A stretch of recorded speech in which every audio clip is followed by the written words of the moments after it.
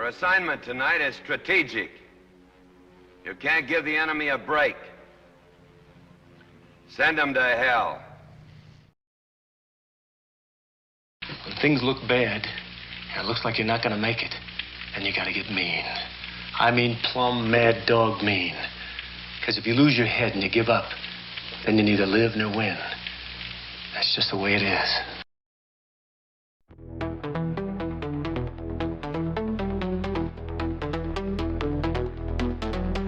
He's a tactical genius, he's the one to see on VP4TV. He's wild and he's free. I'm on top, number you and me. With his cunning moves, he's rocking endlessly.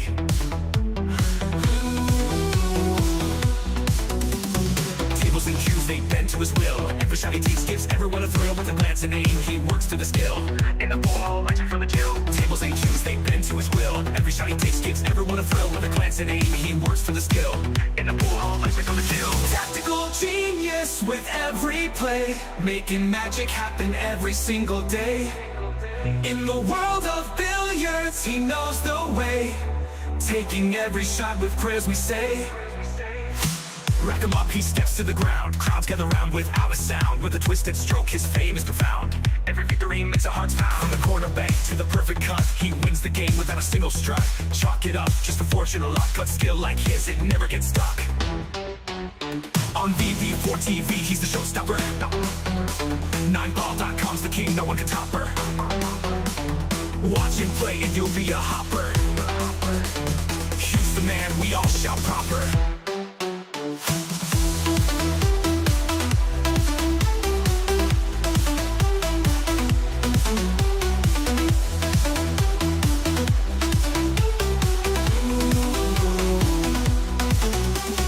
Tactical genius with every play, making magic happen every single day. In the world of billiards, he knows the way, taking every shot with prayers we say. Rack him up, he steps to the ground. Crowds gather round without a sound. With a twisted stroke, his fame is profound. Every victory makes our hearts pound. Rack him up, he steps to the ground. Crowds gather round without a sound. With a twisted stroke, his fame is profound. Every victory makes our hearts pound. Rack him up, he steps to the ground. Crowds gather round without a sound. With a twisted stroke, his fame is profound. Every victory makes our hearts pound.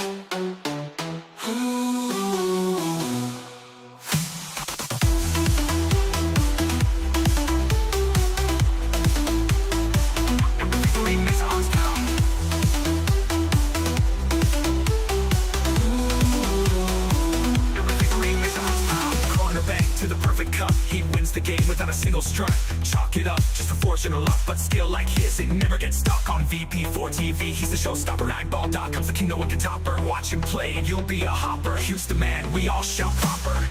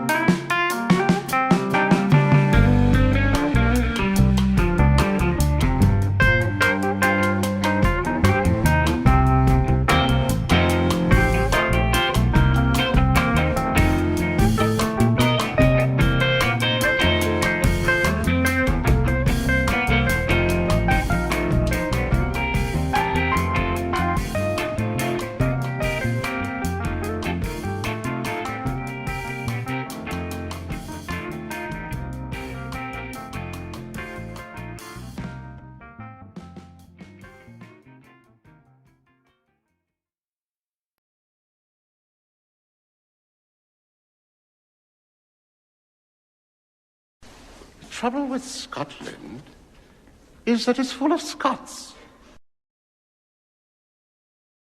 Welcome to the ultimate billiard showdown. Skill and precision fuel competition and excellence. Subscribe for more live action. Welcome to the ultimate billiard showdown. Skill and precision fuel competition and excellence. Subscribe for more live action.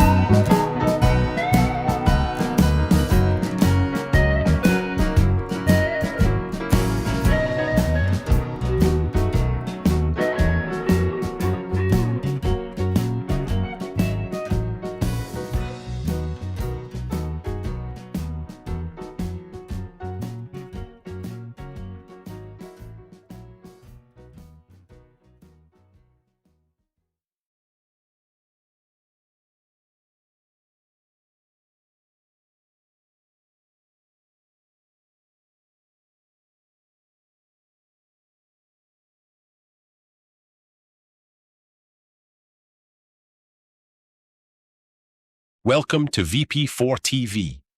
We have live streams from all the major championships held in VP4 online. On many occasions, I'm also joined in the commentary booth by virtual pool game developer Steve Chaplin. I am Tactical Genius, aka 9ball.com, aka Hugh. Welcome.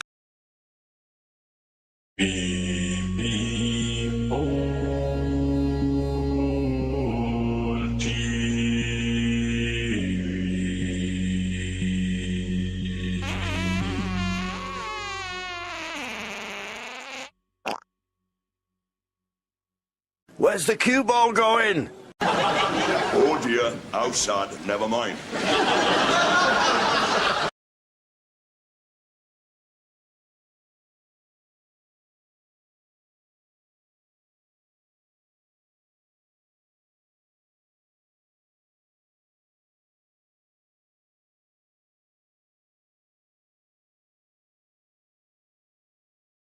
We don't make mistakes.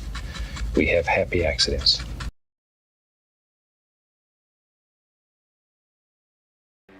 Your assignment tonight is strategic. You can't give the enemy a break. Send them to hell. When things look bad, it looks like you're not gonna make it, and you gotta get mean.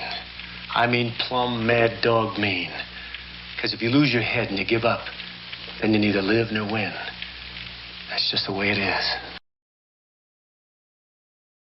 Welcome to VP4TV. You're watching a Tactical Genius production. Please welcome your commentary team for this match, 9ball.com and Super Admin aka Steve Chaplin, CEO and President of Celeris, Inc. Good luck to both players and have a good one. No bar, no pinball machines, no bowling alleys, just pool. Nothing else.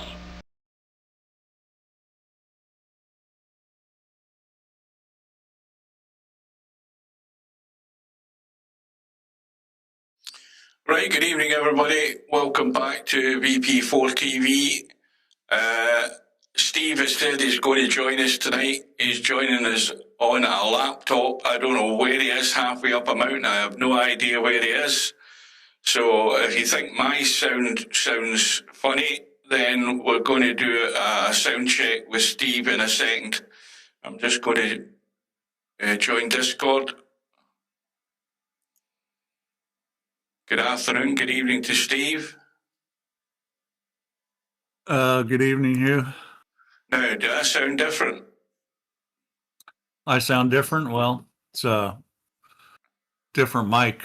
Yeah, but do I sound any different? You got a little bit of echo going. Yeah, because like kind of like you're in a. Are you in the bathroom? Are you streaming from the bathroom? No, I'm using voice mod again because my audio, since I reinstalled Windows, I don't know what happened to my software for my headset.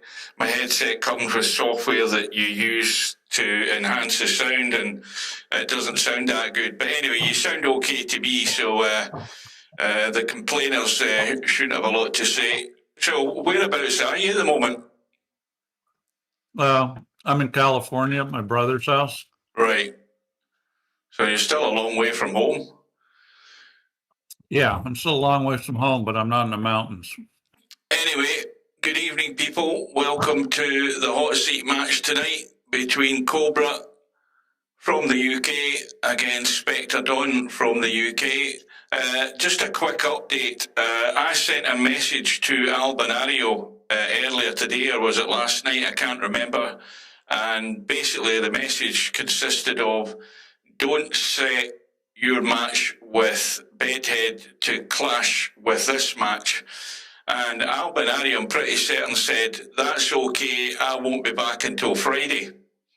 Now, I thought no more about it until I got another message from Albinario, and the way I read it is he said, I'll get home tonight and I may well play Bedhead around about 10 p.m, maybe his time, or maybe he's meaning my time, which means I'll be long gone into bed if that's the case. Now, if he means that's going to be Friday night, the same thing will apply because I'm working next day and there's no way I'm staying up to after 10 o'clock at night to stream a match, not when I've got work the next day.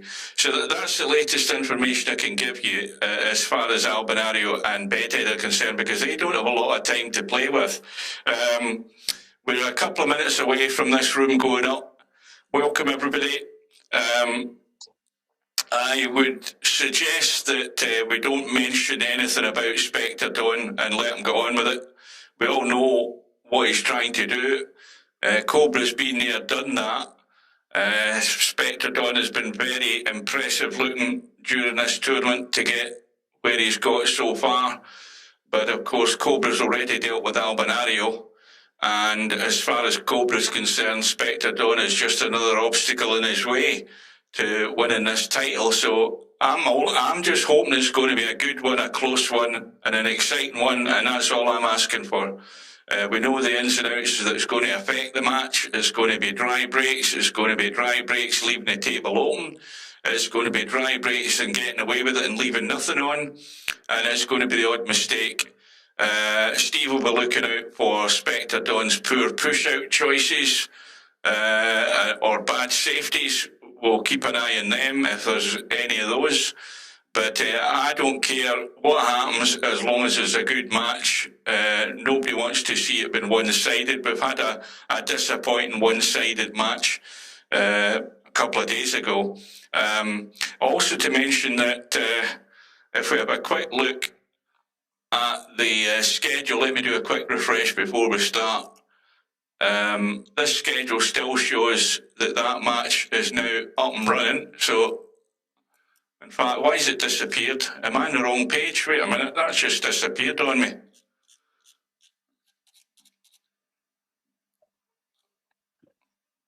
Yeah, that's because it's time to play the match. Has it just started? Yeah, I was wondering because the room isn't up. That's why I panicked.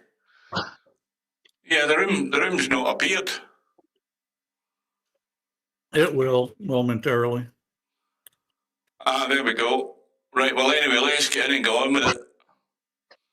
Well, I don't know what you're looking at for, Steve, but that sort of summarises the way I think it's going to go. It should be a good one, a close one. There'll be the odd error, and may the best man win. Yeah, I think it's going to be a good match. Obviously, Cobra's a favorite, but I think for Spectredawn to win, he's just got to play clean enough to put some pressure on Cobra. If Cobra's too comfortable, it's going to be difficult for Spectredawn to win. Right, there we go. There's a lag. Let's get ready to rumble! Now this is going to be close here. No, actually not that close. So again, quick summary, race to 19, break boxes in play, no jump queues, rack money where the rack is further up the table, and 9 ball goes in, you win the rack. Couple of balls in the break. No shot in the 1, unless he fancies a combo.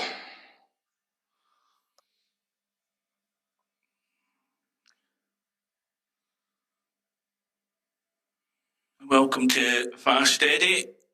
Welcome to Romario. Yeah. I don't see him shooting this combo. Let's see what kind of safety he can come up with. Well, that was a tough safe to play, and he didn't get away with it. And that's a mistake there because, well, given that Spectredawn can play safe here, I mean, this is not that difficult a safety. It's not guaranteed, but I think with the 5 ball there to help him. You know what's touchy about this shot is if he's trying to come back towards the 5 ball, he's going to put the 1 ball in play over on the left-hand side of the table. If he doesn't get any cover, he's going to leave it on. Well, unfortunately, he can't get steep enough on it. I'm not sure what the heck that was. Okay. Well, first of all, he tried to cut it down past the 7, was miles away from that, and then he flukes it in the side. So I mean, there's a good start for Spectredawn. Yeah. Basically, he shit it in is what happened. He got away with that one. Well, you know what I say. I mean, it's not the fluke that matters; it's what you make from the fluke.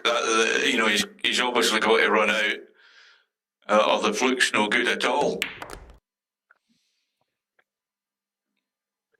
Yeah, well, I mean, pretty sure he's going to run out here. I mean, there's going to be a little luck, and he just had a big one go his way because that was really a poor choice. I'm not saying the safety was trivial, but what he was trying was just almost never going to work. He didn't really have much room to get by the 7-ball. No, that was far too tight.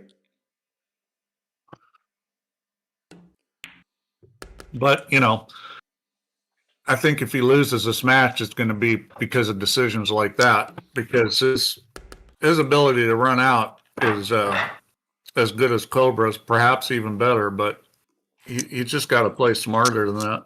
Well, I think, you know, what I said there, though, Steve, is that where he was sitting and the type of shot he would have been trying to play was really, really difficult. It was just as touchy as a shot that Cobra played before him, trying to get cover. Yeah. Well, here we go again. He thought better of it and just have a blast, try and cut it up the rail. Well, let's see what he does here. I mean, he should be able to get safe here. And he does. He hit it pretty good. Well, almost squeaked out. That's a good shot there. And yeah, you can say, oh, that was a simple safe, but, you know, I like the fact that he chose to do the proper thing. We got a pretty good chance to kick safe here. Now, has he got a rail? He did. Yeah, he did. But he's not safe, although this shot, cutting us down the rail and getting on the 2-ball is going to be tricky. And he almost has to shoot this because, you know, he doesn't have really have a kick at it, and all he's got is a little bit of it. Well, I've already explained that situation, Eddie, on the little video I did on my channel yesterday. I'm actually using voice mod, and I've got it into split stereo thing, which is why you can hear the same thing coming out of both ears. Well, Spectredawn chose to play safe there, and it was a tough safe, and he didn't get it, so he's probably going to pay the price there. Although the 3-ball does not go by the 8, so he's going to have to hold this up, and he does it very well. So it's looking a lot like it's going to be 1-1, barring some kind of brain fart. Well, now I think he's got to let this run behind. Well, he isn't. He's checking it up. I thought it would be better just letting it run behind the 8 and coming out. Anyway, that's the problem with checking it up. He didn't give it enough beef to get there, but he should be aware of the side pocket. I don't think he'll scratch. Well, I'm a little surprised he played it that way. Suddenly it's becoming hard work for Cobra. This is not a good angle. Yeah, I mean, I would have always come down and shot the 7 in the side from where he was. It's not that difficult to get it by the side pocket. He chose to try to play it for the corner, and now he's going to have to work a little harder, but he still should be okay here. He's just going to roll this.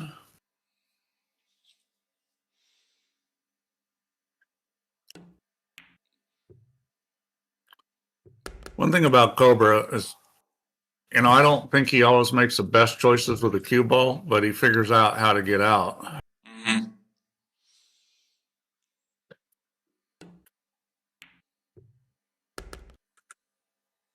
Well, he had a little bit of pressure on himself there with some of the shape that he had, but he's got himself out, which is the prime objective.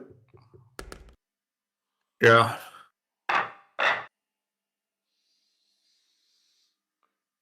So rack number 3. Let's see what his break looks like here. And he's doing the cut break and unsuccessfully. And of course, the 6 just nudges it one right into play for Spectredawn. Yeah, this is a little tricky though, where the 2-ball is. Let's see what he decides to do here. Well, he's got room to get the 2 past the 5. He might just nick this back a little bit. Oh, maybe not. The angle looks a wee bit bump the 6 angle. If this was me, I'd either play safe here or I'd play a shot where I could play safe on the 2, because I think it's going to be hard. Yeah, so that's... Where's the cue ball going? He's trying to roll forward and maybe get a 2-9 combo, but I mean, that's just not a smart play. I mean, he should either played safe there on the 1 or played a shot where he could play safe on the 2, because it was a difficult situation. Maybe he thought he was going to get a rub off that 4 ball and push him up into line to try and play that. I don't know, but even if he did that, it's like, he's not in a good position to play the 2 or the combo. I mean, he's trying to play the hero every time, and that's not how you win a match against Cobra. If you want to be the hero against Cobra, you gotta have things really go your way to win the match. Well, I mean, so far this is a bad omen for Spectredawn, the way he's started this match. Oh, no shot for Cobra. No room past the 5. And this is a touchy shot here. I would assume he wants to keep the 2 well away from the 7 ball side of the table.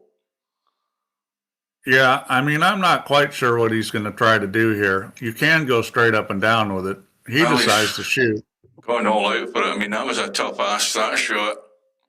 Well, that was one of those choices, tough safety, tough shot, and sometimes it's better just to fire away. And he did unsuccessfully. Well, here's one of these perfect situations where, Cobra's decided he's going to go for it. He hasn't got it, and now Spectredawn's got a thin cut in the 2 and a chance to punish him. This shot's tricky. See, that shot was tricky because he didn't want to put English on it. Made it a lot tougher off the rail. And because he didn't put English on it, look what he's left with. Me personally, I would have tried to spin that out past the 3. Because do you try and play a 2-way shot here, cut the 3 into the side and maybe run into the 5 ball? He is going to cut the 3, I think. The biggest problem here is that to play the 2-way shot, the speed's going to be such that he's going to leave himself tough on the 4. Well, I don't know that he actually played the pot in the 3 ball there. I think he was. Oh, he said this is stone dead. This is absolutely stone dead, this 3-9. How does he get it? Can he get it thin enough? I don't think he can. I think if he wants to play the 9, he's got to kick at it. I think this and it's a reasonable shot to kick at. I think he'll kick at this ball. If this was me, I'd be kicking at it because you can hit it with speed. Well, you know what else, Steve? It's went in off the 7, and I was going to say he could maybe get the billiard off the 7. Where's the cue ball going? There's a disaster. Oh boy. Well, I mean, he played a pretty good shot, and the cue ball had to go a lot of rails and bump off the 4. I mean, that was pretty much a bad roll. So that's the second bad roll Cobra's got in this match. Yeah, Spectredawn again, ball in hand, wide open table. Well, so this is the trickiest shot he's going to play, getting from this 5 to the 6 without hooking himself. Not really. This is just like 3 rails. He may come down, but I would always take this 3 rails all the time. He's just going to go straight up. See, this is trifling with the 7 ball, but he's got the right bump.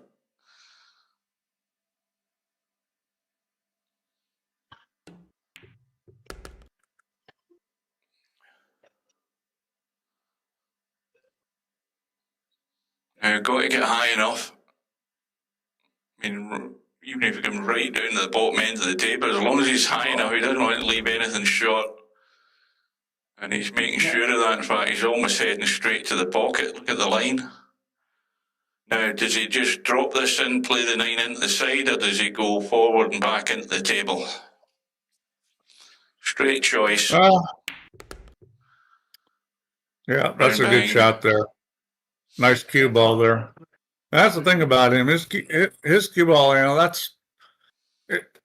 that shot isn't difficult, but it's easy to mess it up. He got it on a perfect line. Well, those likes are crawling in tonight, folks. We had a good start, but it's died to death already. So we're back to 2-2, and it's looking like right now it's looking like a match. I think Spectredawn's going to have to continue to get some luck. We'll try again. Yeah. Shot in the one. Try.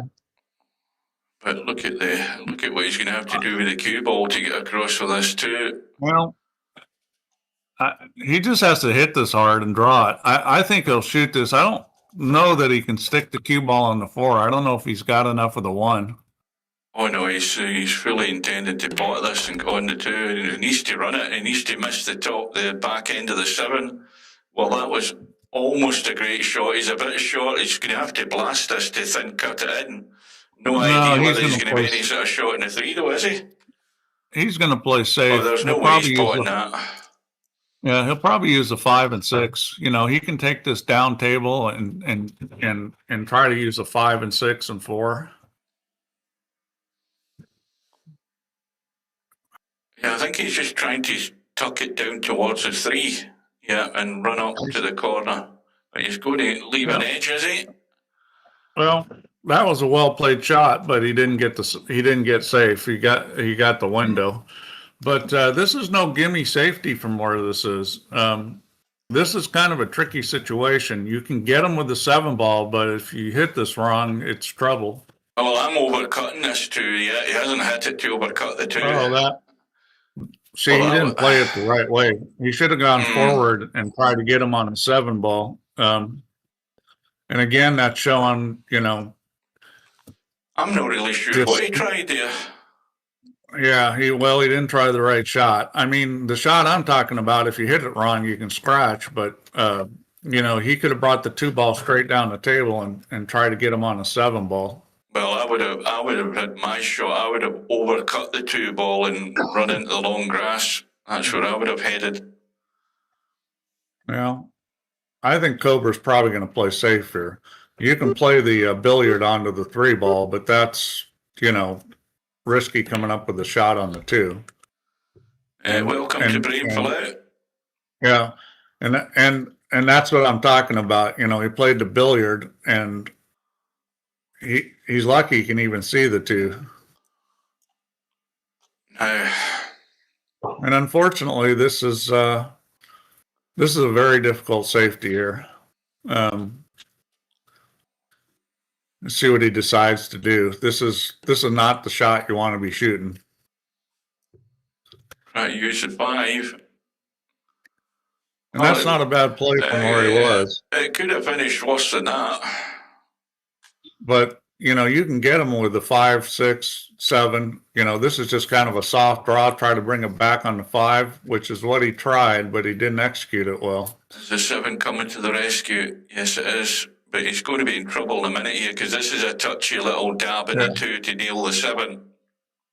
Well, that's a penalty for not getting the hook on the 5 with the 5 ball. Well, he didn't quite get there on the 7. No. It's an inch or so short. This could get kicked in, this 2. That's the problem with leaving it short there.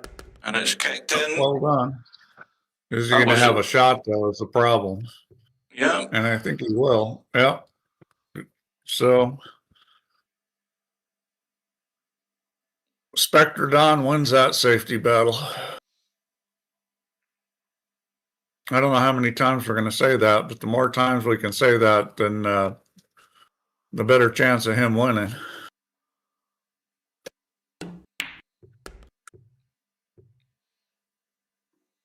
Yeah, nice line on the cue ball there.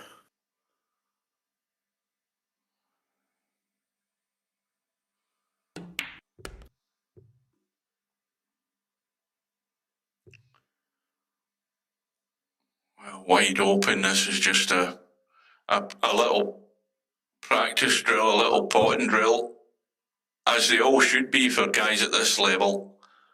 They're all wide open. You just got to put them in the nearest hole. Yeah, So well, Spectredawn runs the cue ball on really nice lines, and that makes the game easy. If you can run the cue ball on the right line, then it's all down to just speed.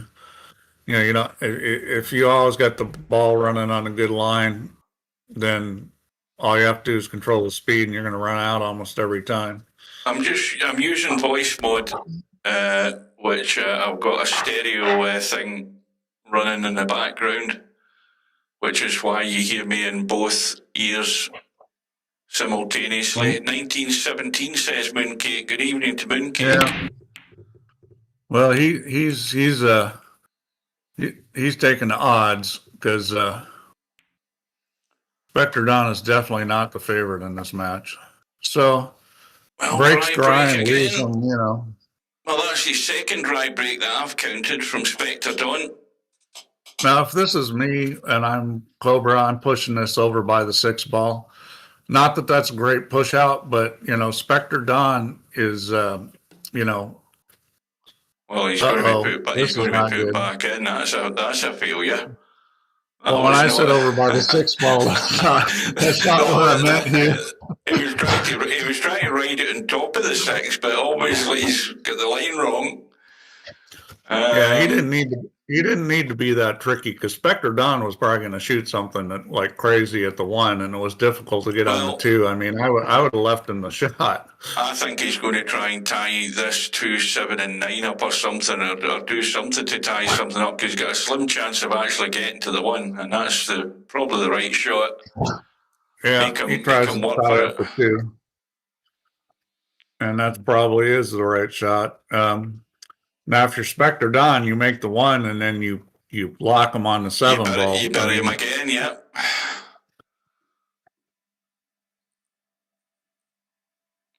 Because Cobra's on 1. If you lock him really good, you might get him on 2, and you might have a chance to 3 foul him.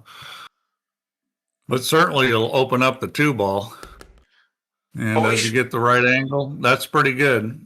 So he should be able to just roll him on there, and you want to get this lock pretty tight on the 7. Well, that's a fail. He didn't hook him. Yeah, he can shoot this 2 ball, and I think he will. And where the 3 is, he should come up with a shot on it. I think well, he didn't get it down, but what do you call this, Hugh? Second prize? Yeah. Now, this is a tricky one. You want to get this and send it to the short rail, miss the 8 ball, and bring the cue ball back down into the kitchen. That's the key, is missing the 8 ball, and he does that. Where's the cue ball going? For plunge. Well, that's a disaster. Yep. And it's little factors like this that's going to decide this match. Ultimately, you're going to get bad breaks. You're going to play what looks like a good shot. Next thing you know, you're scratching. And that wasn't a horrible scratch. I mean, that was a little bit tricky, that shot, but certainly wasn't the result he wanted. So get a clean path down to the 3, 4 ball in the middle of the table. 7 ball's just a wee bit annoying because of where the 6 is. Now, when I say that, you're looking at the 7, you're not wanting to play a 7-9 combo, and you don't want to try and squeeze it past the 9. It's a bit tight. So that's the only sort of stumbling block here in this visit. And that is it's actually a pretty big deal. Well, that 7 ball is going to make it tricky. Do you leave the high cut in this 6 ball, Steve, and try and run the cue ball up towards the 7 and interfere with it, or do you try and get up past it and the top side of it to play it back into where the 6 ball's going? Yeah, I would choose the latter. I would then cut the 6 and try to come down and shoot the 7 up table in the same pocket. Well, we shouldn't find out. Needs to leave the angle though. Well, see, this is no good. No, you've got to get a better angle than that, though. He's going to have to juice this up big time. I would have left a lot of angle because, getting a line off that 6 isn't that difficult when you have a lot of angle. But well, he's going to play the combo. Yeah. I mean, And this is no gimme. I can't believe he's trying to squeeze that past the 9. He's got to be playing the combo. This is no gimme because the 9 ball is very close to the rail. Yeah, it's as good as. I mean, yeah, I mean this is a disaster waiting to happen. Any forward push onto that 9 ball and he's coming off the rail straight away. And he's trying to squeeze it in, and that's a great shot. I mean, he barely a cigarette paper's width to go past that ball. That's an excellent shot. Sure is. I mean, that's well, again, this is still touchy. This 9 ball, this ain't no gimme. Yeah, he's got a little bit too much angle on it. He got legs. Oh boy. Yeah. You hit that good. So all square again, 3 apiece. And Cobra showing some skill there on that run out. I mean, that was not easy. Well, 2 ball goes, dodgy cutting the 1, or a little bit of ducking and dive behind the 3 and 5. No, tell a lie, I thought that was a cue ball. It's my bad again. It's a 9 ball on the left-hand side. It's that time I think he's going to make this 1 and then play safe. Because, you know, you could try to bump the 5, but you can't hit it too hard because you'll go wide. So it's a little tricky here. Let's see whether he tries to bump the 5-3 and get a shot or whether he plays safe. I think he's going to play for a rub here, I think. Yeah, and that's a little risky. It's a little risky playing the rub. No, he is. He's trying to get behind it. Oh, it does go. It goes. I didn't think it went, but it does go. I'll tell you, it's tightish. No, the way to play this is with right English because it's going to hit the 5. So you play this with right English and go 2 rails around the corner. Now, he's trying to play it with left. He's trying to squeeze it in to make the pot. That might be a foul. He's fighting it. We're waiting a referee. Virtual referee says it's good. Yeah, he hit it good. That was a very nice play. So has Stubb been around causing trouble? Yes. No is the answer to that, Mooncake. Steve will give you more detail. Not that there's a great more detail, but that's something that's been spoken about for a good number of years. About compression in the rails. Yeah, Stubb's been just typing his usual bullshit in the lobby and then coming into the tournament rooms and doing it.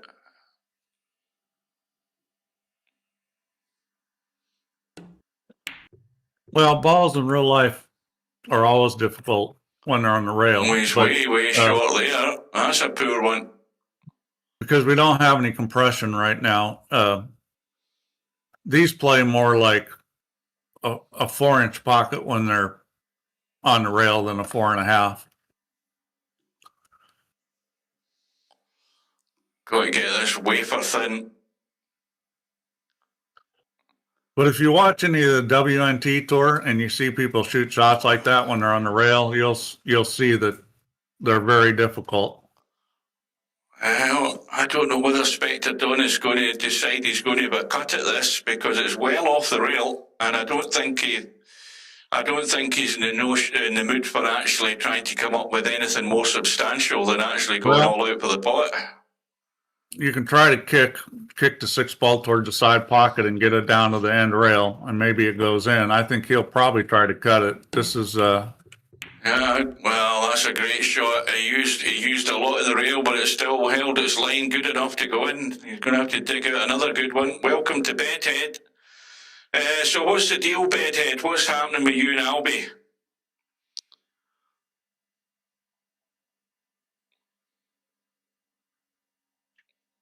Well, needs a good one. And that's a great shot. Needs to miss the bump.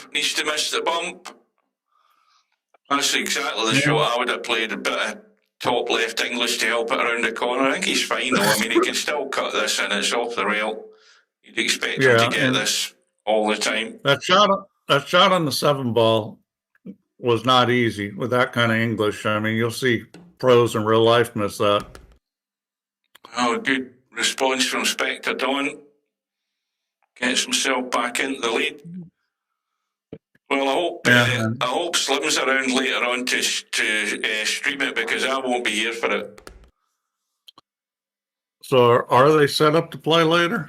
Not yet, but as I said, Albinario said earlier it might be around about 10 o'clock tonight when he gets home. So keep your eye out for that, guys. And as I said, hopefully Slim's around.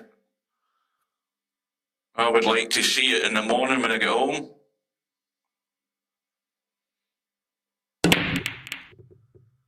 Yeah, distinctly dry. But that's Another a third dry break. break from Spectredawn.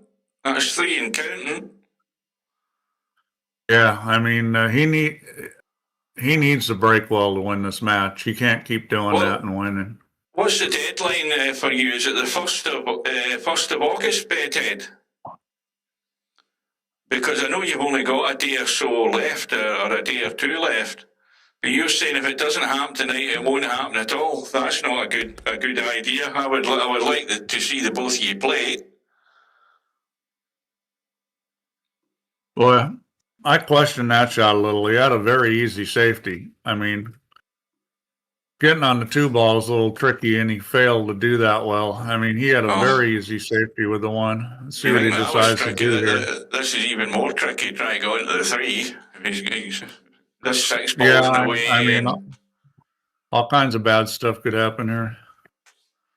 I'm looking to see how he can get away from that. I think he's just got to feather it and try and use the 8 ball and not move the 2 a great deal. I don't think he can get away from there. I mean, either way it goes, is both of them are tricky, touchy shots to try and get cover. Yeah. I mean, he had a simple safety on the 1 ball. And you know, he doesn't take it. He doesn't get on the 2. And now the only thing he's got going for him here is that Spectredawn's probably going to shoot this, and it's indeterminate where the cue ball is going to end up, because it's going to hit the 5 unless he really pulls it back. He's going all out for it. Yeah. Well, I mean, you could just put that on a key where you press it and it says he's gone all out for it, because that's what I think Spectredawn's going to do almost every time. The single-minded 9-ball player, you know, the ball's got a pocket, even though it's a tough shot, and I'm having a go at it. You know, it'll work out a lot of times, and then a lot of times it doesn't. Look who's arriving around. You know, the thing is that Spectredawn is such a good player. If he just would play a little bit smarter and learn how to move a little better, and I think he'd be winning a lot of these tournaments. Well, this is tricky. You got to draw this. You're going to hit the tit, but you got to draw this, I think, because how deep it is in the pocket. And yeah, that was a tricky shot there. He needed to hit that hard with a lot of draw, and it was going to hit the tip. But I felt like he could have kept it out of the pocket. Where the cue ball was going, who knows? But where the 4 ball was, he had a chance there. I think he just let up on that a little bit. Oh, good. Thanks, brain fell out. What's happened? What have I missed?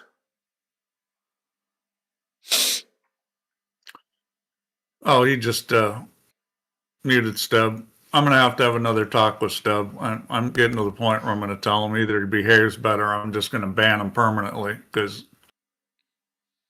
you know, it's getting to the point where enough's enough. And it seems like he's gotten worse since he hasn't gotten to, like, playing this tournament because he was banned.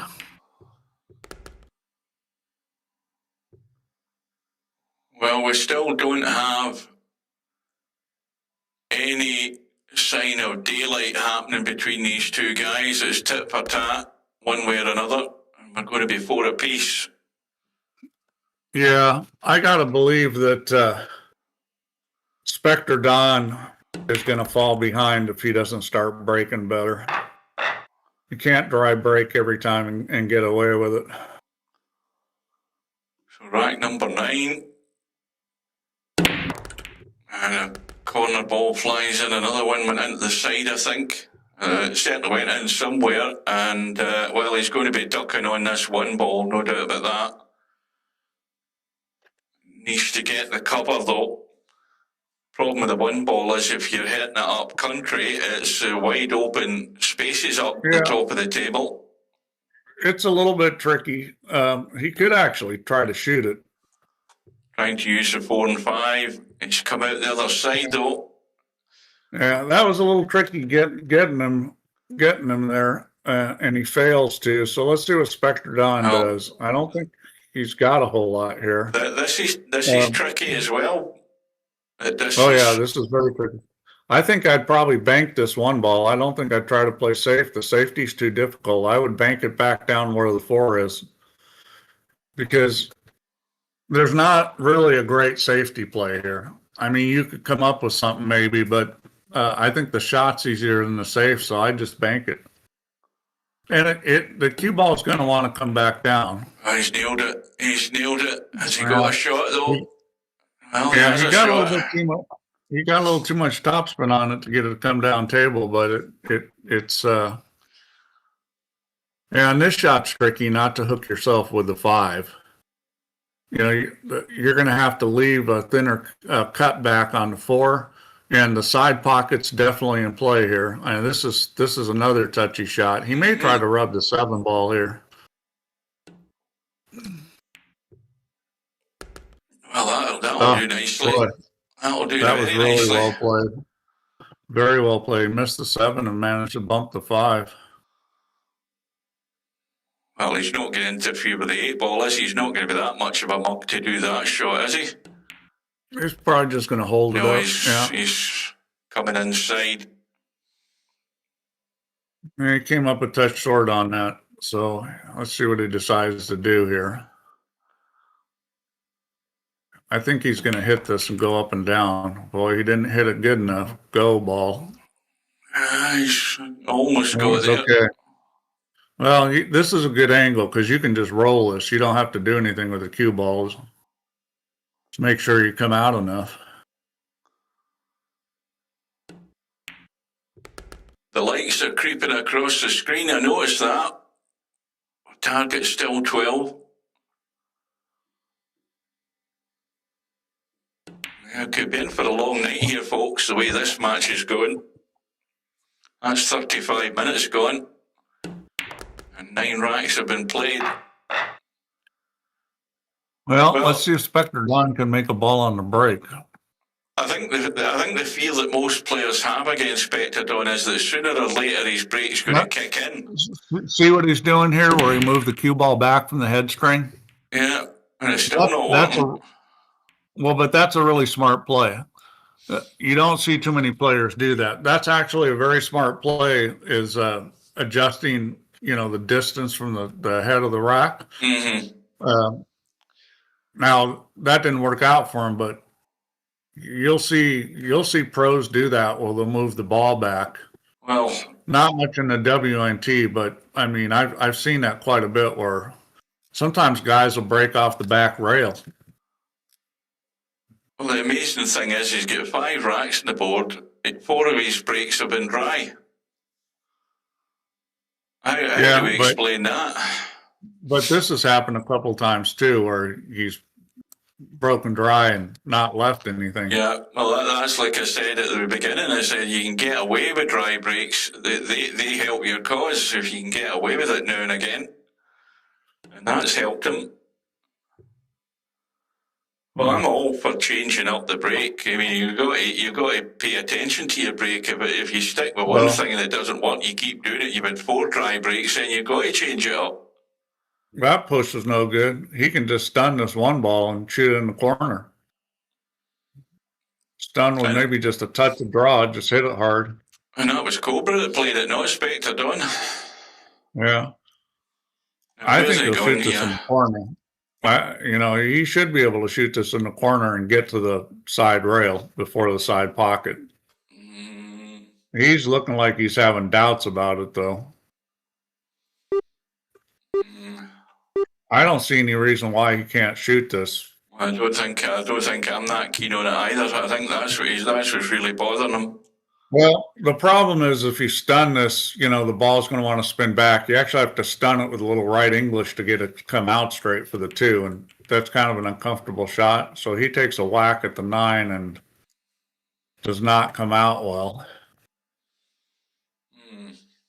So now if you're Cobra, you could definitely play the billiard on the 9 because the 6 ball, the 6 ball is going to hold the 1, and you got a chance to play the billiard 9 and play safe.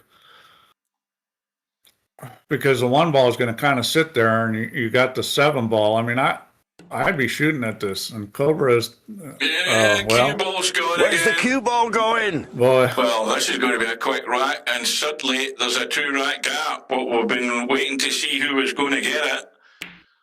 And, everything's going Spectredawn's way right now. I mean, so far, he's getting all the rolls.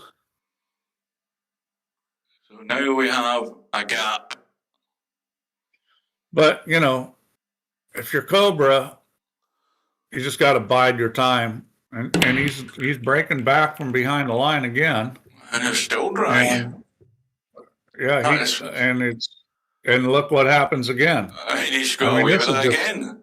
Yeah. This is just magic. This is going to start to eat into Cobra's mindset eventually. I think he's getting hard done by here. Well, let's see what he decides to push out to. I'll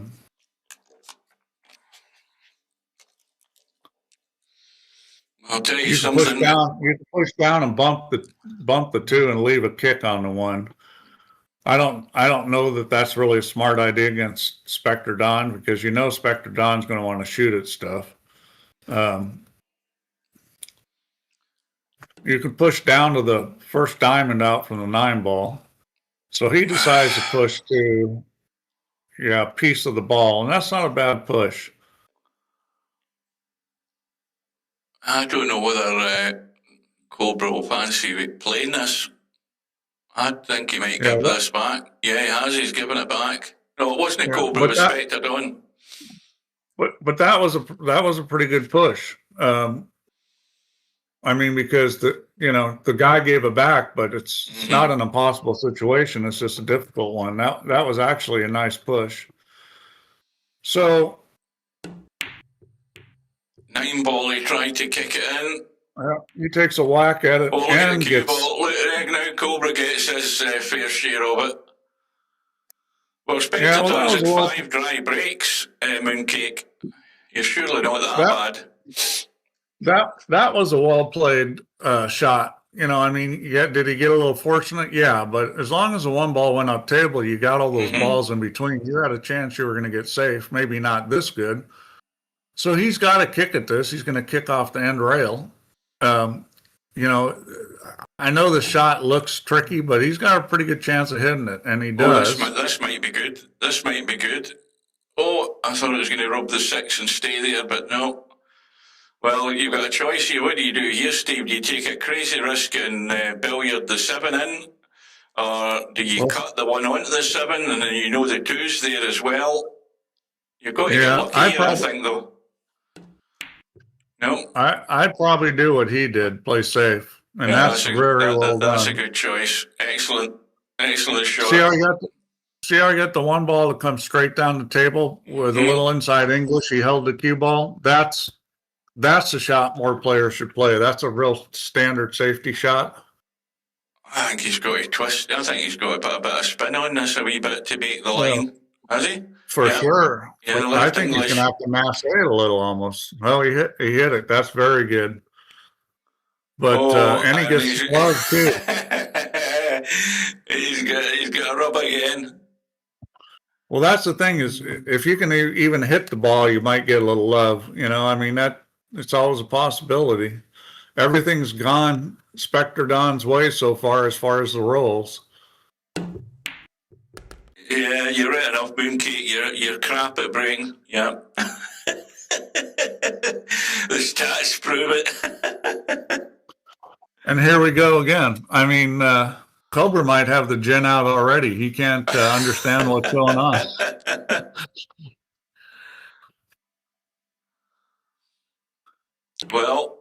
Okay, well, the sun shines, that's the golden rule. Oh yeah, and Spectredawn will. I mean, he's a run-out machine. Well, he's going to have to work this cue ball here to get up there for that 3, though. Yeah, this is very tricky. Oh, he's bumped to 7. Is he going to get a bump again? Oh, he's got the wrong bump. I think you can see it. Oh, he's got I think you can see it. Yeah.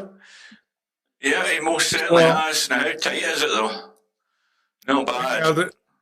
So you can play a little spinner with right English here, but I don't like that. I'd actually come down and shoot the 4 in the side pocket. That's what I'd be looking at here. You've got all the room in the world to get there, and that's pretty good. I mean, I know it's a thin cut, but you know, he did a good job getting a pretty good angle on it. So this should go down.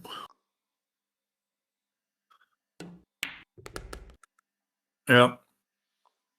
Well, and really well done. That made it simple. He got really good on the 5. This is just a little stop shot or a little bumper. So he's going to play short side on the 7.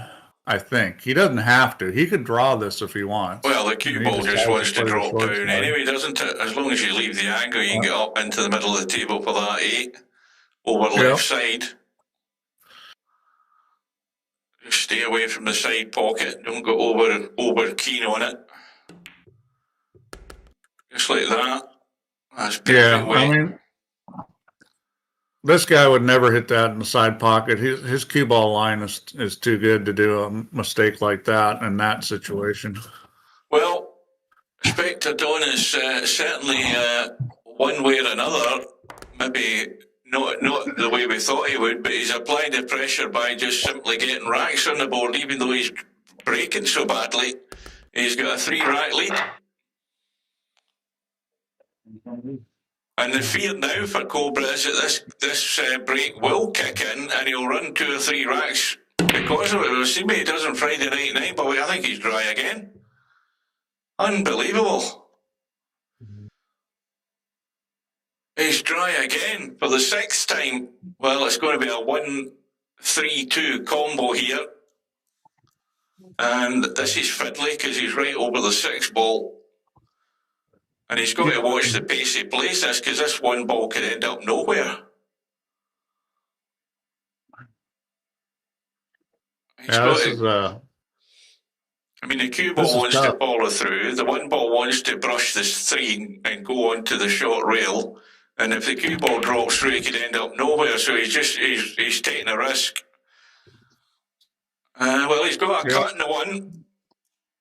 Yeah, he's okay here, especially where the 3 ball is. I mean, now my concern is he going to find the gap between the 6 and the 4 to try and come around 3-4 rails to get in this 3 ball?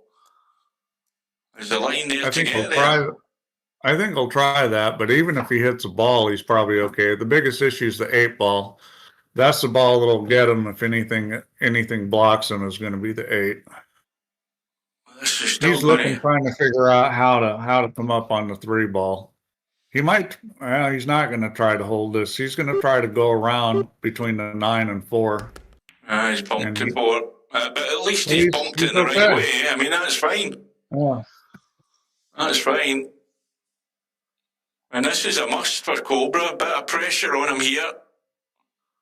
He doesn't want to be the first one to blink. Uh-oh, watch out. Wow, boy, I thought he missed that. Well, he's trusting his touch. Mouse control and wait a shot, you got to trust it. Now again, this is just a wee bit draggy, kill the pace in the cue ball, sneak round the back of the 6. You know, one thing that's happened with Cobra is he's gotten a lot better at rolling balls like this. You know, that's kind of more of the Alvin style, and Cobra was always a lot more draw control, but his game has changed. He's rolling the ball more than he used to, which also means that when it comes around time for the straight pool championship, Cobra is going to be dangerous because this is more like how you want to play straight pool, is just roll balls on natural lines. Now, this is the one where he's got to go up top side of this 7. and as close to the rail as he can get, really. And that's again, well done there. It's just a wee bit short. Is he going to get there? Let me have a look. Well, again, this is... Well, is he going to try and dab this in? He's got to nip across the table and get back out, is he not? Yeah, he could go back and forth. I think with that shot, I'd rather go back and forth than try to just nip across. We'll see what he decides to do. I'd rather hit this firmer and go back and forth myself. He's going to end up further away from this 8-ball because he's going to maybe spin it. Well, he's actually hit the point, I think. He's hit the point. I think that's all going wrong. I don't know he tried to nip back, and that shot was a little touchier, but he's okay here. I mean, this is mainly just make the ball. He's going to have a shot on the 9. He just needs to make this 8-ball. Well, the pressure's on because this is one that's going to get away if he doesn't nail this. And he's nailed it right in the heart of the pocket. Where's the cue ball ended up, though? Slowed up, yeah. Yeah, he hit a little firm, but he's fine.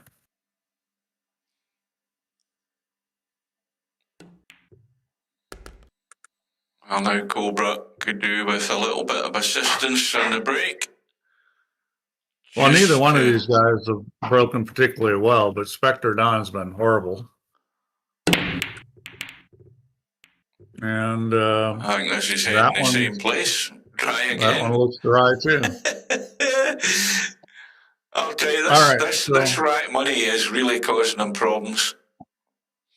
This is where you could bank at this 1-ball, try to bank it on the side. I would not recommend cutting this because, well, he could. He's going to bump the 3. He could end up, if he cuts this, he's going to bump the 3. He could end up behind the 7 or the 5. I mean, this is risky if he's going to shoot this. I wouldn't even look at that. I'm nicking in behind the 8-ball off the 1 every day of the week here. That's where I'm going. Yeah. Well, he needs to get the bump on this 3-ball to a very shot. Well, that was well played. He played to hit it dead solid, and he did. You get the impression, I mean, Spectredawn's already made up his mind on how he's going to win this by just going for it. He could have ducked and dived there, but he's once he's made that decision, then he can't. Well, yeah, I mean, I suppose he can still back down. I mean, if you don't fancy it, you've got an easier safety shot, then you play the easier safety. But he's going all out. Yeah, they're all there to be taken. Let's see whether he decides to go forward or draw this. I think he'll go forward. Yep.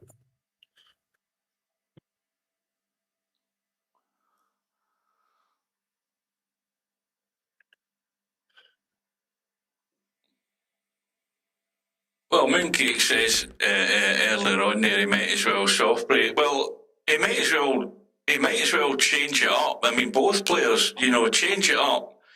If it ain't working, just change it up because you never know. Sticking with the same break all night when it hasn't worked for 6 racks that'll come up dry, then where's the logic in that? Yeah, change it up. A softer break, you never know. You might just start finding pockets.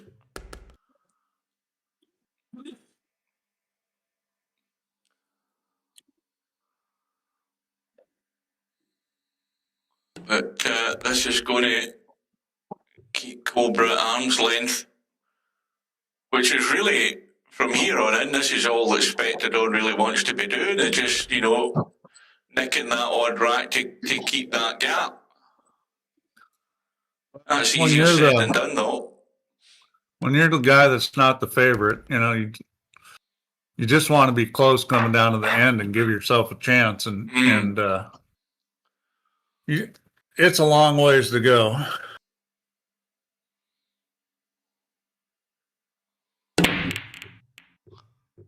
Okay, and he did break a little different that time. 1 ball into the corner. Yeah, he played that a little different. He hit that dead solid. Now he can rub the 8 and the 7. He's always got a shot in the 3, so he just fully focused on the 2 ball here, because you're guaranteed you're going to be in the 3. He doesn't need to do anything with the cue ball other than pot this. I think he'll stun this. I don't think he'll run into the 7 or 8. Commentators, of course, what do I know? Well, I thought he'd stun that across, but it'll work. He's dead straight, so he's just going to stop this and leave the angle. And I think he wants to come up above the 6 ball into the table here. He's got to be getting up to here at least, something like that. I think he'll bump the 6. Is he going to stay below it? No, he isn't.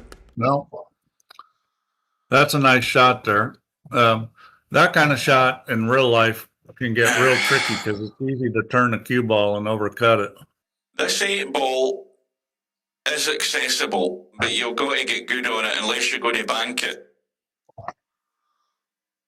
I mean, the banking 8 ball looks pretty good up and down, but I mean, I think, is he going to try and split them? Well, no, tell a lie, he's still in the 6 ball, isn't he? Yeah, he's going to end up having to bump the 9 ball. I don't think, I mean, he could try to play a combo, but I don't like that. I think he's going to play for the bump, and that's not the angle you want. Well, he's okay. This is just a stun with a little bit of English. He could even go forward. He could even go forward 2 rails.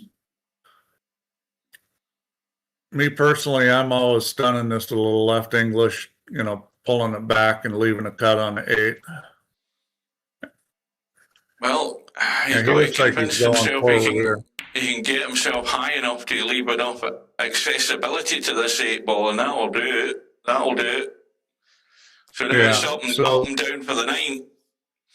Now, you're not only going to get a piece of the 9. If you get a small enough piece, you're going to have a shot in the corner. Let's see what he decides to do here. This is where you just got to decide, how big a piece of that 9 ball do you want to take? Because he's going to hit it. I mean, it's very difficult not to.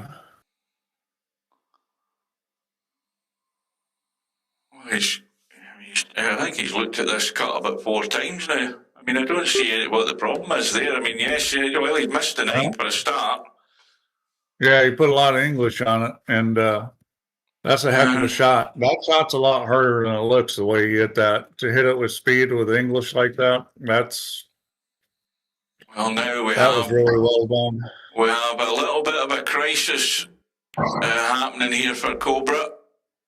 He's now looking at a gap of 4 racks.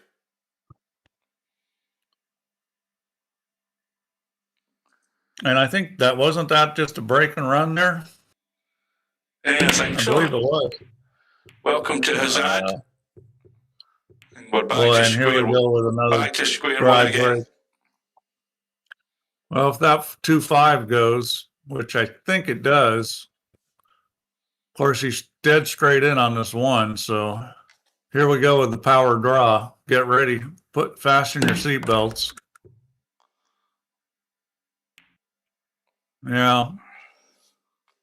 Now it's tough. If he could have got the cue ball down to the end rail, that wasn't a hard shot. I think he's just got to cut that to back a little touch to make the line. It's more than a little touch. He's got to hit that 2 really thin to make this 5 ball, because the ball's going to throw. So you got to cut this a lot more than you would think. I'm not even sure he'll even try to shoot this, but if he does, he's going to have to cut this really thin. Yeah, he didn't get any cut on it. He didn't get any cut on it. It's because with that angle, the 2 ball is going to throw. You have to hit that like very, very thin to have any chance. Yeah, I wouldn't even shot at that shot. It was a lot harder than it looked. And this is one where you got to go forward to the left, and that's what he's doing. This is going to twist underneath this one. Yeah, I mean, Cobra's got to be a little frustrated at this point because nothing is going right for him. Well, over to the right side, I think. I mean, he could nip back for a straight in 6 ball, but I think the cue ball wants to go where he is, nipping back. You know, to Spectredawn's credit, what's really improved with him in these tournaments is, you know, he used to get rattled before when things happen, like a lot of dry breaks or whatever, and now he just kind of does the same thing all the time, and maybe he doesn't play some of the safeties he should, but you know, he's just going to keep running out. He's not going to get rattled, I don't think. And Cobra's going to have to do something to win this because Spectredawn's not going to give it to him. Well, I think one of two things could happen for the rest of this match. It would be bad news for Cobra if Spectredawn does find his break. It could, in Cobra's favour, get him back in if he can find his break. He's going to be trailing by 5, though. And that's a lot of work to do. Cobra needs to have difficult tables that are hard to run out so that he can get in a moving game. If Spectredawn keeps getting tables he can run out, Cobra's in trouble. He'll just do that all night. Yeah.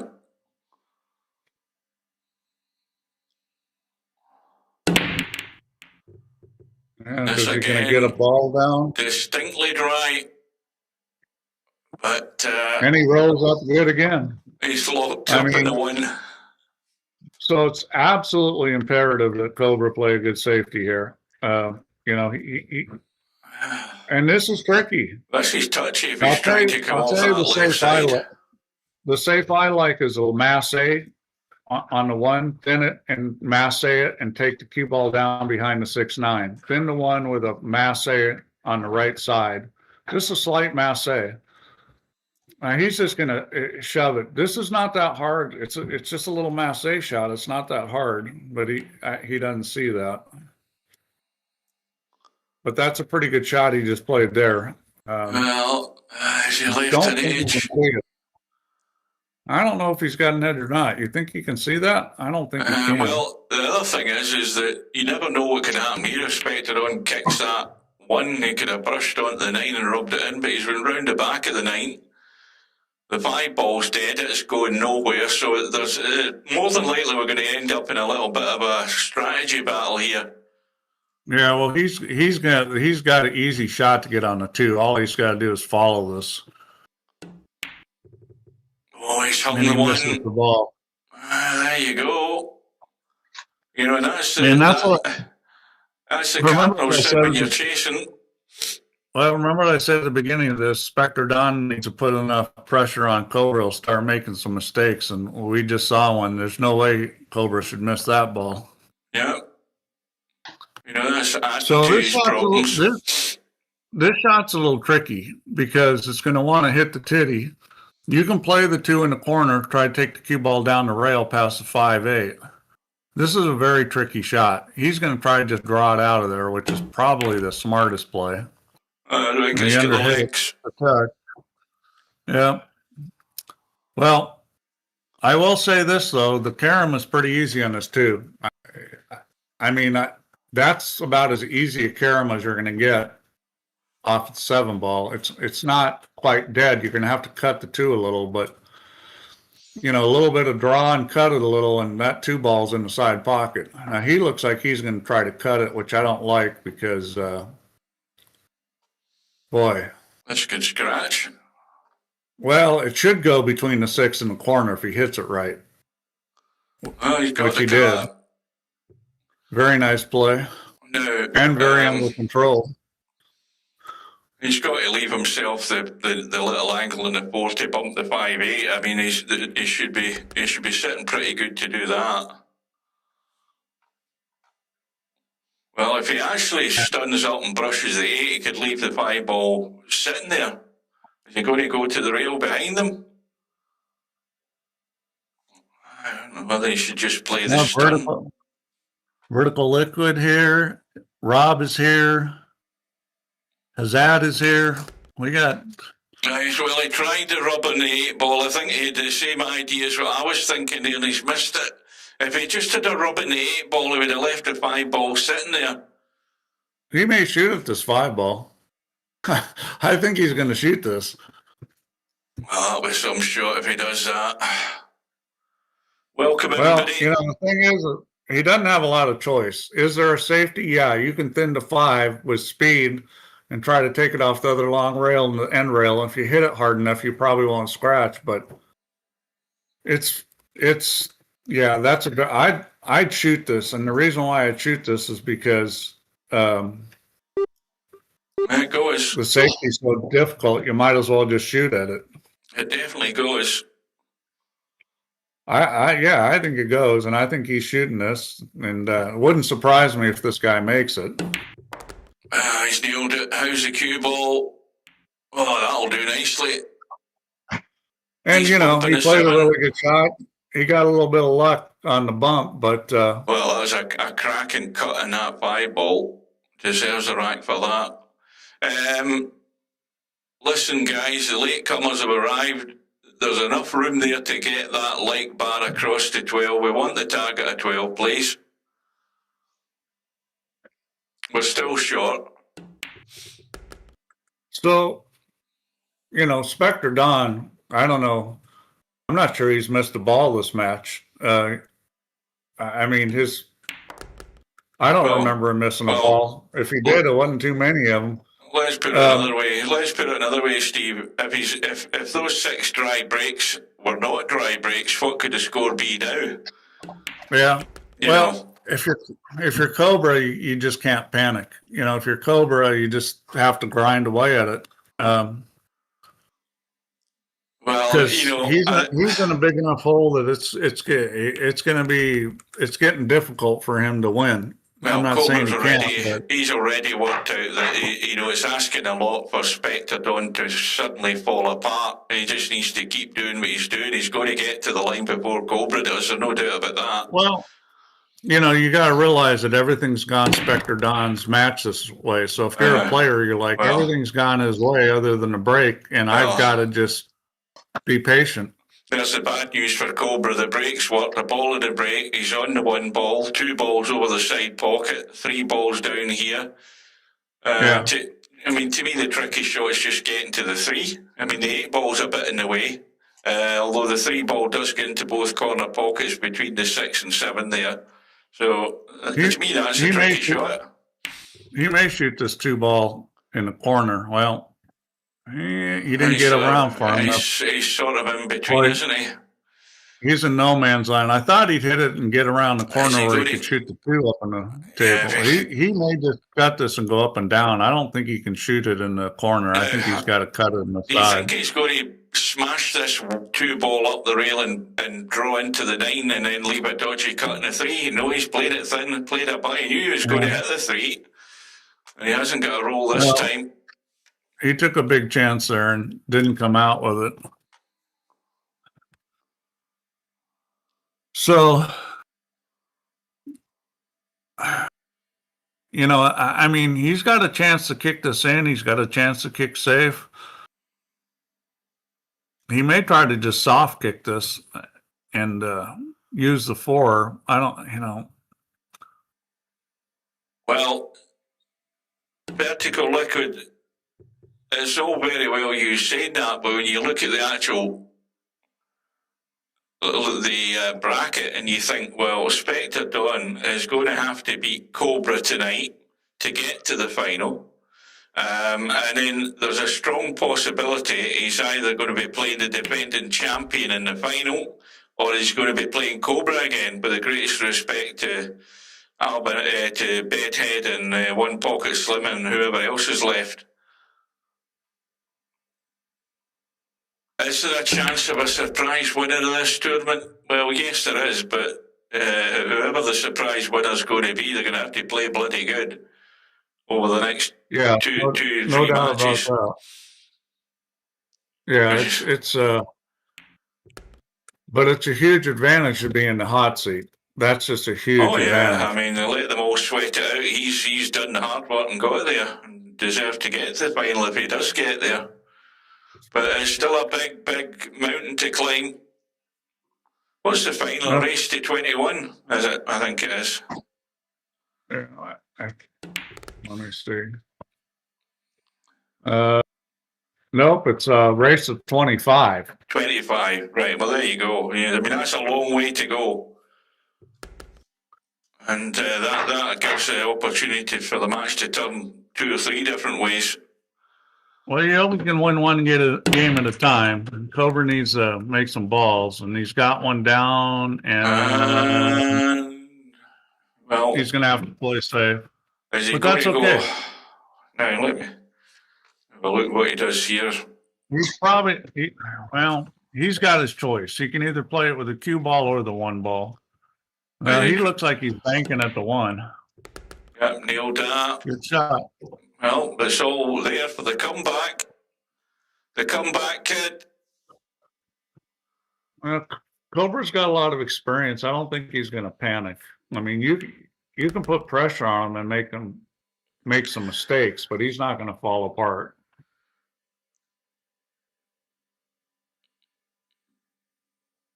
Yeah, you're not going to get many opportunities against these guys, but the important thing is if you're ever going to beat them over a race to whatever, you've got to be taking whatever opportunities you do get and putting them away. So you've got to hit a level of consistency that you probably don't hit most days. Yeah, like if you're Cobra now, you just, you can't let it get to you. You just got to play your game and make as few mistakes as possible. He's got to avoid this 9 ball for a start, so now he's going to have to either jack up. I think the line I'm looking at here is this cue ball wants to go near the 9, so I'm expecting him to jack up. Yep. He played a little soft one, but he hasn't got it there. He hasn't hit it. He hasn't hit it, but he can still cut it in and probably go around 3, 4, 1, 2, 3 rails and back onto the 8. I think he's fine. He's going to miss the 8. It's close, and he's not going to take any chances. That's maybe he should have. Yeah, maybe he should have. I mean, that's kind of a veteran move where it's going to be close and indeterminate. So he did something with a cue ball. Well, this is going to hurt if he doesn't nail this bank. I expect he will. He's overdone it. And that's one that's got away. That's a big one. Yeah, and with a guy like Spectredawn, the chance of him missing this ball is really low. Yeah, this one's going to hurt. Well, the little mini comeback was on there, but he's just shot himself in the foot. I think he should have just thinned that in and let that cue ball go, because I wasn't convinced it was going to take a lump at that 8 ball. The commentators, I said it was looking reasonably okay to beat. Yeah, I mean, he kind of let up on it, and you need to hit that a little more speed. Yeah, he sort of thought about doing it and then sort of got in between shots, I think. I like how Spectredawn's taking his time here, making sure this is a good time to take your time. This is a key shot. You got to get this down. And, he doesn't usually take this much time, but that's okay. Yeah, that's perfect. Wow, great shot. Almost ran out of time there, but just got it in time. And now the gap is 6 again. Or is this 6 for the first time? Can't remember. Anyway, it's a big second time it's been 6. Yeah, it's the second time. It was 11-5. Now it's 12-6.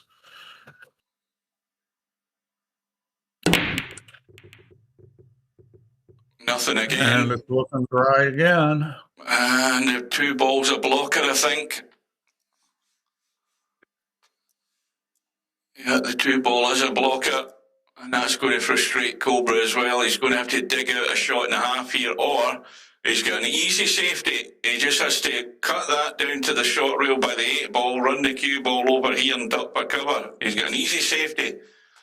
Or has he nailed it tight enough this time? Yes, he has. He's got that nailed right on top of the 2 ball.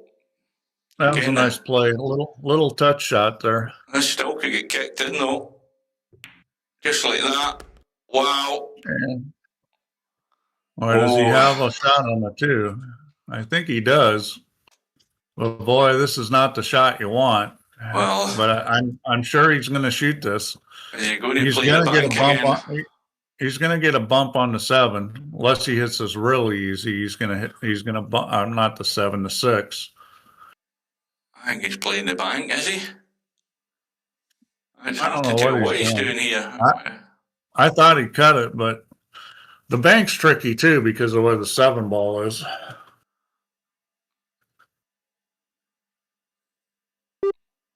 And he's jacked up. Well, he plays the bank. Got the bank. Got a cut in the 3. Wow. That didn't have to come out that good, but it did.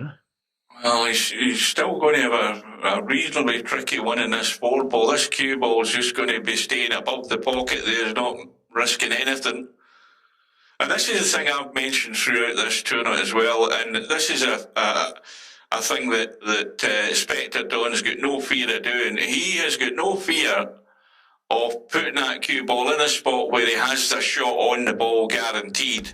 Yes, the shot might be a lot tougher than if he had worked the cue ball more and took more of a risk with the cue ball, but the odds are 9 times out of 10 he's going to nail the pot anyway, and we've seen more than enough evidence of that throughout this tournament. He just puts the cue ball into a spot to give himself a shot at it.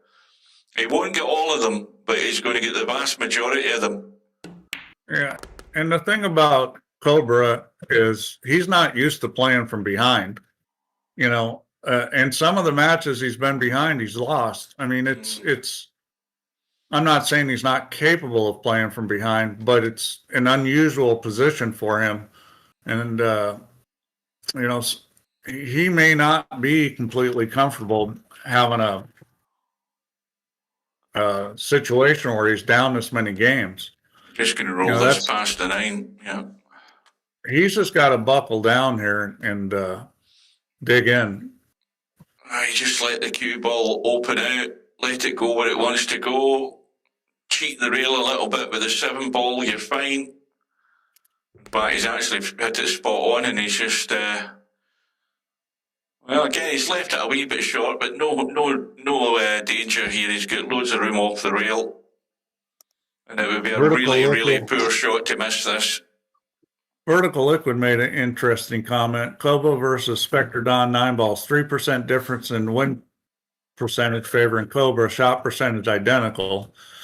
And that's mainly because Cobra moves better. But yeah, but I think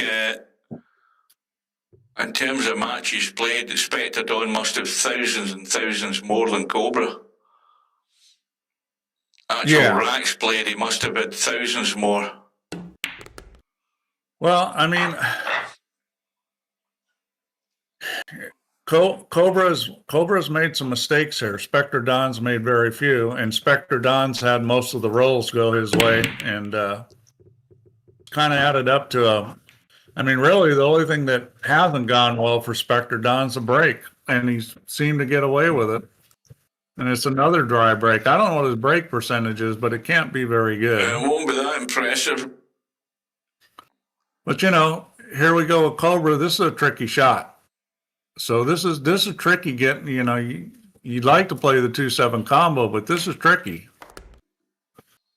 And he hits it beautifully. Spot on. Yeah, and now you got a little issue with, you know, where's the 2 ball going to go? You know, it's going to want to go to the long rail. He's just going to baby this. He's going to feather it. Yeah. And he hits it perfect. Very good.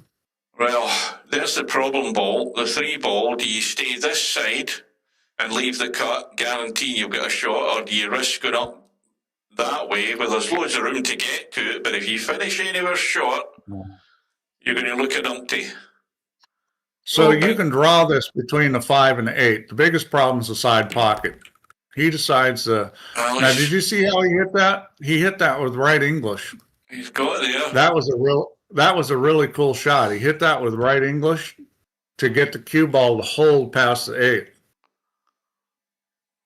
Again, puts a little bit of right English on it to hold it. That was a very knowledgeable shot there.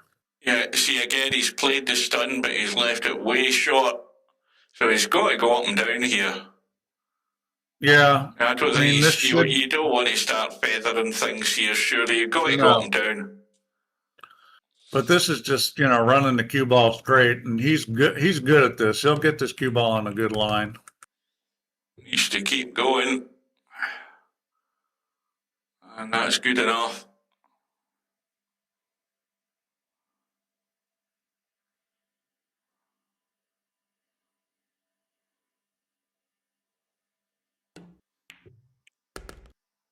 Spectredawn, or Vertical Liquids, are a statistician here. He's giving us all kinds of good stuff.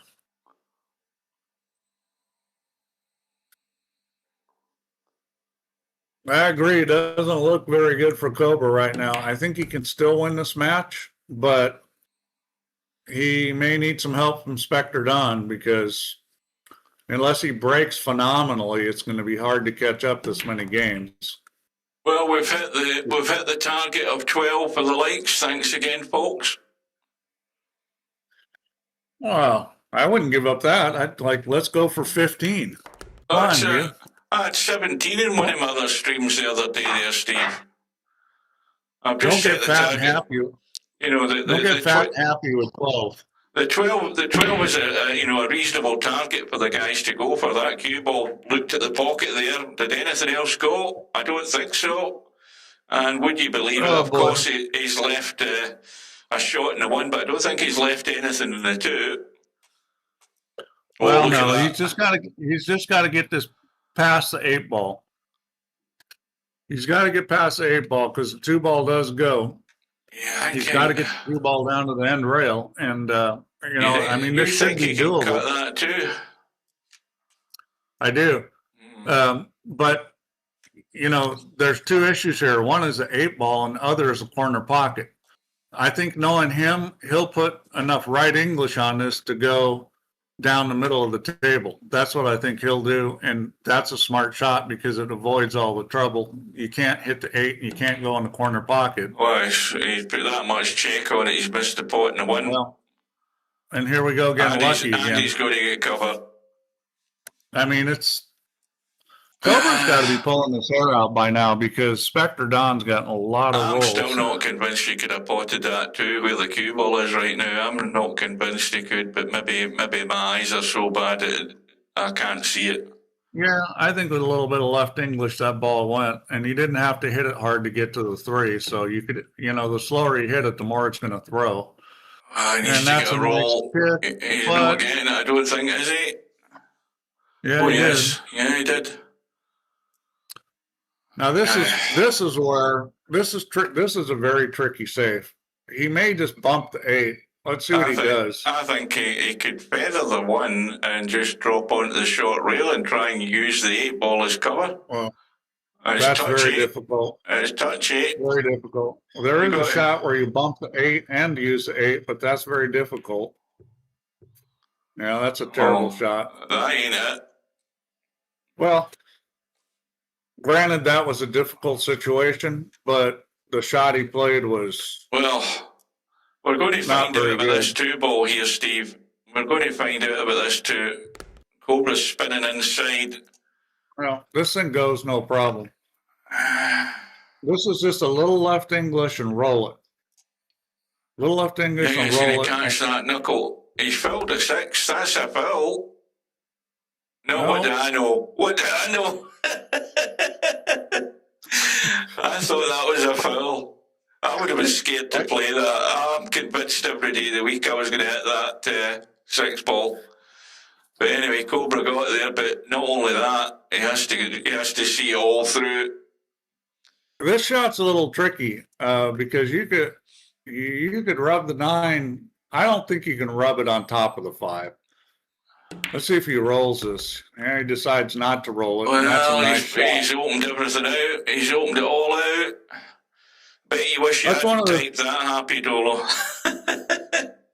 One of the things I respect about Cobra's thought process is when he gets in those situations where it's maybe iffy, he does something positive there. Like instead of like rolling it and hoping, he moves the balls. Yeah.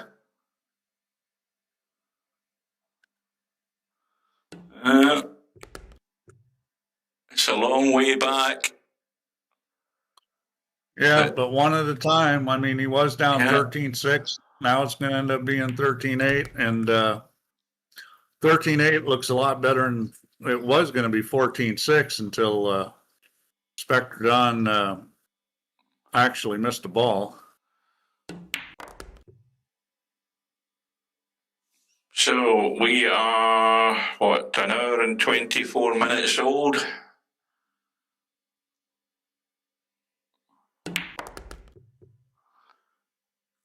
Yeah, overhit that a touch. Oh, I'm definitely blind. I never thought that 2-ball would go.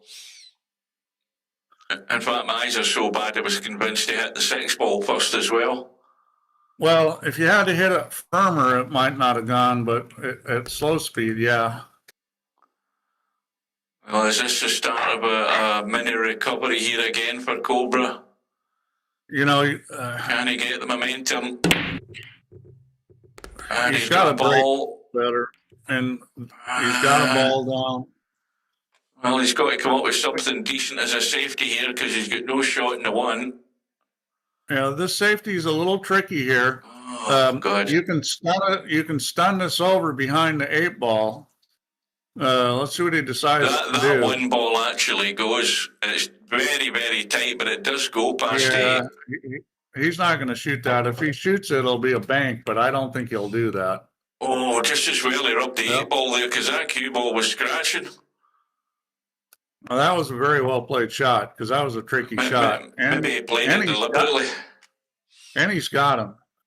Now, you could shoot a mass A here and maybe make the 7-ball. The 1-7 will go. If this was me, I'm mass A'ing this and trying to make the 1-7. Let's have a look. Well, there's a fair chance. I think the 5-ball. The 5-ball's threatening to get in the way. No, you can make this. You got to cut the 1 a little. Well, what do I know, Steve? You're right. Well, he's you know, that wasn't an easy shot. That was a nice shot. I don't know if he mass A'd it or jumped it, but whatever he did, that was very well done. So now he's so. There's a shot here. You can draw this with right English and come back up for the 2. You got to hit it real good, but you know this is a big draw shot, and I think that's what he's. Well, he's going to try to go forward. No, here we go with the big draw shot, and I love this. Yeah. Well, he may have hit a little too hard to get it to draw before it got to the 9-ball. So this is a really easy safety. Is he going to play safe? No, he's not playing a safety, Steve. Don't think about it. He's single-minded in what he's doing here. Hugh, you and I could. It's just, you know. I would have ducked every day. It's just a little bit of right English. But yeah, he ain't going to play safe. He's just going for it. And I think... Well, you know what? If you go for it and you make the ball and run out, then, you know, if you can keep doing that, more power to you.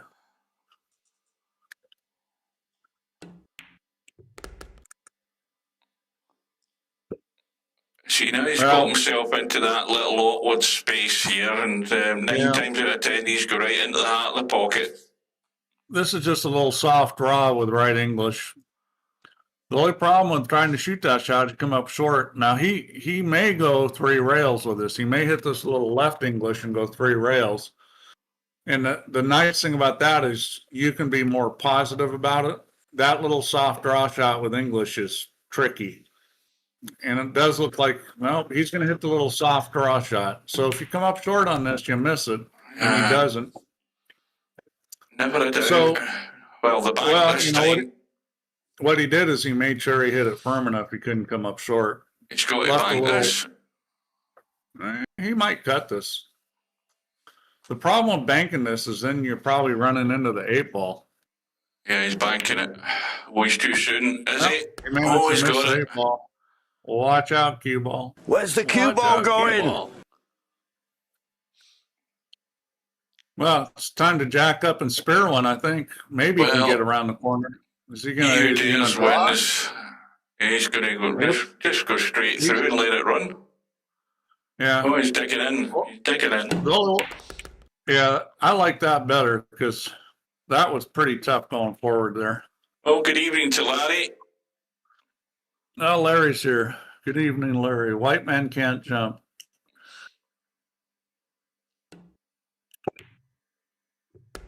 Well, that was a big game there. Yeah, back to 6.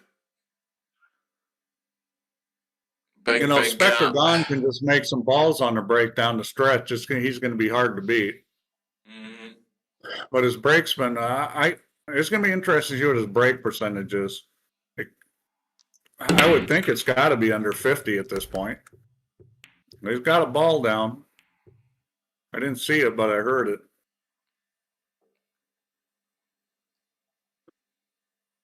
And he's finally made a ball, and he doesn't have a shot. So now if I'm him, I'm pushing right over there by the side pocket and leaving the bank. And the reason why I say that is that bank is no gimme. Plus, it's hard to get position on the 2. You could push it over there. That's not a bad push. The biggest problem with that is it does leave more safety opportunities. Yeah, this is touchy to come off the left side of the one as we look and try and run up the table. Thing is this is a shot that comes up a lot. So as a player, you should practice this, getting the angle off the one. Now, I would not have done that. I would definitely would have taken a thin cut on the 1 and tried to take it between the 2 and 4.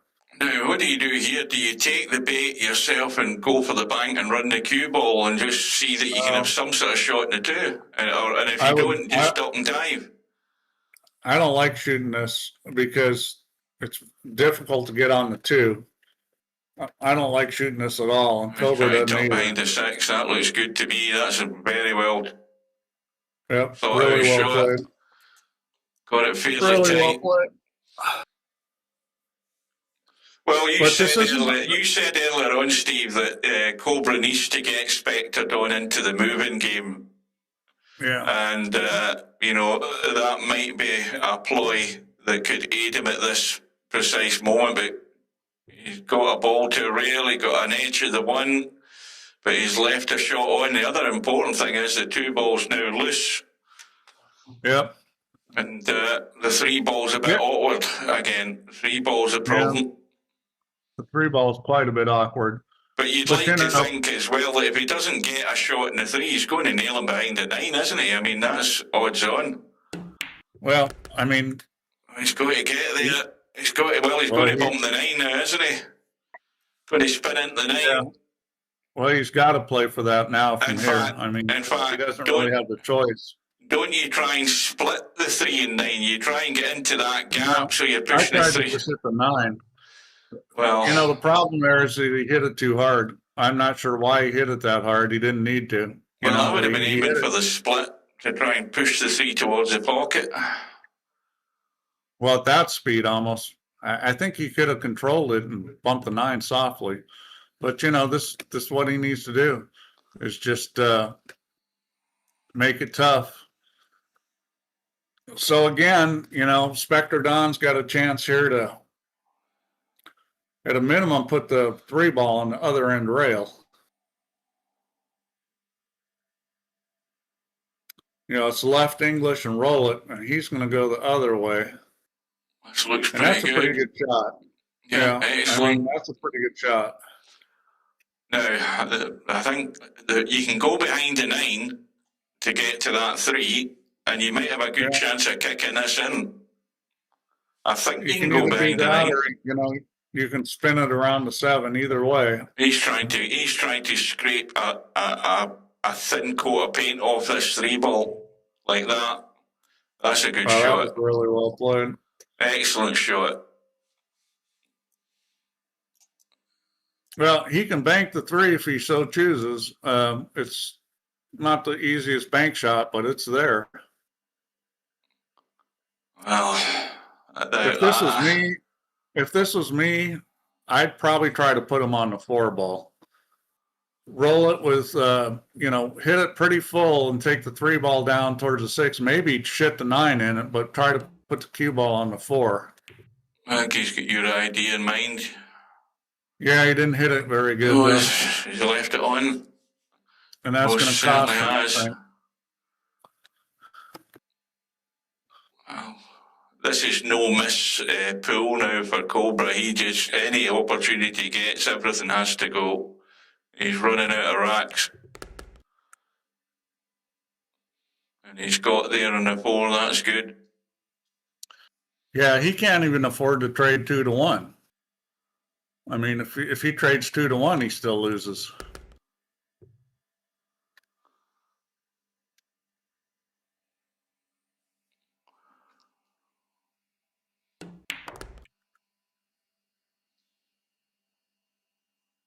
The knowledge banks of this unit have been wiped clean.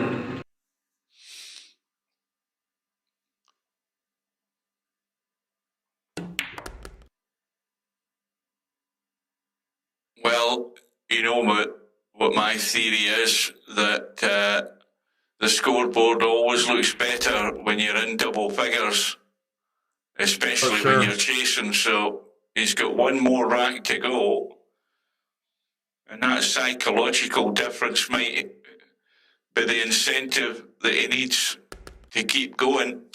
Well, he won't be giving up, we know that. But everything has to roll into place from here on in.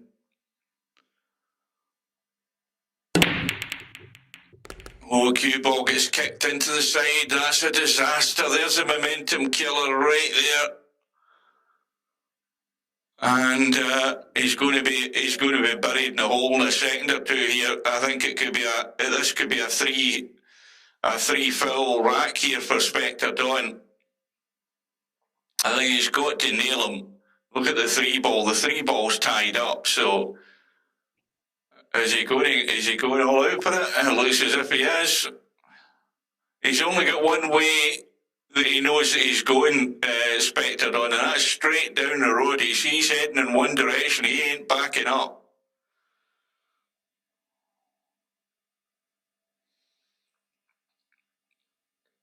That's not from a film. That's from Star Trek, the original series, when Nomad came aboard the ship.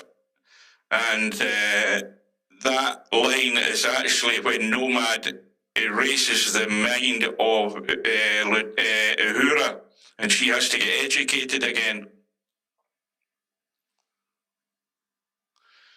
Well, Cobra has been buried, as I thought he should have been, and we've got a chance of the 3 foul, although the 2 ball's actually a big target because he's not got that tight enough behind the 6, I don't think. I think... Well, if he can shoot this 6 ball and get it over there to the 9, that's what he's going to try to do. In fact, it wasn't the 2 balls, a 1 ball, my mistake. And my mouse is donuts going again. Now, what we doing here?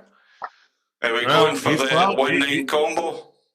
I can't imagine he'd do anything else. We're talking Spectredawn, and he's very aggressive. I think he's got to go for it.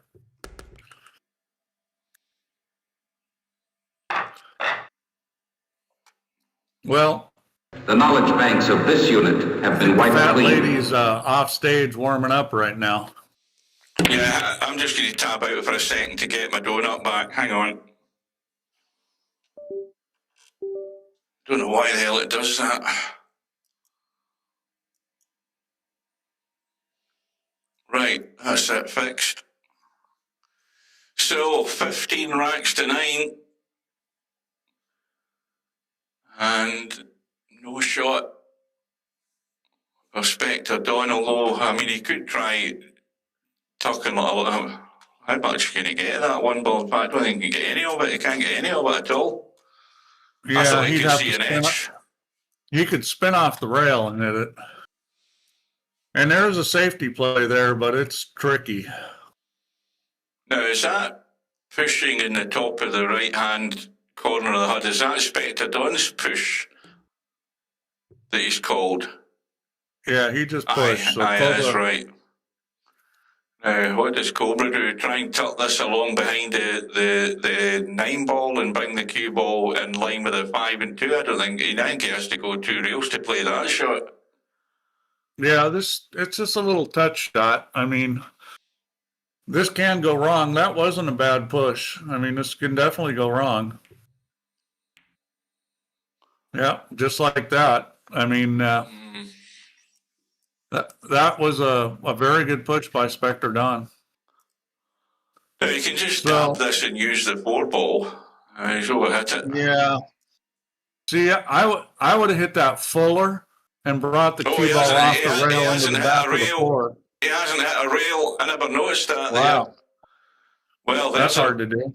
There's a big bonus. That 8 ball's still tricky to get to, but when you consider where the 7 ball is, it might not be that difficult to get to the 8 ball. You end up playing the 9 ball in where the 7 ball's going. That's what it's probably end up being. Yeah, the problem for Cobra is that, you know, he can play near perfect pool here and still lose.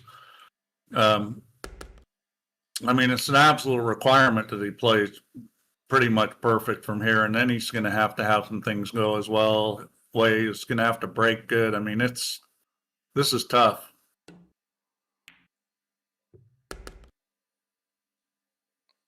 I would assume he's going to drop below the 5 ball. The angle he's got, the cue ball wants to drop below the 5 ball, by the looks of it to me. Yeah, you just got to drop this in and let it go through. You could just shoot this in the corner and go forward. Yeah, I mean, you can do either or, yeah. But the important one is that he's got a line on this 7 ball where he can just drop dead onto the rail. For this 8, I can't believe he's going to try and do anything more elaborate unless he decides he doesn't want to risk that. And I mean, you've got to get the cue ball way down low to leave a cut in that 8. I don't. Well, how is he finishing the 7? Well, he'll be checking this up a little bit. He's good. I mean, he won't mess this up from here. Yeah, and 9 ball. Well, I think he's just going to roll through and play the 9 ball back into this pocket. Well, it's double figures now for Cobra. Yeah, that episode of Star Trek where the Nomad comes on board and decides that they have to eliminate the human beings off planets and stuff.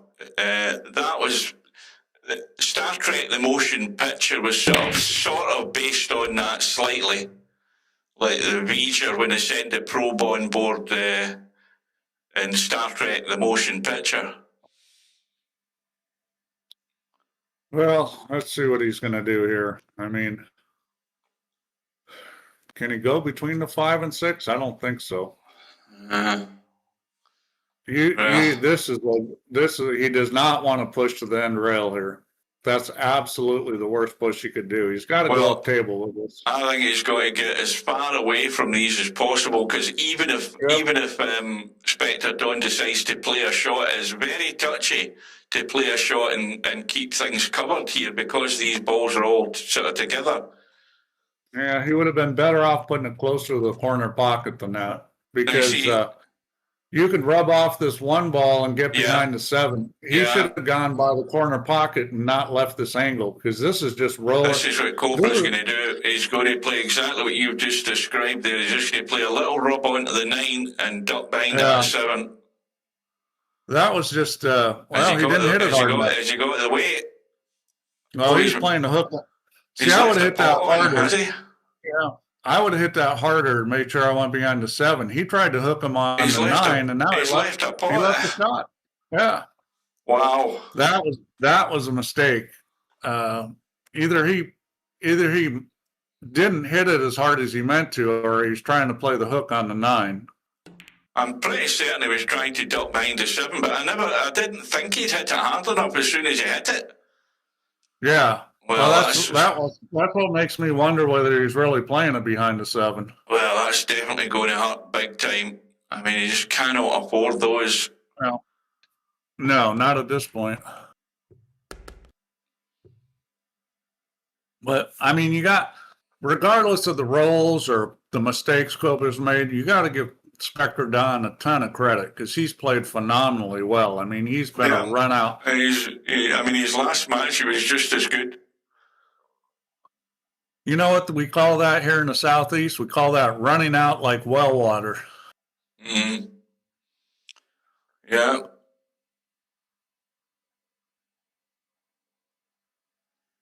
And he's going to give himself the best shot at winning this thing if he gets to the final. Well, oh dear, what's happened here? I think we just gave. Well, I think we just a Larry track ball. We talked too good about him. That's what happened. Dear. Well, I'll tell you something. Matches. You or me did that. Probably me. Matches turn on strange things, Steve. You never know what can happen and come of that. Cobra can't believe he's back at the table for a start because he'd given up in this rack, and suddenly he's been given a free go. That's the old belly belt and lean on the track ball there. Oh, how much is that going to cost? Because Cobra, by the end of this visit, if he gets a couple of racks going here, he could be breathing down Spectredawn's neck because of it. Now, all of a sudden, it's a 4-game match, and it would have been 6-game with 2 to 3 to go, and this is, wow.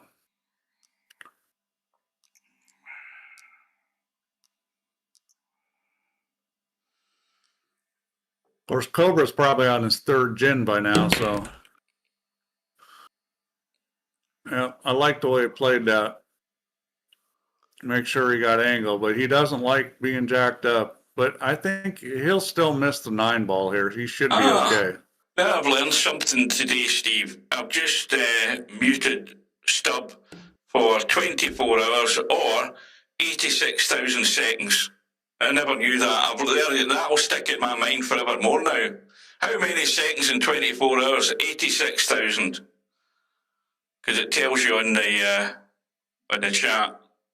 Or at least it tells me. I don't know whether all the other guys can see it, but that's what it says. 86,000 seconds. Cobra fraud loser. So if we took a poll of all the VP players about whether Cobra was a fraud loser, I think it would be the only person who would say yes would be one guy. Everybody else would say no. Oh, there's a bonus. 9 ball in the break. Things are happening, Steve. Oh boy. Yep. All of a sudden, this is getting exciting. Brainful is sitting with his calculator. He's just Googled that. There's no way he's come up with that answer. He's given me the correct answer. So that's rounded up to 86,400. That miss was a 3-game swing. Yeah. Or that little mouse fart or whatever it was. So, Cobra's back to the old habit of dry breaks, but this time he's got away with it. Well, this is a thin, you can get him on the 9 and 3. This is just a touch shot, thin to 1, and that's well played. Is he going to get him? No. Well.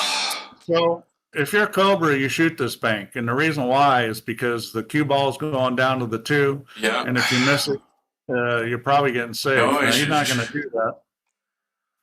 I would have shot that one because I felt like that was a pretty free shot. I think it was worth the risk because, as you said, I mean, this 1 ball may well have ended up on the short rail and the cue ball down on top of the 2. Well, you'd have had a shot if he'd got the 1 in. The problem with that is this is a pretty easy kick, and he could kick it in, he could kick safe. Anything could happen. Well, Cobra's going to have a shot in the 1. Is he going to play to spin and bump this 5 just so he can stay adjacent to the 2? Can he check this to bump the 5? Yeah, this is a tricky shot. I don't know what he's going to do here. He could check it into the 5. This is a tricky shot. He may just try to make it and play safe on the 2. You could just cinch the 1 and play safe. Well, and he just plays safe there. And that's going to come up. I was more inclined to actually stun that and roll along the short rail in behind the 2 onto the 3. I thought that's what he was going to play there for a second, but he played the guaranteed cover. Yeah, the problem is this is an easy kick. I liked your shot better, stun it, because if you're leaving a guy easy kicks, then he's going to hit it, and maybe he gets lucky. Well, you've got to be so brave to try and squeeze that past the 5, but technically it does go, I think. No, I think he's got to play safe here. He's got to play safe here. He may just kind of cut this towards the side softly, but not make it and roll the cue ball down between the 4 and 6. Oh, this is dangerous, because if he plays it over towards the 8, he could leave a possible pot on if he doesn't get cover. No, he's going to play safe. I can't imagine he's shooting anything. Yeah. That's a nice play there. That's a tighter angle than I thought it was, but that's again, we're into this strategy side of things, Steve, where unfortunately he's left another easy kick. This time Spectre doesn't get away with it, but Cobra's probably going to end up nailing him here on this 2 ball. He's got to make sure he can see the 2 to start with, though. I think at this level, Cobra's got to play a little better safeties than that, because the kicks are too easy. And, if you're up, then, watch out. And it's got that was close. So if you're up and you leave those kind of kicks, it's not as bad because, things are in your favor. But when you're down, you can't afford to leave those kind of kicks. Oh, I tell you, if he's going to try and play touchy here to try and maybe bump the 5, he could end up hooking himself on that 3 ball if he does anything like that. Yeah, and I think he's gonna drag a lot of speed off of this. This is touchy. Commentators, I told you. I told you. That was a very difficult shot. Yeah, he had to bump that 5. I'll tell you why it was difficult. He didn't have that much room between the 2 ball and the end rail. Another inch and he would have been able to drag the speed off. But, there just wasn't enough room after he hit the 2 ball. He's got it in. How's the rub? He's come out onto the 4. Well, that was a necessary. What was the word? Well, he needed that. Put it that way. He's got away with it. Everything's gone Spectredawn's way. So, this is kind of what happens in pool. Is all of a sudden the mode changes. Well, again, the 9 ball is playing in my mind straight away. I mean, you've got to overhit this and come down towards the kitchen to play the 5. I think he may stun this over and shoot the 5 in the side. Is he going to trifle with the 6 and 7? Stunning the 7 ball. Well, he decides to go behind him. Yes, he's got it. That's a beautiful shot. Yeah. That was kind of one of those drag shots. He dragged the speed off of it. That was very well played. Nailed it spot on. I mean, he made it look easy, but that was not easy. And, I'm saying nothing. Got to come down below this 8 ball. I mean, the angles, I think, perfect for it are you just stunt to the rail and help it with a bit of spin and get below the 8. Brainfell, let's talk about coding, date, and time. Yeah, he's talking about that 80. When I said it was 86,000 seconds in 24 hours, Brainfell out typed in 86,400, just to be exact. Let me tell you what, the date and time thing, boy, that was for the scheduler and all that, with all the different time zones and getting it right on the client and server. And, oh, man, that was just a nightmare. That's the kind of thing you enjoy, Steve. Oh, God, that was not enjoyable. That was a nightmare. That's the first time tonight that line of balls, but the good news for Cobra is he's had a couple of balls and he's got a shot. And I think everything goes. I don't think there's a problem with this line of balls. They all go clean. No. This shot right here is the whole rack. He just needs to get on this too good. He just if has he doesn't to go get on into it good,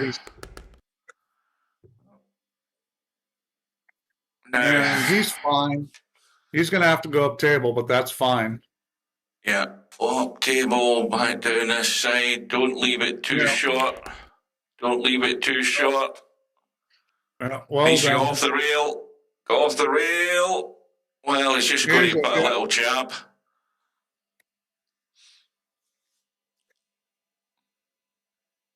Now, the big question is what's Spectredawn going to do when he gets his chance? Because if you're going to feel pressure, this is a situation you'll feel it in when you're way up and a guy comes back and then, you know, all of a sudden your palms start sweating and your finger slips on that trackball. He's just gone a wee bit further. I think he's fine. He's managed to hold the line and he's going to avoid. Now, what does he do here? Does he just roll through and play the 8 long? Yeah, because he's dead straight. Yeah, just roll through. And he's at a distance where it's very easy to roll this and get good on the 8. Yeah, I mean, all he wants to do is roll. Right? He's drawing back. He's drawing back. Yeah, I would have rolled that every time, but well, he's just going to have to do it a wee bit more with the cue ball. Unless he's, I mean, if he rolls this in dead weight, he doesn't want to go square in this 9 ball. He's going to have to jab into it. Yep, he's going to jab it. And he's played it well. Now it's getting interesting, folks. Now we have game on.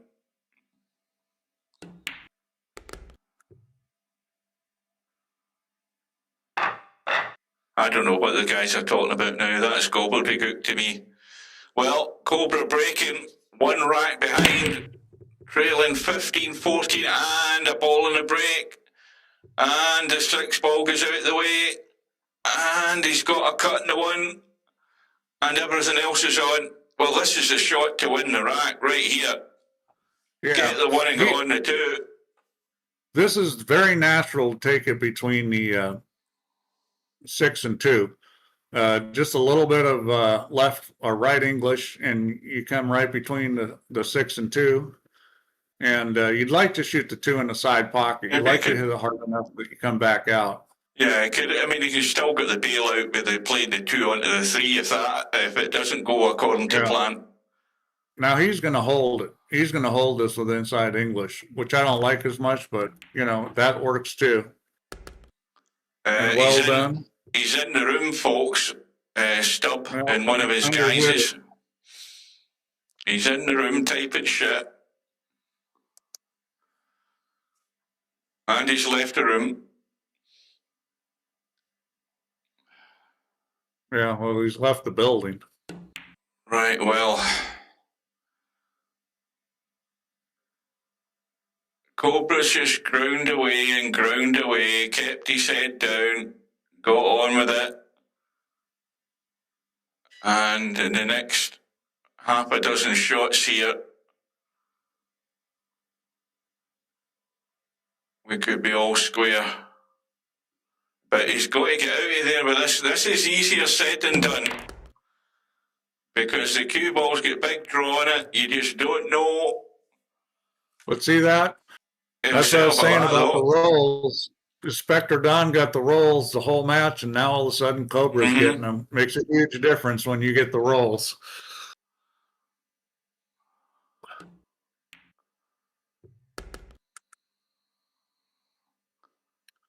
Well, Spectredawn is wondering what the heck has just happened. Well, and you know what, Hugh? It started when he had that little trap ball gotcha. That mouse fat. I told you, as I said, you know, what effects is that going to have in the overall scheme of things in the match? And look what's happened. I mean, he's going to have nightmares about that if this all backfires on him. Yep. Sometimes that's all it takes is one mistake at the wrong time. It's just amazing how something stupid happens, and look at where the scoreboard is now. And but you gotta give Cobra credit. I mean, Cobra's hung in there and he's fought hard, and you know, I mean, he never gave up. 15 games apiece, and he's coming. Oh, stop it! How many profiles he got? He must have at least 2 dozen. Oh, 6 ball has gone in. 1 ball's going to be on into the side pocket. He's going to have to just, I think he's fine. He's actually going to go forward and come off the rail and out. Doesn't want to go forward too far and suddenly find himself behind the 7 ball. Doesn't want to do that. He's finishing below it. Doesn't want to be interfered with the 7 ball either. Yeah, well, so this shot you don't want a baby because if you do bump the 5, you don't want to bump it easy. Well, again, the 5 ball is just an annoyance because you know the line the cue ball wants to take. And again, he's fading above it. He's going to be hampered, though. Well, again, he doesn't really need to do much. He only needs to pop the 3 and then he can leave the long 4 if he wants to. He doesn't really want to try and get too elaborate, I don't think. Just focus in the pot. And I think he's good as far as angle goes. Or he could work the cue ball anyway to have a decent shot in the 5. Well, I also said a little while back, it's no miss pull now from Cobra, and he's not missed anything yet. Because that's the only way he's going to find his way back in this. And Brain Plough's fingers are going to be well burnt with all this muting and kicking he's doing. Getting his money's worth tonight. Yeah, if you're Spectredawn, you just gotta wait for your chance and then execute. Well, now the shoe's near their foot. Now all the pressure's on Spectredawn. The psychological thing with being 16, 15 up and breaking a huge advantage. You know, I mean, the wind is in Cobra's sails, and that was well done there. Well, this is exactly what I hope we would get. You know, something where the match has gone two ways. Early on, it was all going Spectredawn's way. As much as the break was crap, he done enough to win those racks, and now he makes that Larry trackball mouse mistake, and suddenly the match has turned on its head. And Cobra can't stop potting balls to break as well now, you notice. I mean, break after break, he's getting a ball in it, and look at this table. I mean, there is no way he can't get out of here.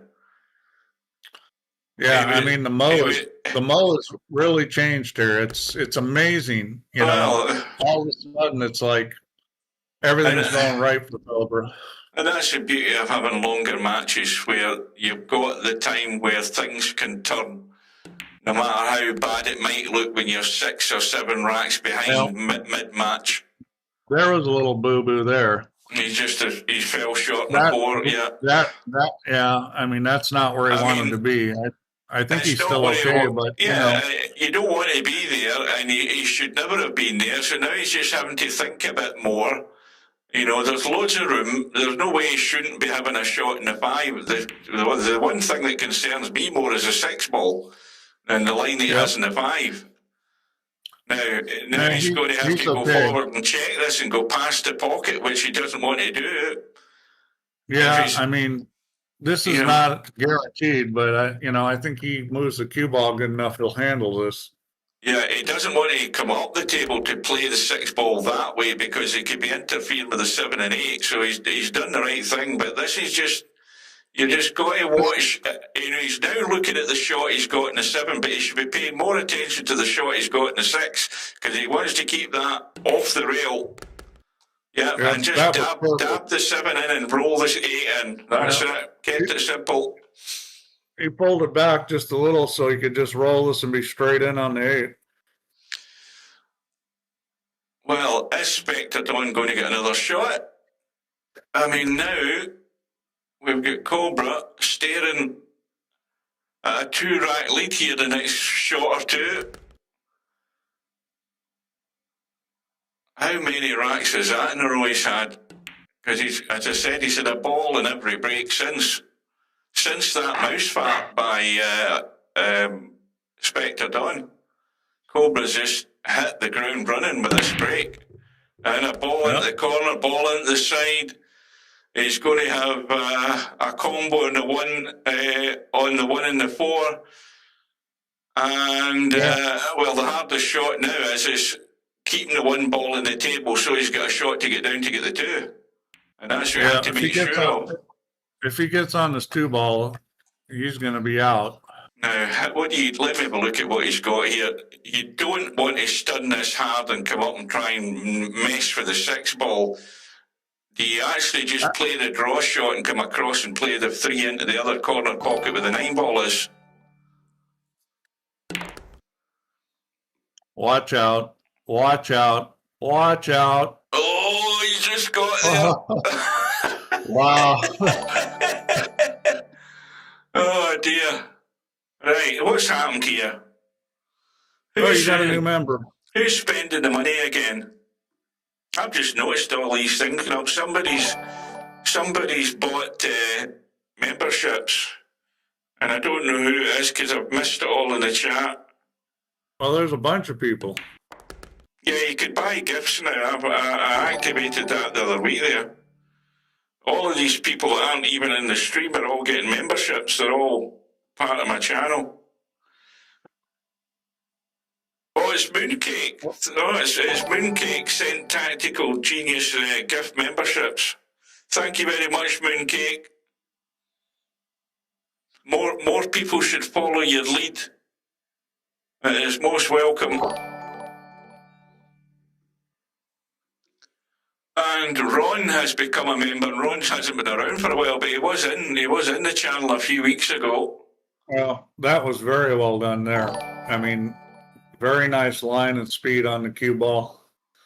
Well, I mean, is it too early to do this? To bring out Arnie? No, don't bring in Arnie yet. Baby. I brought him out. Too late, Steve. But what was it? It was like 15 to 10 or 15 to 9? I mean, it's just an incredible turnaround. He's going to be on the hill. Spectredawn has not had a shot since the mouse fart. Has he? Has he had a shot since he done that? We're going to have to look at this. If he has, it's maybe been one. Well, it was 15-9. Bedhead's paying attention. He said it was 15-9 to Spectredawn, and he sat there, and Cobra's won 9 in a row. And he's breaking for the match. Unbelievable. Is he going to come up dry for once? Of course. He's dry. And this time, Spectredawn's got a shot, and, well, now the shoe's the other foot. It's no miss for Spectredawn now. Yeah. What a run by Cobra. Last chance saloon. Not only does he need to run out every time, but he's going to need to break well. Oh, yeah, yeah.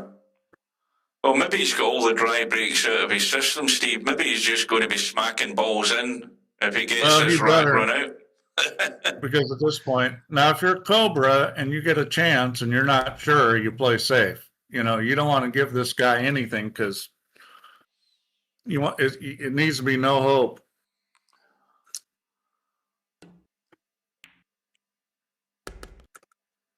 Now, what lines he got in this 4-ball? He's perfect. He's fine. He can just roll it. Yeah.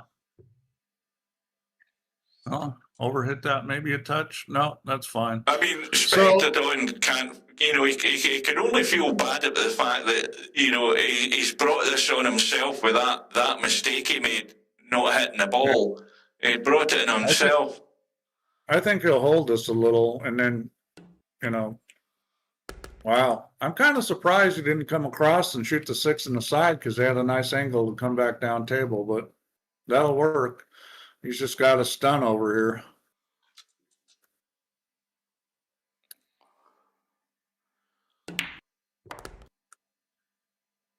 No, he's going to just roll through for the 8-ball into the side. I don't think he's going to do anything else. Just let it roll through. I'm pretty certain. This is a funny little shot. It's easy to come up short on this. You got to make sure you get it to roll far enough. You want to get to the donut. Because if you overhit it to the donut, you play the 8-ball long into the corner.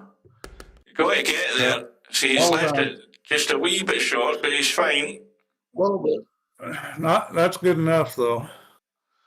Well, everything is in Spectredawn's corner. Point of no return. But could we have another twist here? Could Spectredawn run out the match in these next 3 racks? What's the chance of him making a ball 3 breaks in a row? Not very good. He's in all these dry breaks, Steve. He's going to hit the pawn right now and pick Cobra's pocket right at the death of the match. You're a lot more confident in that than I am. Because, Well, that's killed that because he's dry again. And he's looked a short. He's going to be hampered over the 7. So, yeah, I think he's going to play safe here. I mean, this is tough. He might shoot this, but this is tough.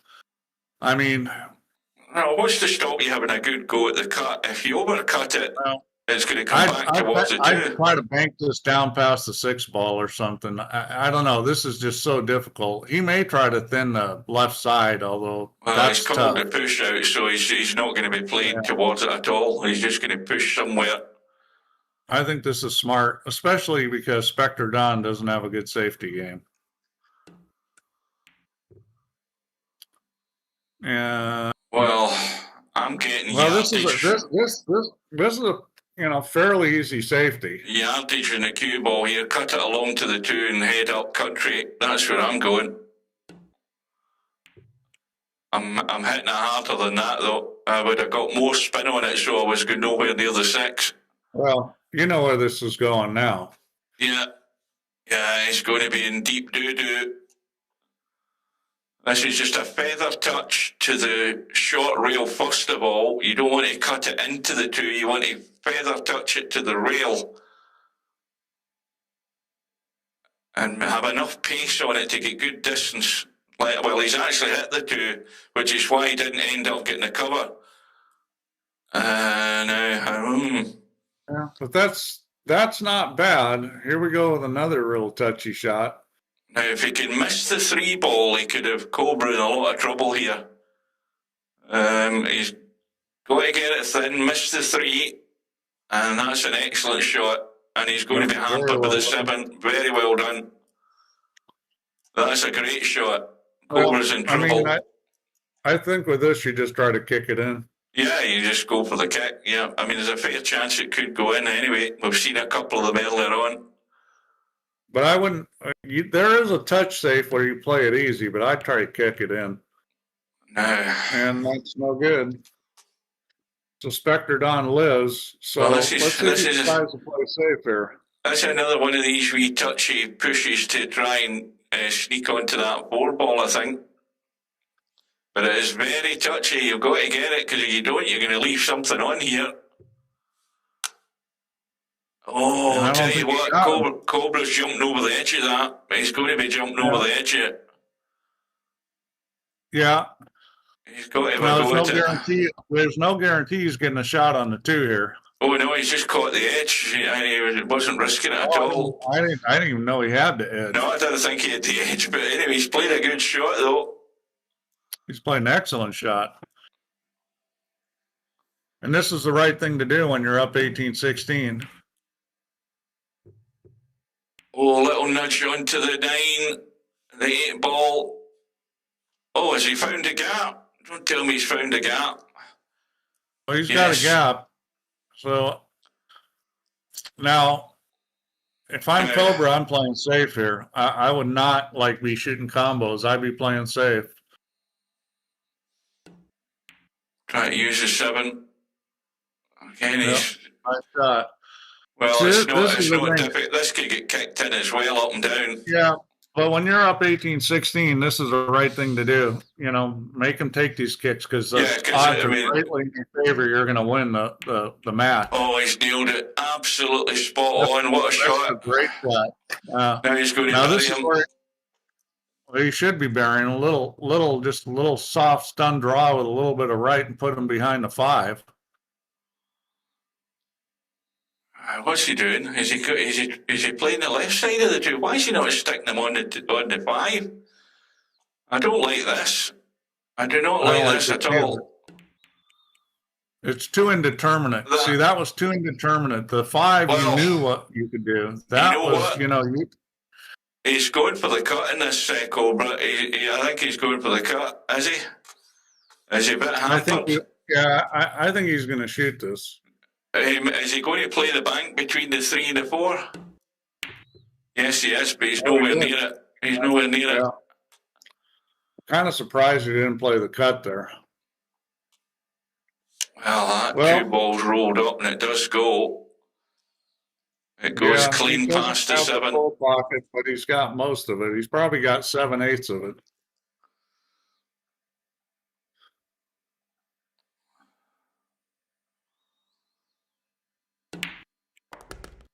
Well, there's life still in Spectredawn if he can see his way through this rack. We'll state the obvious, they're all there, they're all available, there's no excuse. It's a different ball game now when you're running out of racks and you're trailing by 2. If this is me, I'm hitting a hard stun shot on the 3 and going to avoid that 5 and get around, get spinning round the angles. Looks like he's gonna draw it back. It looks like. I didn't like that. He's played it well though. He has played it very well. Yeah. I mean, if you get that too good, you could end up getting into that side pocket there with that shot, but he nailed it. Now the 7 ball is scary. You've got to make your mind up here, Spectredawn, whether you're going to stay where you are and leave the cut at distance, or whether you're going to mess with the 7 ball. I think he'll just run in a line like that, where he's going to always have a shot. You can't hook yourself on that line. Well, the pressure's on. Every shot is pressure. There is no room for manoeuvre. This is sort of interesting. You could try to go 4 rails. You got to be a little careful of the side pocket if you do that. See what he decides to do. Oh, he's going 4 rails. Done it. And that is it. Well, he played the shot I thought he would, which was a 4-railer, but he missed the ball. Baby.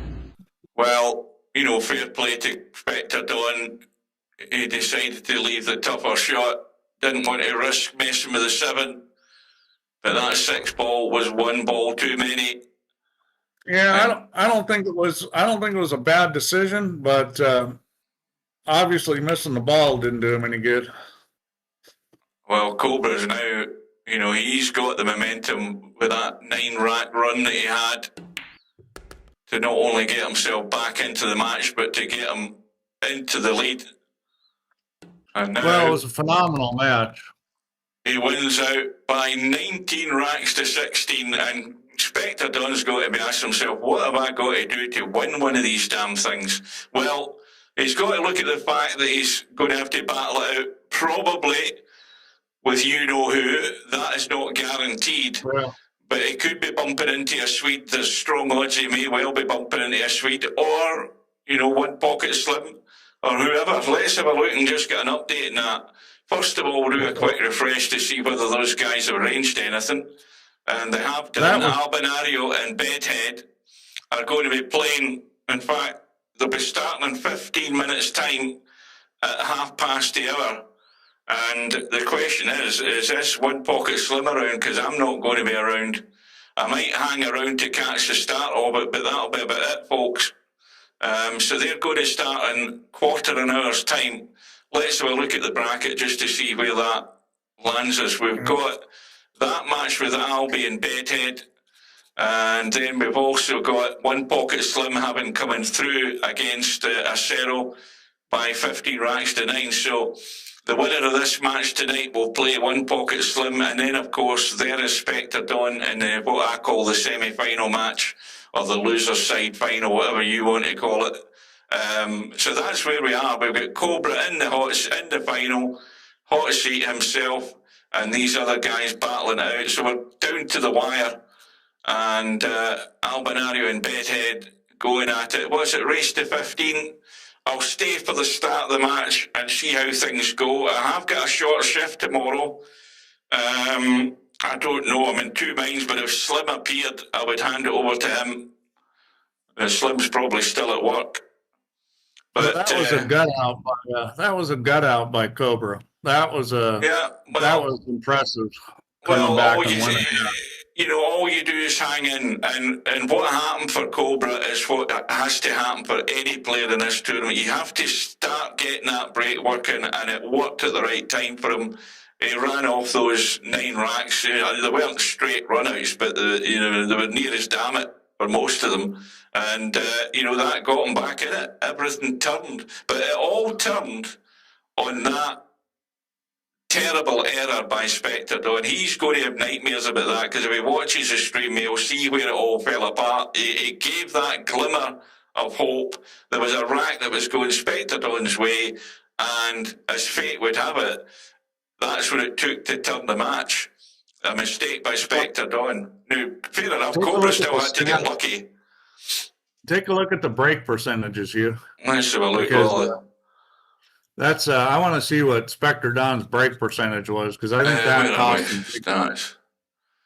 Right, so we'll put in Spectredawn first. Spectredawn. And that one. Oh, sugar.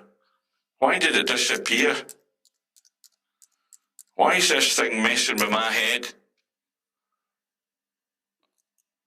Right, and Cobra.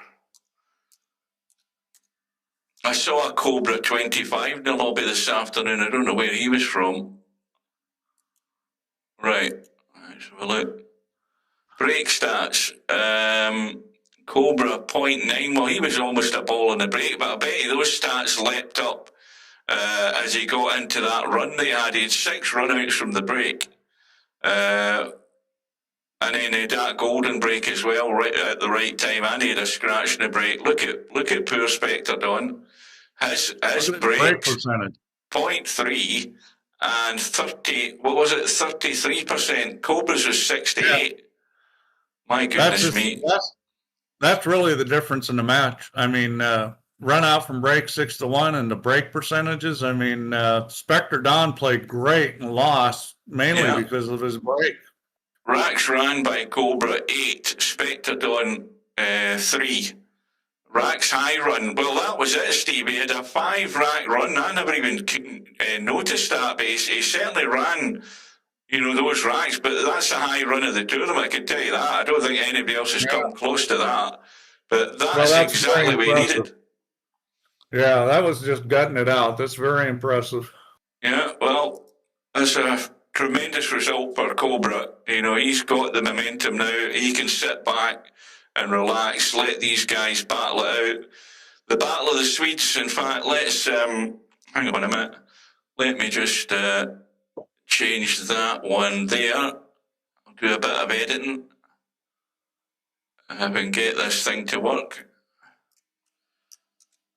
Aye, Steve, so that's the first time that I've ever created a backup on any computer I've ever had, because mainly I've never had anything on it other than VP4 and Steam stuff.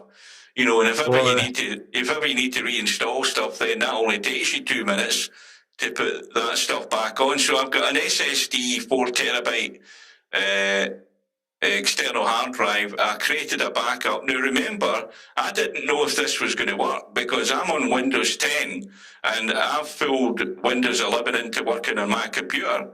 I didn't know whether the backup would actually work and whether the reinstall of Windows would actually work, but I took the risk. And it all pretty much went fine, apart from the fact that the backup didn't really save all of my apps. I had to reinstall quite a few of them, but anyway, I've done it.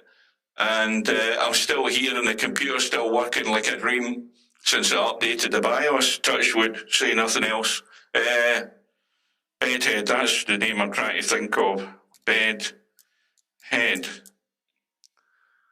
Now, I hasten to add, if One Pocket Slim sticks his head round the door, then I would be asking him very kindly if he would like to do this stream so I can get to bed. But because I've got a short shift tomorrow, we'll watch the start of it and see how I feel. Yeah, I think Bedhead does have a chance in this match, but he's going to have to play really well. Well, I'll say this. What was the last match I watched there? Let me just come out of that. When I watched Albie the other night there, who the hell was he playing? Was it Mooncake? Albie's positional play and cue ball control was absolutely top drawer. It was first class. And that's who he was playing. I mean, in fact, when you look at that score, Mooncake only get beat 15 racks to 9. But I'll tell you what, I mean, that gap that there is in that match, Albinario's positional play was so good. There's nothing you can do about it. You just have to sit and watch it. And if he's going to win this tournament, though, Albie, he's going to have to overcome his fellow Swede. And he can't overlook that. He's going to have to also deal with One Pocket Slim. I suppose with the greatest of respect to Slim, you would still say that Slim is the outsider to win this tournament or get to the final. But, you know, when you're in the mix in a race to 15, anything can happen with all of these guys. I don't care whether everybody thinks that Slim doesn't have a chance. He's got a great chance. He's probably not as accurate with a cue ball as Spectredawn or Cobra or Albinario. So what's he got to lose? That's all I'm saying. Just get your head down, and on the day you never know what can happen.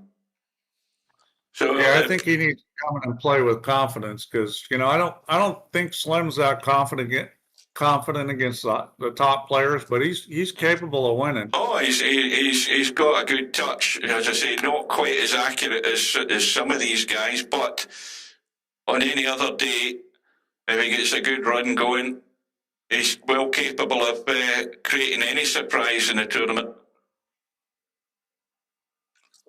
All I know is we've got good matches in prospect, and this one is one of them.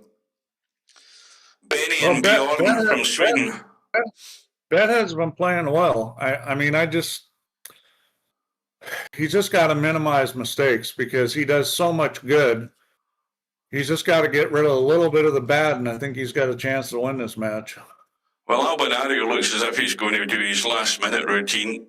We are four minutes away from the bottom of the hour. He's probably driving down the street right now. That's not the one. Welcome to VP4TV. All right, I'm going to We go have take live a streams bathroom from break. all the major championships held in VP4 online. On many occasions, I'm also joined in the commentary booth by virtual pool game developer Steve Chaplin. I am Tactical Genius, aka 9ball.com, aka Hugh.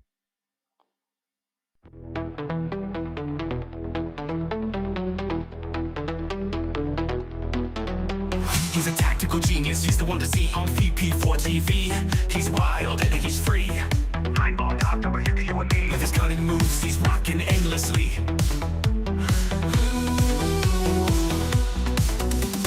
Tables and cues, they bend to his will. Every shot he takes gives everyone a thrill. With a glance and aim, he works to the skill. In the ball, legend from the Jew. Tables and cues, they bend to his will. Every shot he takes gives everyone a thrill. With a glance and aim, he works to the skill. In the ball, legend from the Jew. Tactical genius with every play, making magic happen every single day. In the world of billiards, he knows the way, taking every shot with prayers we say. Rack him up, he steps to the ground. Crowds gather round without a sound. With a twisted stroke, his fame is profound. Every victory makes our hearts pound. From the corner bank to the perfect cut, he wins the game without a single strut. Chalk it up, just for fortune or luck, but skill like his, it never gets stuck. On VP4TV, he's the showstopper. 9ball.com's the king, no one can top her. Watch him play and you'll be a hopper. He's the man, we all shout proper.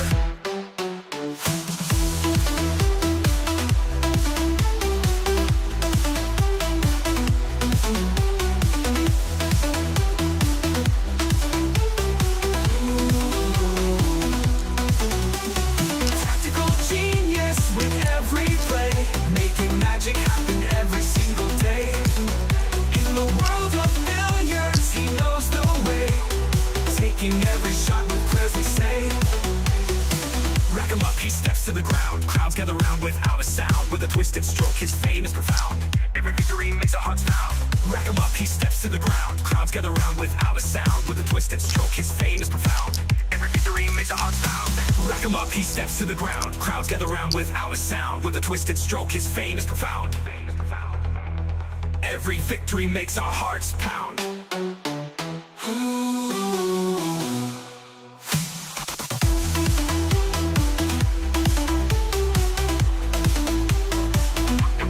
You there? Yeah. I'm not going to be able to stay around for this stream. Well, Slim's not going to be able to stay around to do the stream either. He's just arrived home from work and he's come into the lobby, so he doesn't want to do it, so I'll do it. But as long as I may be back later towards the end of it, but I got some stuff I got to go do here. But thanks for running the stream. Hopefully you can run this next one. Right, well, thanks for your company, Steve. Take care. Get yourself home safe when you come home. Yeah, I may be back a little later. We'll see. All right. Oh, okay, take care. All right, bye now.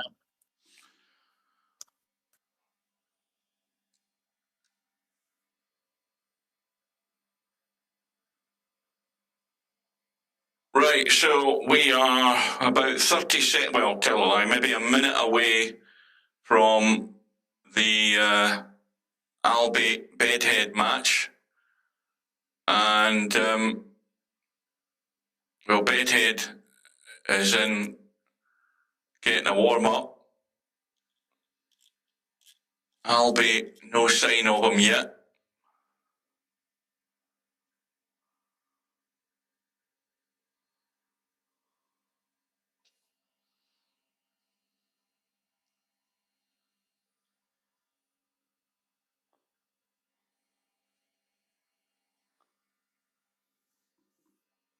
Well, they'll go a long way to top that match that we've just watched between Cobra and Spectredawn.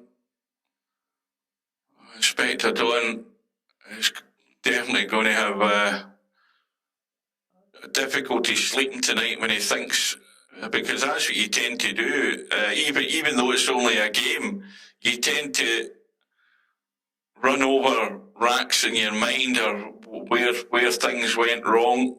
Albanario's arrived. So we've definitely got a match on.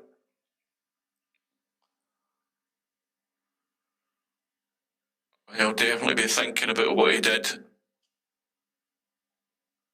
Because that then really gave Cobra just that chance to steal that rack that he never thought he was going to get. And then he got on a roll. He had a straight 5-rack run, which is a big ask in this tournament with this rack money being on. It's so difficult to hit a roll, and he hit it right at the right time. So we are now at the bottom of the hour,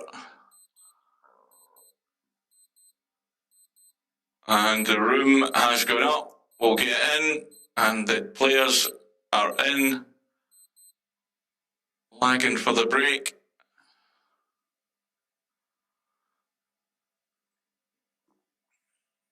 And Albie's talking Swedish as well, or typing Swedish. And he's only got a house queue because the queue hasn't loaded for me yet.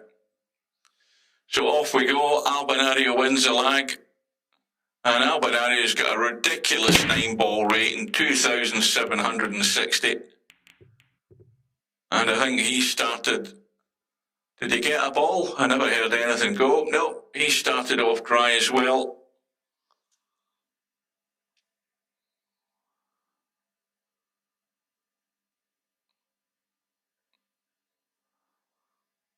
You've got to get the cue ball back out of there for any sort of shot in the two. And would you believe it, my donut's gone again.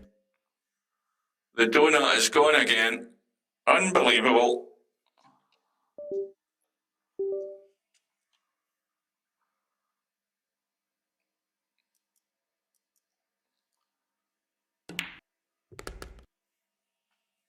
My donut is back.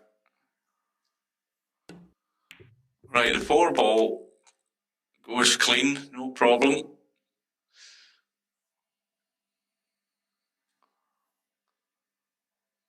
And of course, if you're bedhead and you've got this opportunity, you've got to do it.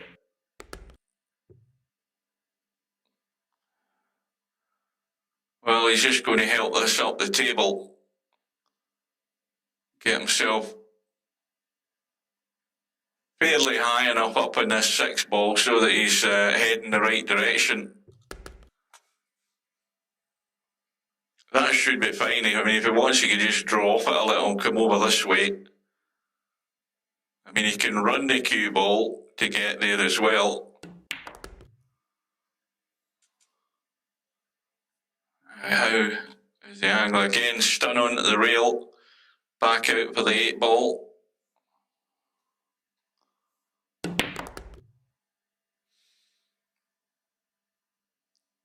Well, again, the cue ball, to my mind, just wants to run round behind the 9. He could be squared that across, though, if he can hold it enough. Yeah, managed to get the little draw into it.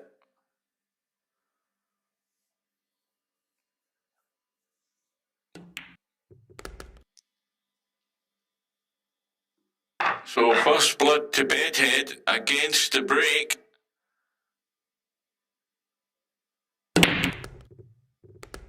And a couple of balls have gone in as well.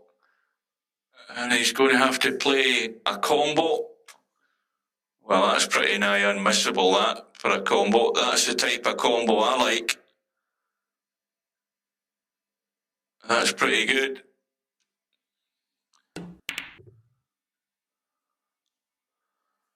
Now, we need to do a little test because nobody's saying anything, but I need to just test that the chat is working still.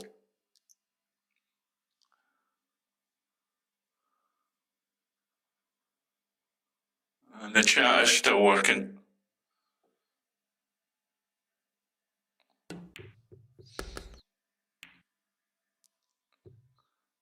Oh, welcome back, Brainful Out. I don't know whether you ever left, but obviously a few people have left.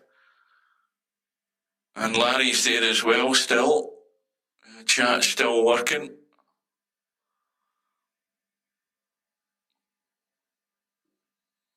No, I don't know what, I was too busy looking at the chat there. I didn't notice what happened to Bedhead. But anyway, Albanani is back at the table and he's going to quickly restore parity here. You would think.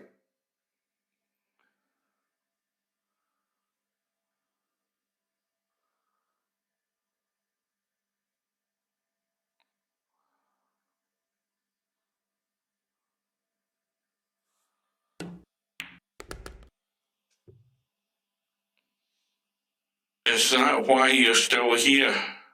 Now, who are you talking to, Romario? I don't know whether you're addressing that to somebody else, like Brainful Out, who's glued to his monitor.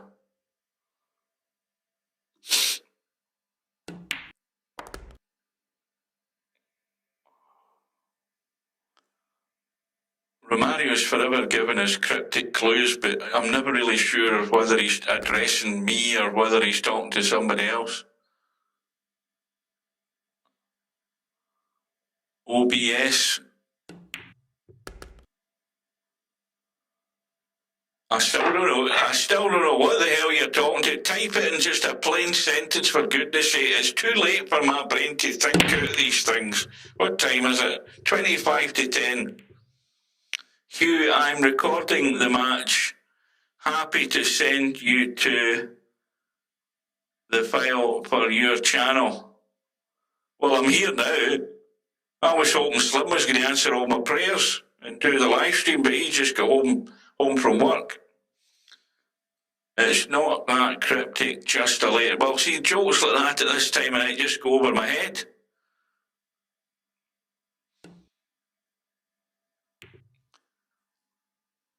I don't think he's got cover there, has he?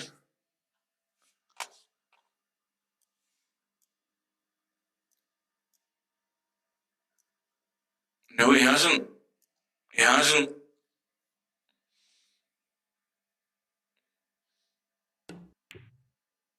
Well, I said earlier there, I've got a short shift tomorrow. I'm only in from 6 till 10:15. I've still got to get up at 4 o'clock though. But I can do what I do most days anyway when I get home. I have a cup of coffee, a light snack, and then I fall asleep in front of the TV for an hour or so. I've been doing that every day for the last 12 years since I started working where I'm working. It's the only way I can survive the day.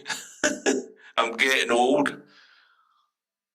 And I'm not far away from, and neither is Cobra for that matter. I think Cobra's birthday's fairly close to mine.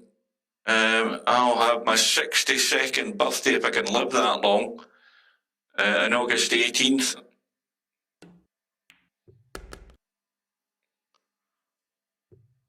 Well, Albie's left it a bit short this time, and the problem now here is not the 5 ball, the problem's the 6, and he's going to have to spin the cue ball up a bit to help it across.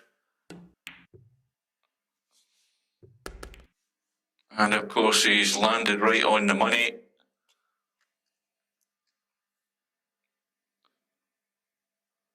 See, my problem is seeing what I want to do, but then the execution, that's the problem. And that's crept more and more into my game. And the fact that I don't get a lot of table time. I mean, I came online this morning, right? This, of course, is my second day off. I'm off Wednesday, Thursday. I came online this morning, come on early. I was up about, I think it was about 6 o'clock this morning. Came in to the lobby. Nobody here, or not enough players to play cowboy doubles. Did I get a game of cowboy doubles today? No bloody chance. Sat there, backward and forward, had my breakfast, no chance of cowboy doubles. And that's what it's like in my days off now. I just don't get I don't even get a game of cowboy doubles half the time. I look forward to it, but it ain't happening. So, Albinario back into the lead, 2 racks to 1. Got good yardage in the cue ball. Now you can use the 4 ball as a stopper, but it's imperative that you get this cue ball spinning around the corner and coming up and finding a position behind that 6 and 7. If you're going to go that direction.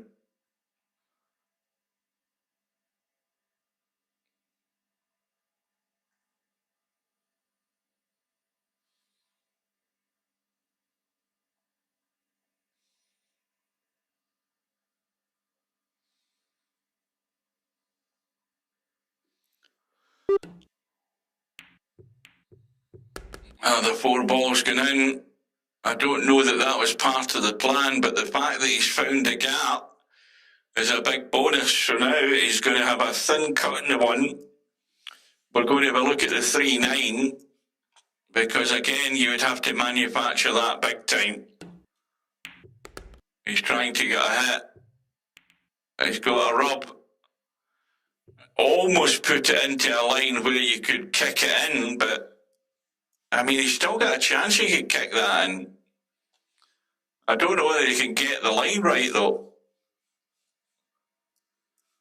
I don't know whether he can get the line right past that 8 ball. I don't think so.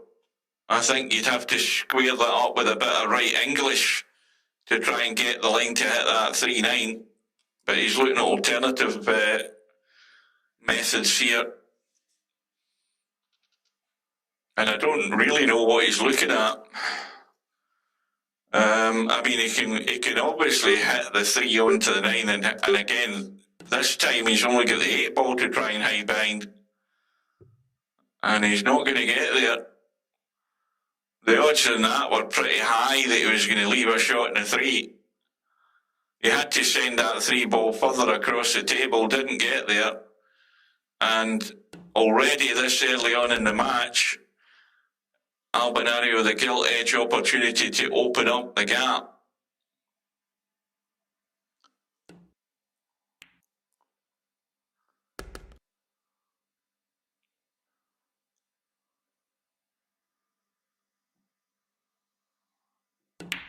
And remember, of course, as it says on the HUD on the left-hand side, Albinario is the defending champion. The defending virtual 9-ball world champion. He's going to have a 3-1 lead.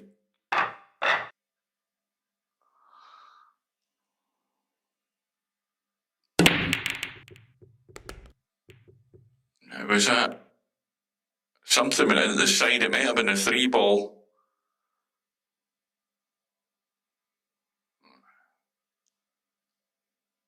Well, again, this is touchy to play that 1 ball and try and get up in the mix with those balls up in the corner up there. You'd have to try and get into the gap between the 2 and the 8, and that's a big ask to try and do that.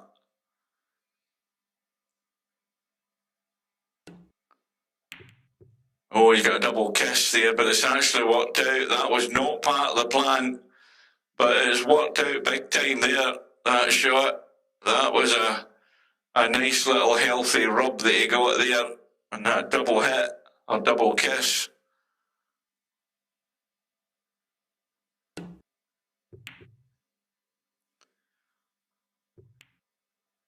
And I think Bedhead's turn to finally get a roll of the ball. Well, there's no way he's catching the outside edge of that. He's going to try and kick and stick here. That's what he's going to try. Oh, he's not going to do it doing that though. He's trying to get an edge to hide behind the balls, and that's a great shot. I thought he's going to try a kick and stick, but his plan's a far better shot than mine. That was excellent.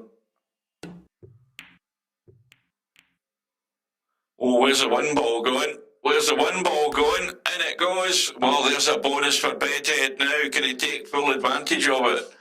Well, he won't be unless he comes down here to try and play a billiard on that 5 ball, because the 4 ball's not going anywhere. And he's got a perfect little angle just to draw across, towards the 7 ball direction, to be able to play this little rub onto that 5 ball and billiard it in. Oh, he's actually trying to get a bump. I don't know that was the wisest move he's ever going to do, but well, you know what's going to happen next. This is just a little jab. Stop that cue ball right on the 5.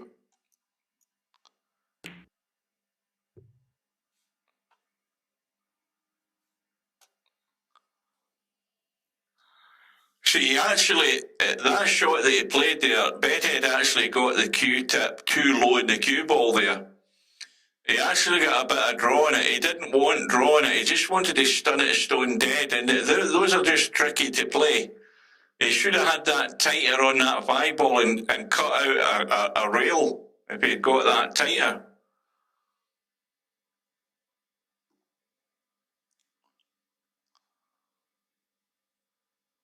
I'll be trying the old bump off the rail, jump over the 5.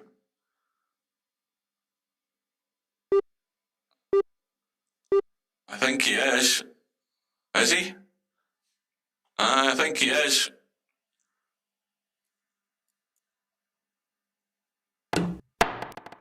Oh, it's died. It's absolutely died a death, that cue ball. No life in it whatsoever. Well, Bedhead won't be caring. What he's more concerned about is finding his way out to stay in touch here early on.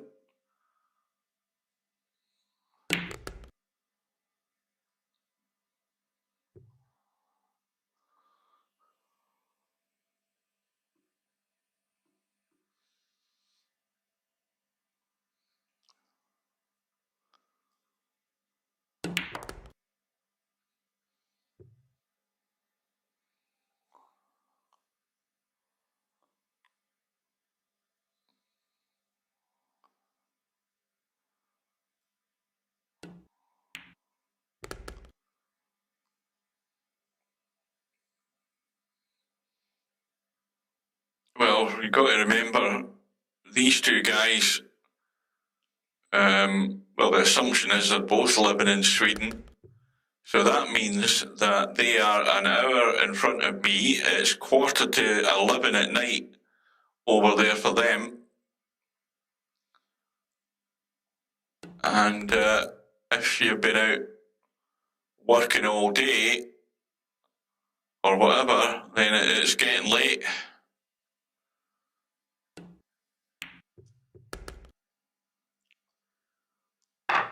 Bedhead back in touch one behind and breaking rack number 6. And I don't think he's getting any joy. And what's more, Albie's got a starter, but not really much in the follow-up with a 2-ball. Although again, if he can get good in the 2, he can nail Bedhead on that 9. Got to come down the bottom half of the table here to have that sort of shot available to him. Well, he didn't want that. He did not want that. Now, suddenly it's a lot trickier than it could have been. Got to get the touch right. And, well, he just got there and no more. Now, this is very difficult to judge, to try and use that 9, and he stunned it. But the cue ball isn't tight in the 9, and the 2 balls come up table, but the pocket's guarded by the 7.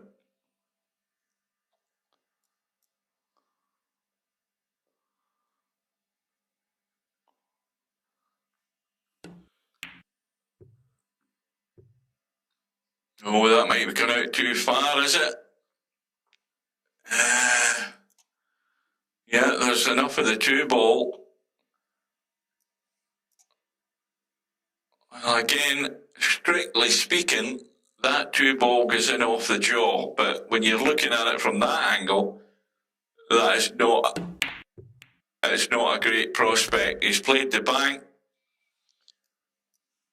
Well, this is where you play the bump and you stun that around 3 rails. All you're hoping here is that you don't pot the 3 ball somewhere and you're trying to stick the cue ball behind the 6.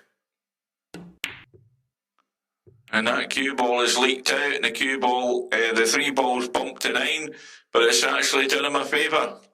He'll take that every day of the week.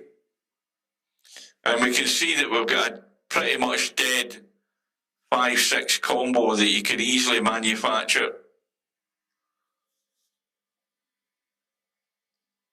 So I don't think there's any worry about trying to break up the 5 and 6 here, whoever gets control of the table.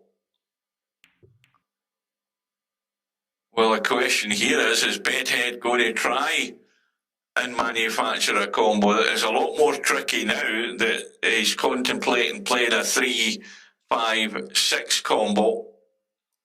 He's looking to see what the gap's like between the 2 balls. I'm pretty certain that, well, if he doesn't play it, he wants to make sure he doesn't give Albinaria a sniff at playing it.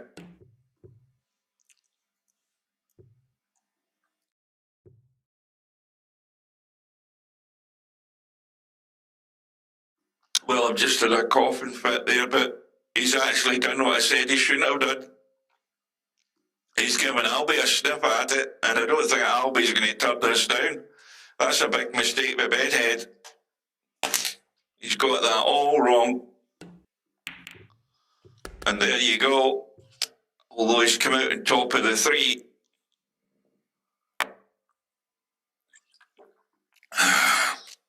I needed that drink. Keep the vocal cords moist.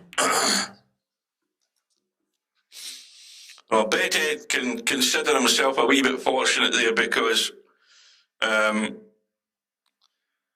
that had landed nicely in that 3 ball, Albinario was out pretty much. As it is, Bedhead's now having to kick and hope. It looks as if he's going below the 3 to me with that line. Oh, he's going 2 rails. Got the hit. No, God, it's safe though. Now can he go forward off the rail? Yeah, I think he's got room. He's got room to get there into that gap between the 8 and the 7. He just doesn't want to go too far. All is good. So remember, if you've just joined us or you've just come back, this was unintentional on my part.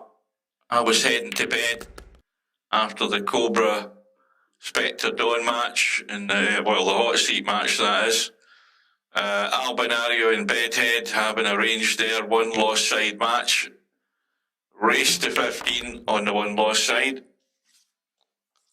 But one thing's for certain, one of them is parting with the tournament tonight, whoever that's going to be. But Albie looks as if he's going to open that little 2-rack gap again.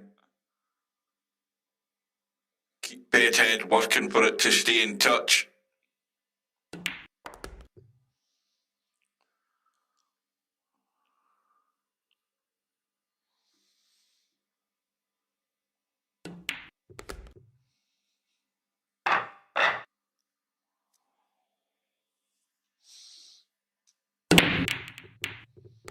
Three ball left side.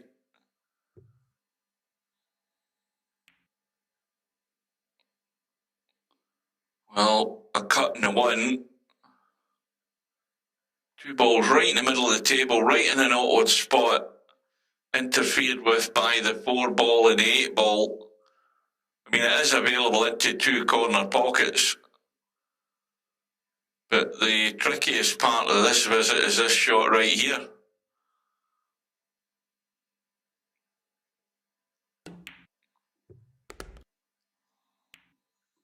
Now, does it go past the 4? I never even looked at that. Yes, it does go past the 4. That's a good shot. Look at where the 5 ball's sitting. That's where you don't want it to be. And of course, the other problem is that that 5 ball does go up past the 7, but you've got not a lot of margin of error, especially when it's interfered with this side pocket here. And Albie has not got the best of angles on this 4. He's going to have to work this cue ball big time to have any sort of shot on this 5 ball from where he's sitting.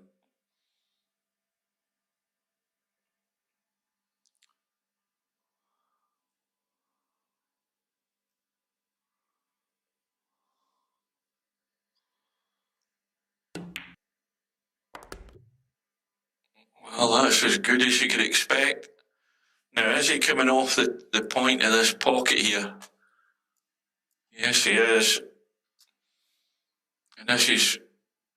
He's going to have to probably go 2 rails. I don't know that he could... He's got to make sure the 5 ball gets to the pocket, so he's going to have to come across, I think.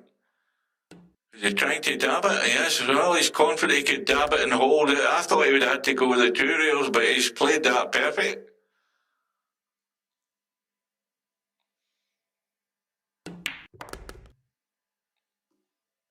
Well, already for Bedhead, there's that little concern going on in his head. He knows that he's looking at 5-2 here in the next 30 seconds. And he's going to have to try and stem this tide that is Albinario.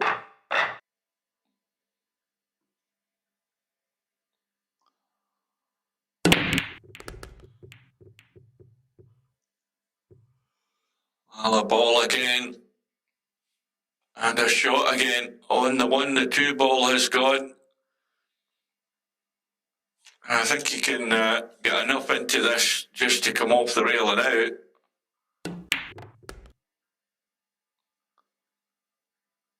That'll do nicely. Everything goes. So Bedhead knows where this rack is going unless there is an error from Albinario. He's already pulling away this match early on.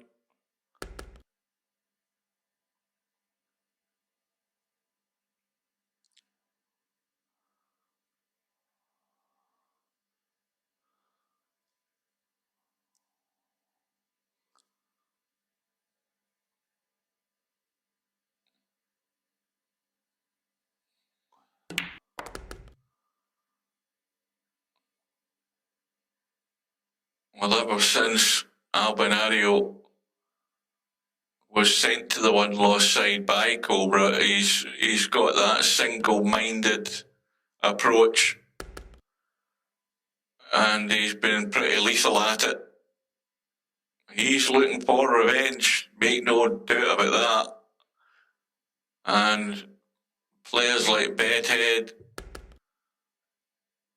and Spectredawn and One Pocket Slim, they are mere objects in his path that he may well or may not have to overcome, depending on how things go. But either way, at the moment, Albinario is coming for you guys, and there is no hiding place. The defending champion is meaning business.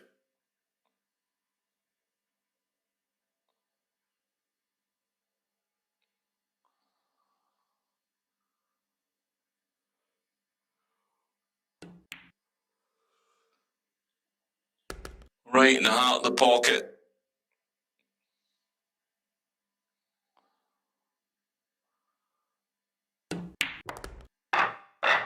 And now we are 6-2 in front. 4-rack lead for Albie. And balls flying in again. And cue ball spinning round for a cut and a one into the side. However, there is nothing doing on the two.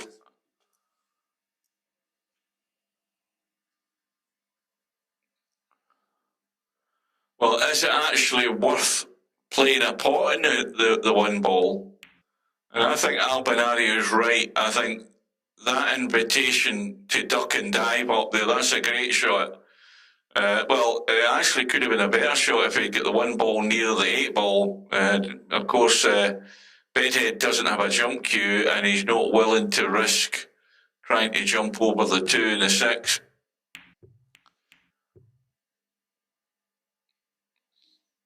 Now again, Albie, he could try and push on to the 8 ball here. This is a bit tricky because this cue ball, one ball wants to go at the side pocket. He's actually misjudged it slightly, but he's got cover, albeit not a difficult hit for Bedhead.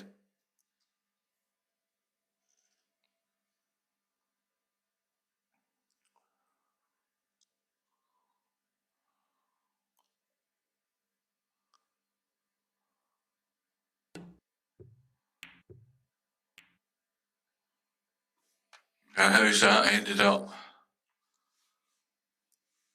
Again, I think not much there to go by.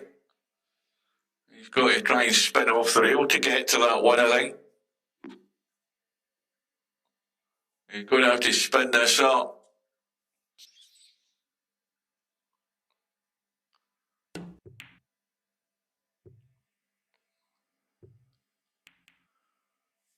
Well, Cobra, you know where that match turned around. Well done, by the way. That trackball mouse fat by Spectredawn, I said it in the commentary, I wonder what the outcome of this is going to be. You had a 5-rack run, the high run of the tournament, I think. I don't think anybody's come close to that. But you made the most of it.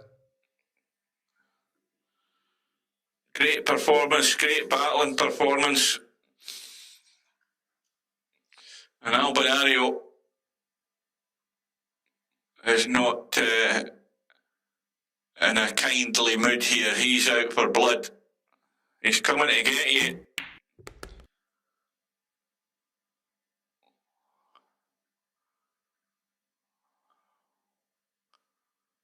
Has you got enough room to get to that too? Oh, you got a bus through there.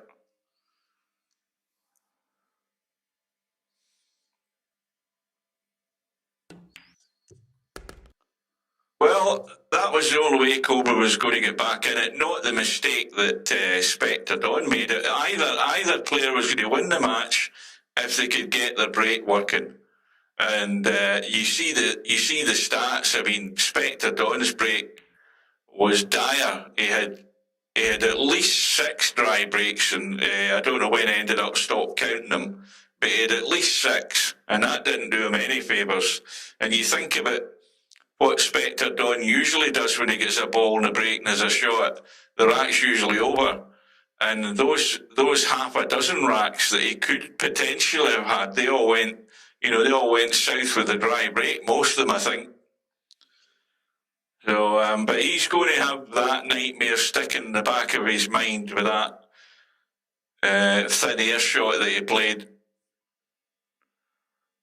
And, well, it cost him, overall it cost him in the end. He's just got to get it out of his head, though. There's work to do. He's got matches to win. If he's going to have another go at winning one of these titles, that's all he's got to go on now. Come through the one-loss side, deal with whoever gets put in front of him, and have another go at it in the final.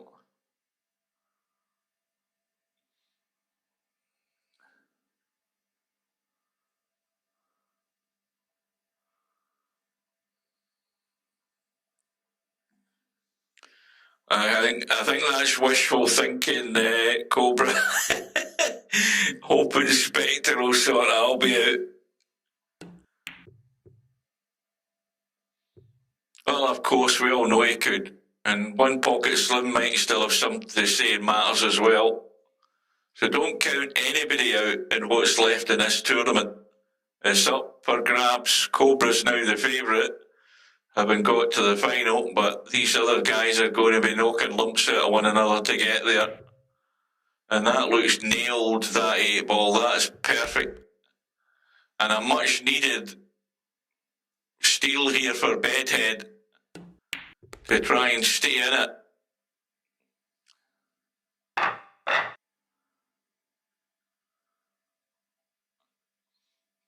Yeah, he had a nightmare of dry break, Spectredawn. Absolute nightmare. Meanwhile, Bedhead, having just won that rack, has got a 6 and an 8-ball in the break, sitting plumb in the 1, and this rack should be over. Say no more. Now he's got to stay well away from the 3-ball though, and I don't think he's going high enough. See, that's the problem. Now you've got to be interfering with the 3-ball, and you don't want to. He's doing his best to try and avoid this. I don't know whether he can. Can he get enough into it? Well, he's had a little brush, but he's brushed it on the right side, the bottom side of the 3, and all is good. You wanted to be able to play a shot where you weren't having to interfere with the 3, but it all came out good for him in the end. And Bedhead, provided he can find his way out here, he would like to just get that little momentum switch going for him right about now, just so that things don't get too ugly too soon for him. He wants to stay in touch. So his next break, provided he can get out here, and what's he done in this 7-ball? Let's have a look. He's fine, as long as he doesn't overhit this and scratch the side pocket. And he's well below it. If he can get that break working for himself, he can, just stick a couple of quick racks on the board. That would do nicely. Just to sort of even things up a bit. Trailing by 2.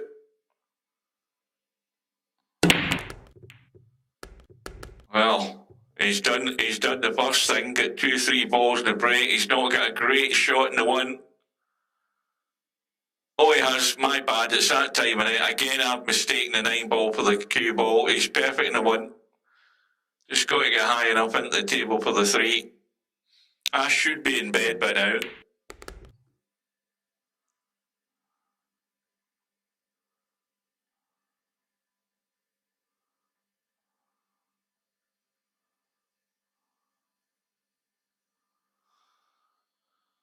Now, is this interfering with the 6-ball? It shouldn't really make a great deal of difference, I don't think, though. I mean, the 5-ball's wide open and he's well away from the 6 in the end.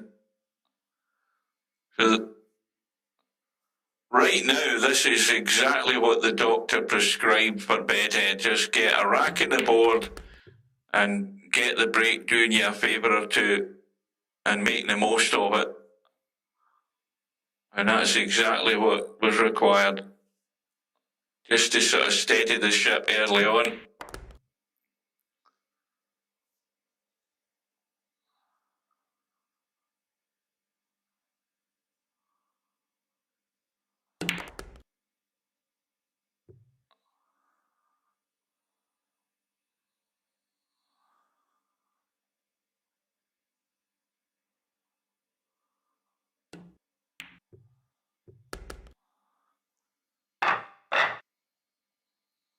Rack number 12. Bedhead from Sweden up against defending champion Albinario from Sweden. 4 ball gets kicked in.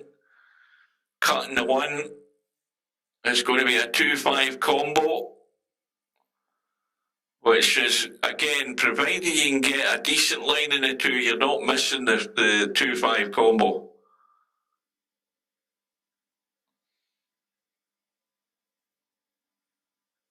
Got to watch that right side pocket if he's going to get tight around the angles. Well, he's playing it soft. He's playing it a wee bit too soft, though he hasn't quite got there. Now, this 2 ball has got to go there, that side of the 5. If it goes straight towards the 5, this may stay out the pocket. And that's perfect. He could not have played that any better. That was right on the money.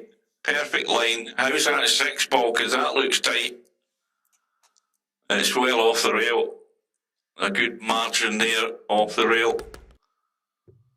Now, anything but dead straight, or if he is dead straight, well, he can pinch a little bit to get off the rail, but he doesn't want to risk too much. He's got to find a way to get back to that 8 ball, remember. Let's have a look. And that'll do, that's fine. No problem. So, we look as if we're going to be back on par here. And this could not have happened at a better time for Bedhead, because it was just threatening to get very ugly very quickly. Trailing by 4. And now back in level terms, and the chance to get himself into the lead. Right, thanks for watching, Brainful Out. You're doing a lot better than I am. At least you're getting to bed. But now I'm here, I'm hanging on for the duration. Thanks for your company. Thanks to Mooncake as well for his donations earlier on this evening.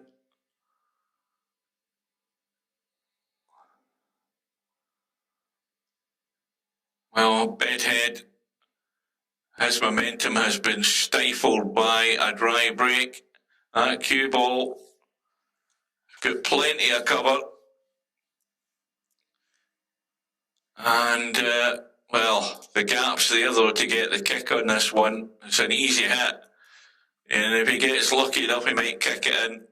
And also, if he gets lucky enough, he might end up stunning it and ended up behind the 4 and 7 with the cue ball. You never know. Well, it's stunned right into them. This 1 ball is going to drop behind the 2. Well, not quite. But I'll tell you what, though, it's a good little test for Albinario's eyesight. A thin edge. Again, cigarette paper thin. And use those 3 balls as cover again. Get the cue ball up the table. I think he's found a gap here. Would you believe it? He's found a gap. John Virgo says, there's always a gap. The problem is, though, there's not enough of a gap to spin the cue ball away, I don't think. He's going to have to try and bank the 1 and try and hold the cue ball there, I think. But I think the 9 ball could be in the way.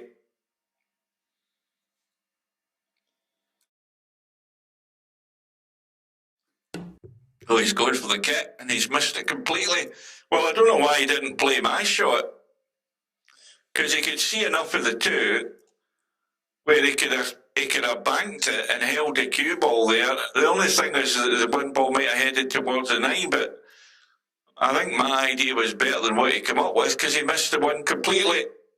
And that could be costly for Bedhead.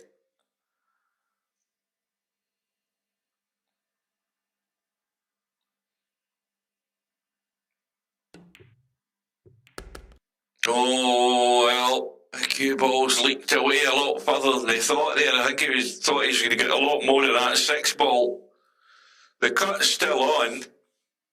The problem is the 8 ball. Because Albie's looking to come around the corner and get into this gap here, or get away down here to still have a sight on the 3 ball. So he's got to make up his mind how far he wants to try and get here. Oh, he's dragged all the pace off that cue ball. That's a brilliant shot. I mean, he played that with the pace and all the drag to kill the cue ball, landed plumb in the 3.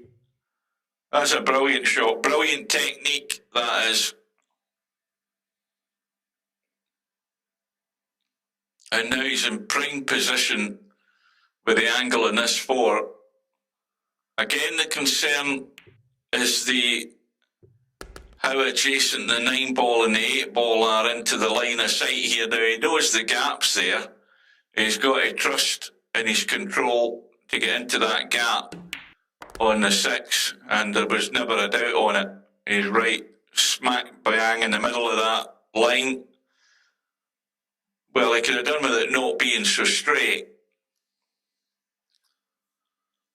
but he can manufacture the angle by the line he leaves on the 7, and he's got the angle.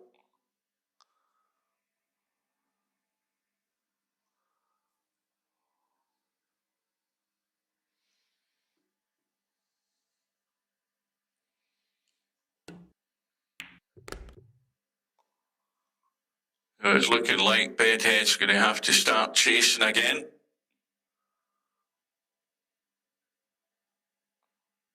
Just a 1 rack for the time being. As Albie takes the lead again.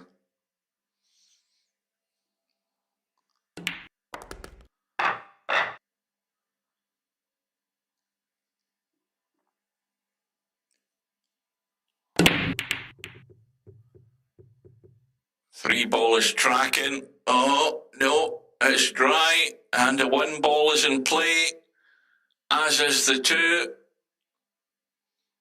The problem, again, is just how you play the 3 ball. Do you come back and play the 3 ball into the side? Or do you come around the corner and get in the short side of the 3? And then the interfering ball is the 7 ball again.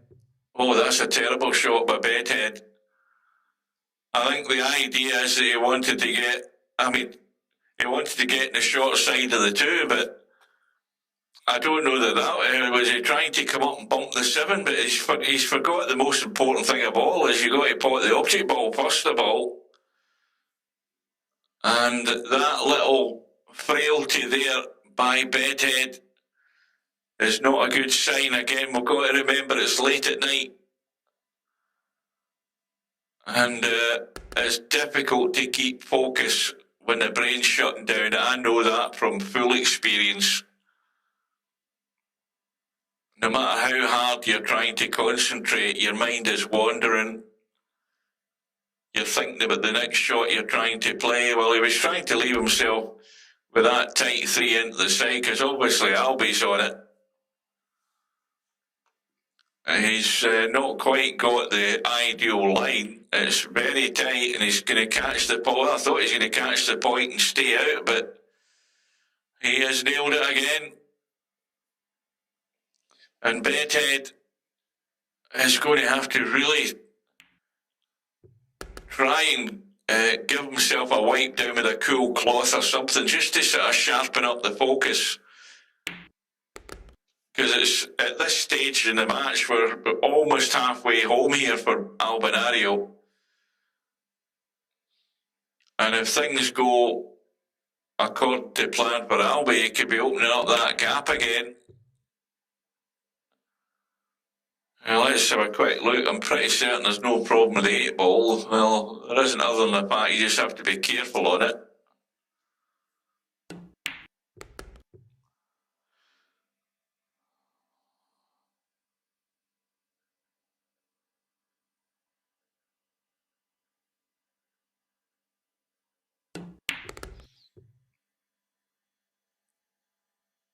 So the gap is going to 2.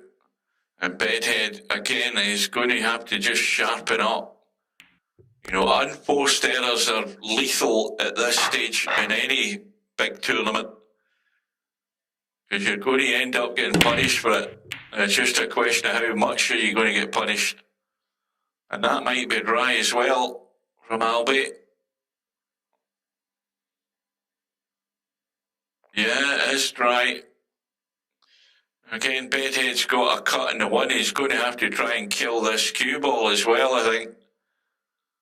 Because the only prospect they have of prolonging his visit is a 2-6 combo. And the cue ball's going entirely the wrong direction where he wants it to go. And there's a lot of traffic to try and avoid as well.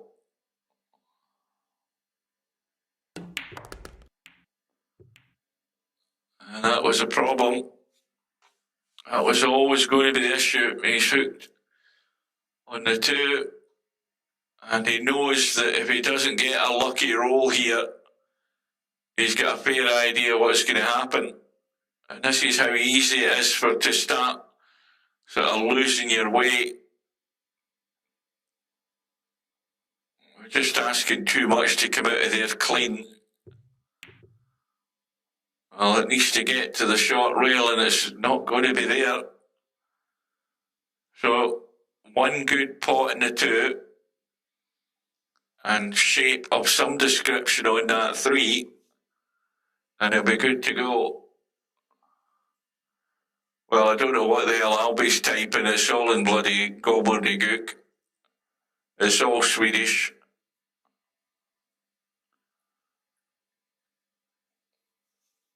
Now, remember what I said about my idea for, there's a mistake made by Albie. And I think the late evening is just catching up with these 2 players. Just signs of it there from Albie. Bedhead's been let off the hook. Yeah, the fact that with my idea for auto-translate and chat, in the lobby, Albanario's typing in Swedish there, but on my chat and with my theory, it would come up in English for me.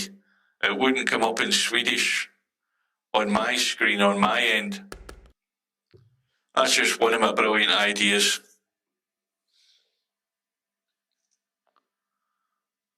So I think Bedhead's been given a bit of a lifeline there from Albie. Albie with a 2-rack lead at the moment again. And Bedhead, well, I don't think he wants to overthink things either.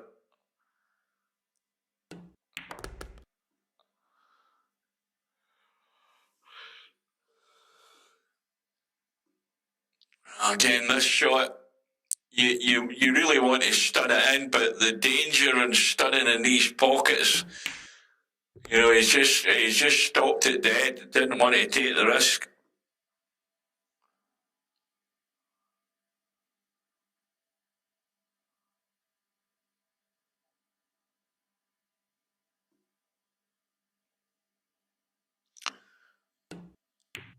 Remember old World Cups where the on-screen graphics were in the language of the host broadcaster?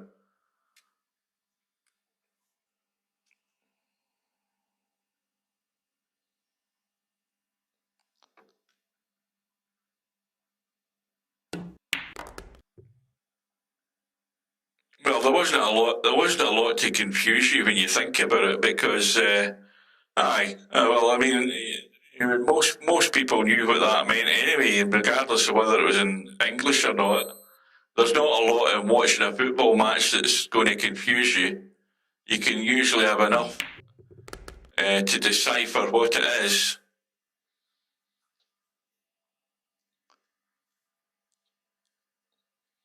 Well, Bedhead back to within one.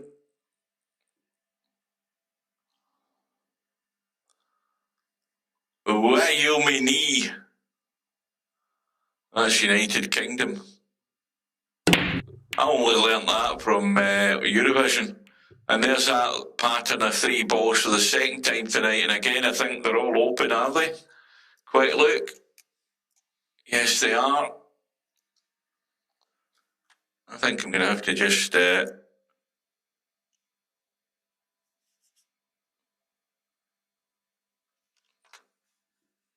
clean the lens on my mouse. I think it's sticking a wee bit.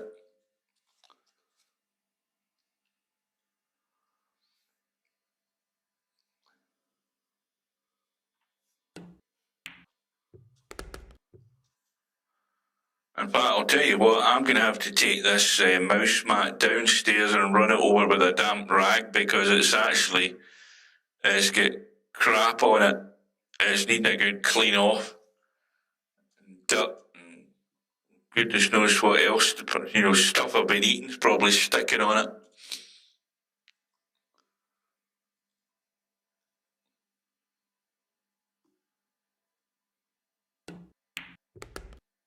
Has he overhit this? Has he overhit it? Has he overhit it? He's overhit that by quite a margin. I mean, he had to, the worst thing you do there is leave it short. He's overhit that by quite a bit. It's still well cut, but he's going to maybe have a lump off this 4 ball as well. So you don't know whether he's going to have any sort of shot after this. Well, heading up country, and he's got the distance, and it is not easy to play this and get the right hit on it at distance.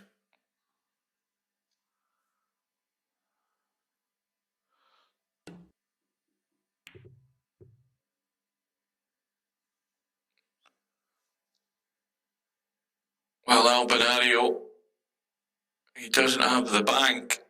4 ball is blocking that. Now again, you've got to play a cutesy shot here to try and use that 5 and 9 as cover. It's touchy.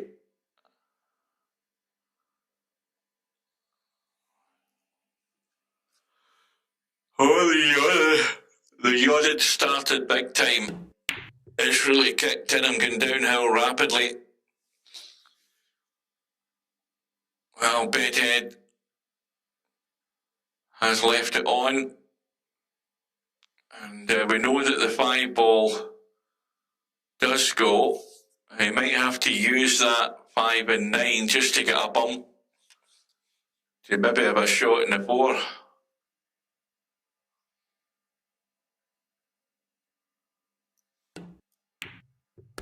It's going forward and around. That's a great shot. That is beautiful. Absolutely spot on again. A little stun and a hold for the 5. Great shot.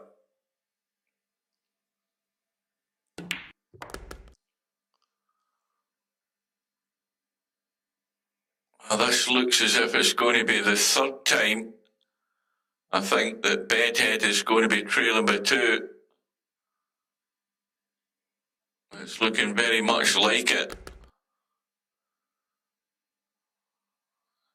Well, he's gone 2 straight in this 6. Just going to have to kill this. And hopefully he has some sort of angle where he can work this cue ball. I'm back. Yeah, well, welcome back, Steve. This is Albinario going 2 in front for the 3rd time in the match. So each time he's been threatening to get away, and Bedhead's just been staying in touch. Yeah, well, that's what Bedhead needs to do, is just stay close, He's got a chance if he stays close. And there's that pattern again with those three balls. Now that I mentioned it, we're seeing it all over the place. That's the fourth time tonight, and balls to break again for Albie. The 4 and the 8 is gone. Shot in the 1. Quick look at this set of balls. I think they all go again. They're all apart from one another. Yeah, you'll see that pattern more of the cut break, especially the more you cut it, the more likely you're going to get that. And again, Albie's made a couple of errors, and as I said, I think Albie's just going downhill a bit with the lateness of the evening. Maybe a busy day or whatever. It's now 11:30 at night, his time. And that's what happened the last time, and it just allowed Bedhead just to nick that rack back, and same thing applies here. Hey, Tommy's here. Hi, Tommy. Oh, good evening to Tommy. Oh, you should have been here earlier, see that Cobra match. Well, the nice thing for Bedhead is the angle from the 3-ball. If he just hits a stop shot, he's got a nice angle. He may have gone too straight, has he? Yeah, he's dead straight. Straight's fine. I mean, all he's got to do is stop this ball. Just kill it, leave the angle on a 5 to across with a 6. Yeah, he drew it back just a teeny bit. That's perfect. This is just a little left English and slide straight across.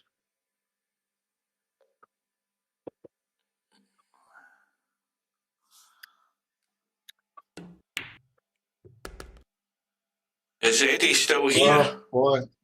He didn't hold it enough. That's a big mistake because he left it square. He's left it square. Oh boy.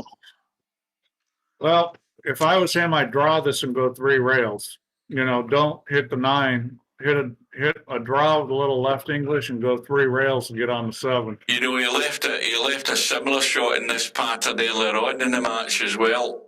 I think he did. He left himself way too square on it. And this looks as if it's tracking nice. Well, he underhit it. He's probably going to be. Well, he's got to go forward here and just let this 9-ball go where it wants to go. He should have a shot on it. I don't know whether he's wanting to try and, dig into the cue ball here. Well, he looks as if he is. And he's got a hold of it enough, and that's landed perfect. Well played.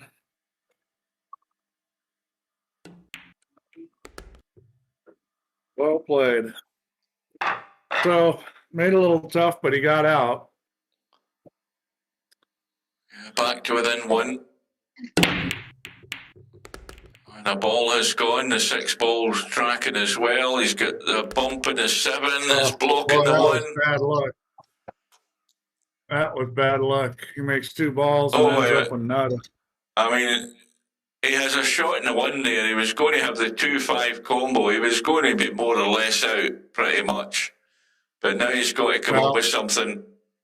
This is a tough push. You can push all the way down towards the corner and leave a 1-8 combo. Well, nobody's going to shoot that. Alvin will play safe, but let's see what he decides to do here. I mean, I like just pushing all the way down to the end of the end table and make him make a safety shot. But I keep it close to the corner, the one opposite the 5. It's a little tougher angle to play safe and get on the 4 or 7. See, I don't like that angle as much, especially because he didn't get it down to the end rail. He's going to do that all the way down there. If Albinario is confident in his touch, he's going to nail him onto the 8-ball here. No, I don't think he'll do that. That's a tough shot. I think he'll cut the 1 to the left and try to get him on the 7. Cut the 1 to the left, kind of bank it down towards a 9 and 2. Now he's going for the shot.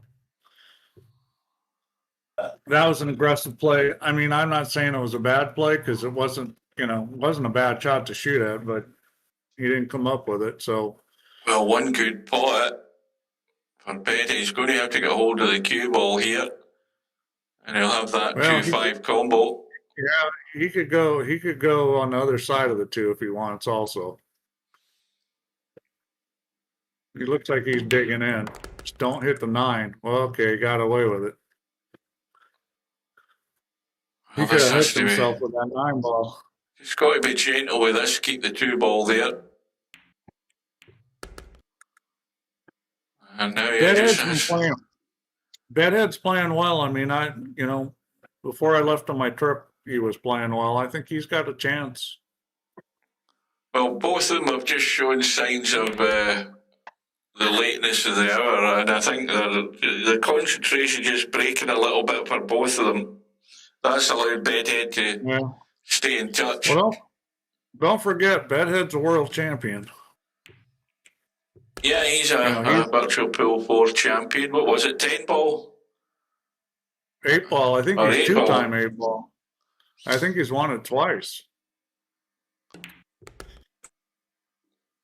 Yeah, Bedhead is no slouch. I think, for him, I think I said this earlier, but, he's just got to keep the mistakes down, and he's got a very good chance of winning. Well, this would be a nice time to get that momentum swing that he needs. Got it back to 9-all for the third time. We are all square. Fast Eddie says he's watching on the big screen. That's pretty cool. If you guys haven't ever put virtual pool on the big screen, I've got a 108-inch screen, and it's the pool table's like life size.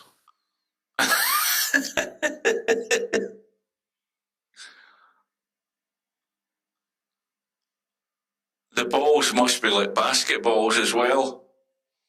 Yeah, it looks a lot like pool. Well, on the Apple Vision Pro, you just pop a pool table up in the middle of your room, and it really is life size. Like if you play on a 9-foot table, it's 9 feet long. It's very cool. But I'm pretty sure none of you guys have Apple Vision Pros, not at $4,000 a pop. No. That's just loose change for somebody like you, Steve. But no, for us poor people, no. We're just glad to have a bloody TV. Yeah, well, I wouldn't have got it except for I'm just glad I've got a roof over my head, let alone a TV. Well, I think he'll try to run this down the rail between the 8 and the rail. Oh, That's what I would use.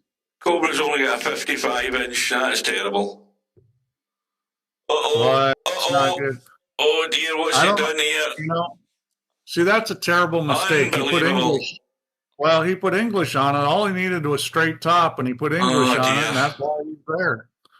I mean, that was just honestly, that was a silly mistake. I mean, there he goes. This cue ball's going to come back down for this 6. Is it going to go low? Yeah. Well, it's going to go square, but that's a bad mistake by Bedhead. Yeah, this is cut. The only thing that can mess Albin up here is the 9-ball. You might want to hold this little, try to come up short of that 9-ball. Or you could hit it really hard and go past the 9-ball and try to go behind the 7. You got a choice here. Well, bad news, Steve. Fast Eddie's just trumped you with his 140-inch projection screen. You used to watch VP4 in it. I don't have that. I'm thinking on my next one being 120, but it's not going to 140. I don't think I can get spouse approval on a 140.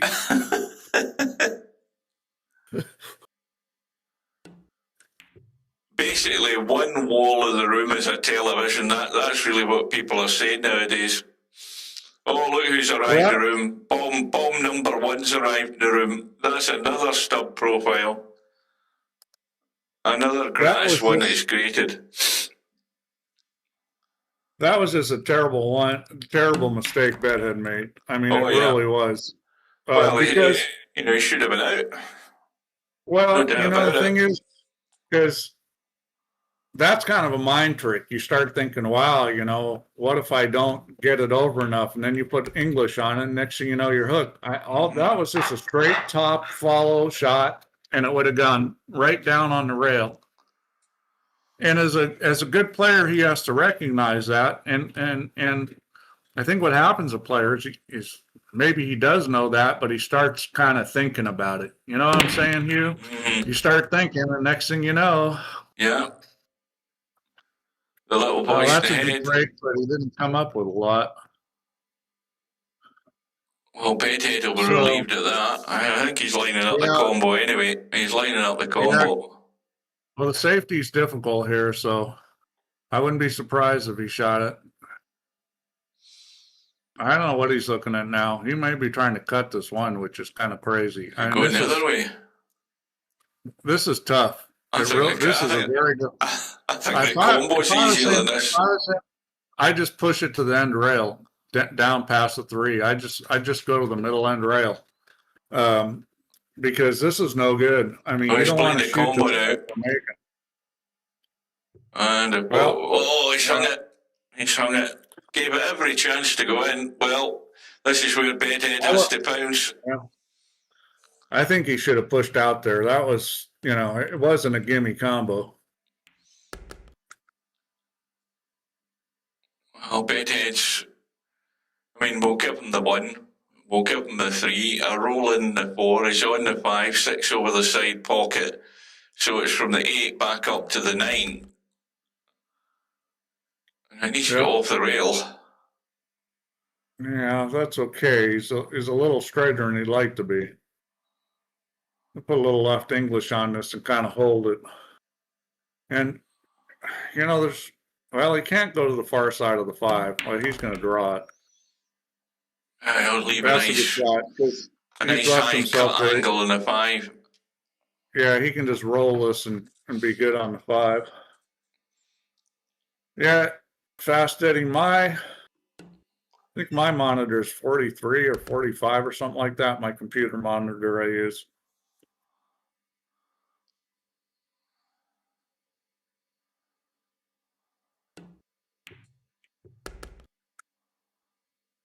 I think I got my FOV set to 60 with that thing.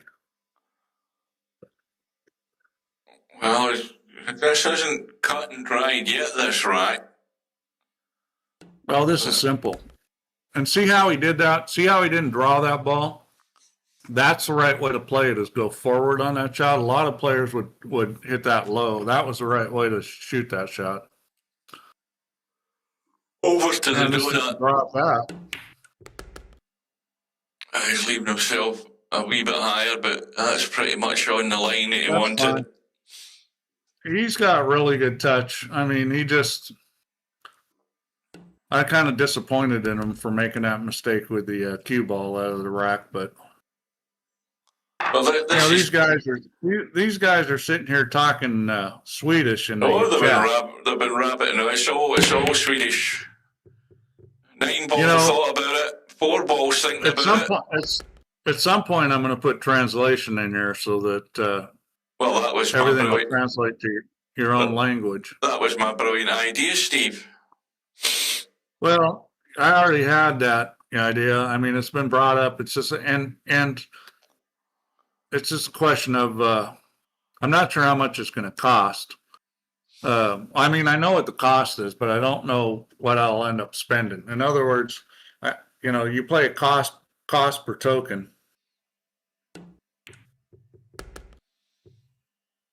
Well, the graphic update's being worked on. I mean, that's a lot of work. Because you have to update the art too.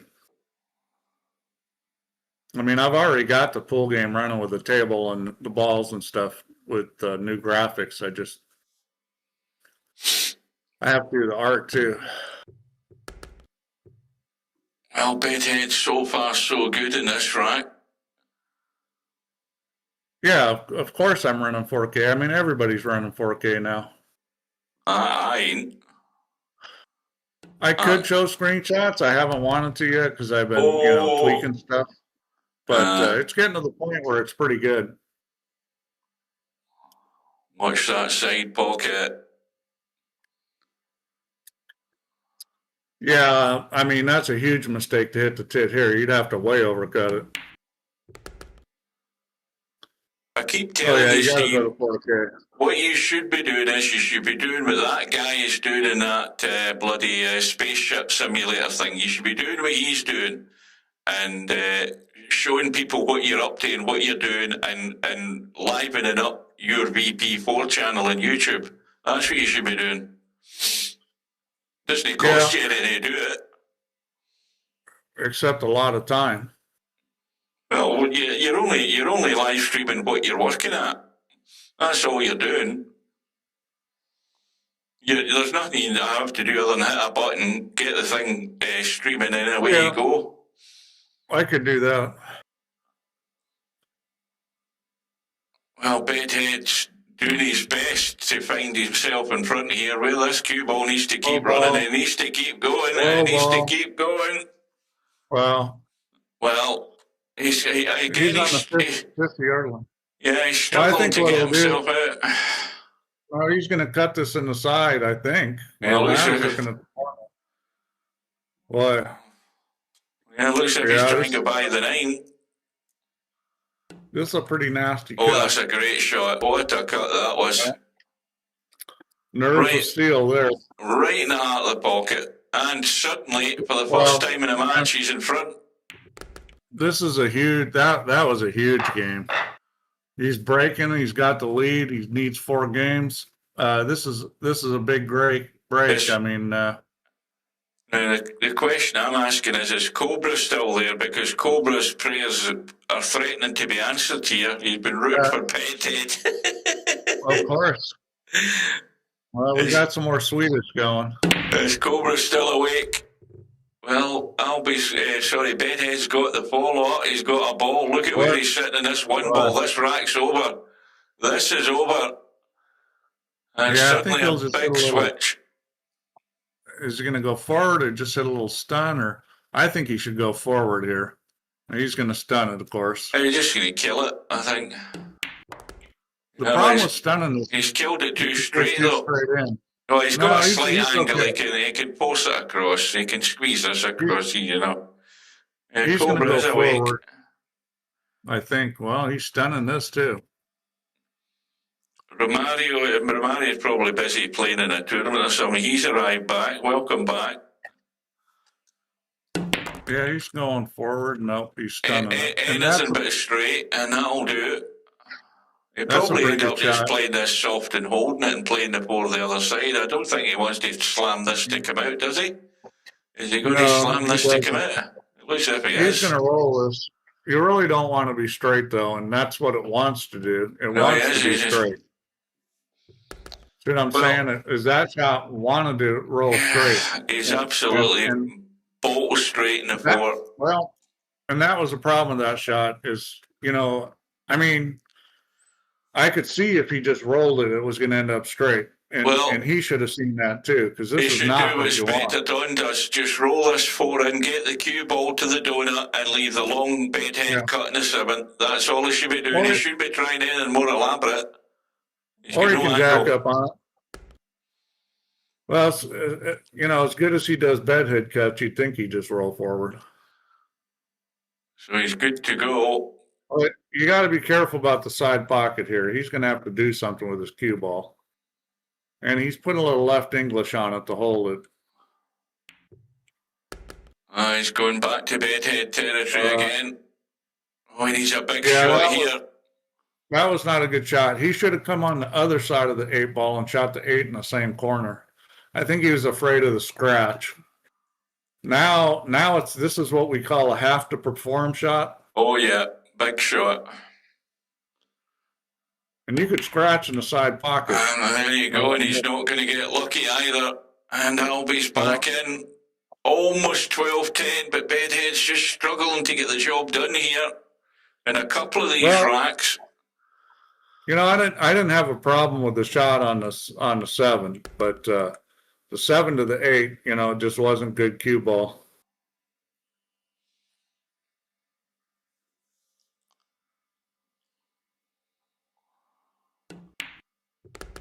Albie breathes a sigh of relief. He was staring 2 racks behind there, back all square, 11 apiece. Yeah, that's a shame, because that was a great opportunity for Bedhead to put himself in position to win. 8 ball into the left side, 3 ball into the bottom right corner, no real shot in the 1. Well, what do you want to do about the 1? Do you want to go for the bank? Is there enough room past the 2? Yes, there is. Well, I don't know, I mean, if you're confident you're going to make the bank, shoot it. Otherwise, Ixnay. I mean, he's got options. You can hit just before the titty and bring the cue ball over behind the 7. Oh, he's went all out, but I think he sent it to the far jaw. Yeah. And, well, bedhead. Got it pounce. That's a mistake. You play that shot a little harder and play it to be short. And if you overcut it, maybe it goes in, but. Well, yeah. I think Albie he felt he forced himself into having a go at that because he knew that if he'd got it, he was pretty much going to be out like Bedhead probably is. Yeah. You know. Well, you know what? There's nothing wrong with shooting, but you got to make that ball. Because especially with where the match is at now, you can't afford to, give Bedhead the table like that. He's got to get off the rail or stay off the rail. How straight is this? He's got a bit of an angle. Yeah, he's going to have to kind of force this a little. You could go between the rail and the 5 if you want here. I mean, that's not a. Yeah, there's always a risk of running into it and ending up dead somewhere. It is. Yeah, he's playing ultra cautious. And that's fine. I mean, that's a smart play.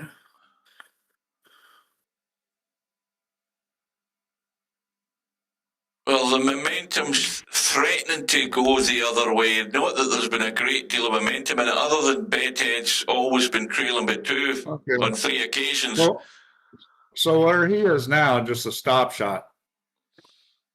I mean, you could try to draw it back. He drew it back a little. That's okay. I wouldn't draw it back for the other angle. I mean, me personally, I'd rather have a little more angle than this, but I think he'll shoot a stun here. Yeah. Yeah, that's perfect. That was an easy way to get over straight. You've got to be brave to play, when you're nervy, to play those stuns on these pockets. Cloggy's here and he's level 3 now. I never even noticed. So good evening to Chimpy. Chimpy, Cloggy, all the same. And that's no good. So now big decision here. You can push to the edge if you want. I would just push up to the far left of that 5 ball up in the other corner pocket and just leave the edge. If you're going to push to the edge, that's where you want to push to. You want to leave distance. I certainly wouldn't be having a kick at it myself here. Is that what he's doing? He's looking at kicking behind it, and the shot is there. If you're effering, this is a shot. But if you're Bedhead, I'm not sure. Oh, it's coming out. It's coming out. Yeah, I mean, that was a big ask, that, wasn't it? Well, the shot idea was okay, but you got to hit that really good to get the cue ball to hold. He was just a little thin on the one. If he hit the one a little thicker, he was golden. Well, I mean, it either goes or it's a sellout, and it's the latter, unfortunately, for Bedhead. It's going to be 12 apiece unless Albinario has another brain fart, which isn't out of the question. Hey, Chimpy, he is on the can. He's taking a crap right now. No, there's a little video that I did on YouTube the other day that will explain it. I can't be bothered explaining it at this time. Well, that's exactly. He should have done what I said, up to the left of that 5 ball. The chances are you were going to get put back in. I would have pushed. But I'm telling you, like Efren, if he would have shot that shot, he would have pulled it off. I guess Bedhead thought he was Efren there for a second. Well, has anybody called the result in this match? I don't think anybody has done. I've played Efren a couple times, and trust me, he would have pulled that shot off. Well, there's good compilations. If anybody's ever in any doubt of whether Efren was any good on a pool table, you go and look at the compilation videos on YouTube. There's loads of them, and you see some of the crazy stuff he pulls off. Oh, incredible! I'm telling you, on that safety shot, Efren would have pulled it off like 98%. I mean, he's freaking unbelievable. Mm-hmm. mean, you talk about people and they say, "Oh, well, that guy knows his way around a pool table." Well, I mean, that's exactly. I think there was enough room behind the one ball, but you had to hit it really good. Well, we are 12 apiece, folks. I have rapidly gone downhill, but I'm staying to the bitter end. The break is dry. Bedhead back in. Certainly a shot in the one. Is he going to draw back for the combo? That looks the simplest option, unless he's going to draw back and nail the two off the top corner. Shoot the two in the corner. Yeah, it's good. I didn't think it. I was looking to see whether there was room past the 4. Plenty of room. Bump the 8, hold for the 3. Just run onto the 8. Just a little nudge. Make sure you're nudging it out of the way and you're not over the top of the 8. You don't want to do that. I stunned it. Going inside the 3. Back out. How's the line? I think if he wants to, he can just hold it there, can't he? No, I think he'll pull it to the center of the table. You don't. Is he going to come out? He could, but you don't want to risk that hitting it a little thin, or Yeah, hang on a minute. Hang on a minute. I think he's overcooked that big time. Now, overexcited that was not a good shot because he didn't control that well. He should have just slid it out some. And he's had this in more than one occasion as well, where he's doing his best to try and ruin this visit here, but he's still back in play. Well, he's making cue ball mistakes, and I think a lot of that is just because he doesn't trust it. When you're as a player, especially as a good player, you got to trust what you're doing, and he just didn't trust it on that 3 ball. I think the other thing that we always forget about as well is again, Bedhead is not a player that exists in the VP4 lobby. He comes on to play in this tournament, and as far as I'm concerned, that's pretty much it. He doesn't get a lot of table time. Yeah. But, he's a good player. He's not playing with enough confidence. Mm-hmm. He's like, oh, don't hook yourself behind the 8. And next thing you know, there goes the cue ball. He's got very good touch. He's much more capable than. Well, Chimpy, the long and the short of it is I did an install of Windows again, Windows 11 onto my Windows 10 PC. I did a backup, and when I reinstalled my Logitech software that goes with this Logitech headset, the sound never sounded the same as it did before. So I reinstalled voice mod. I'm using it, and that's. As long as you can hear it, it might not sound great, but as long as you can hear the audio, that'll do. Every single one of these games now is huge because, coming down to the wire here. So the fact that Bedhead's 13-12 and he's breaking, he's got the advantage to win here. Well, if everything falls into place, we're waiting to see if he's going to get this breakthrough rack, and this might be it. The one ball, look at the one ball opening up. The cue ball's gone. Disaster. Oh dear, where's John Virgo? Where's the cue ball going? That's kind of bad luck there. Oh dear, we haven't had one of these tonight. That's kind of bad luck there. And Alvin's taking a look at the 8 ball to see if it passes the 9. Your assignment tonight is that's strategic. Pretty tight. I mean, you can't give the enemy a break. Send them if to it was hell. me, I wouldn't be wanting to shoot the 8 past the 9. So he's got to look at, he's got to look at swinging the ball around 2 or 3 rails to get on that 8 ball. I just, maybe he'll shoot a pass there, but I wouldn't want to do that. Eddie, you've got it wrong. I'm using voice mod, which allows you to do weird things with your voice. What I have done is deliberate. What you're hearing is a deliberate act on my part to do that sort of split stereo thing. Can you get rid of that Scottish accent? No, I can't.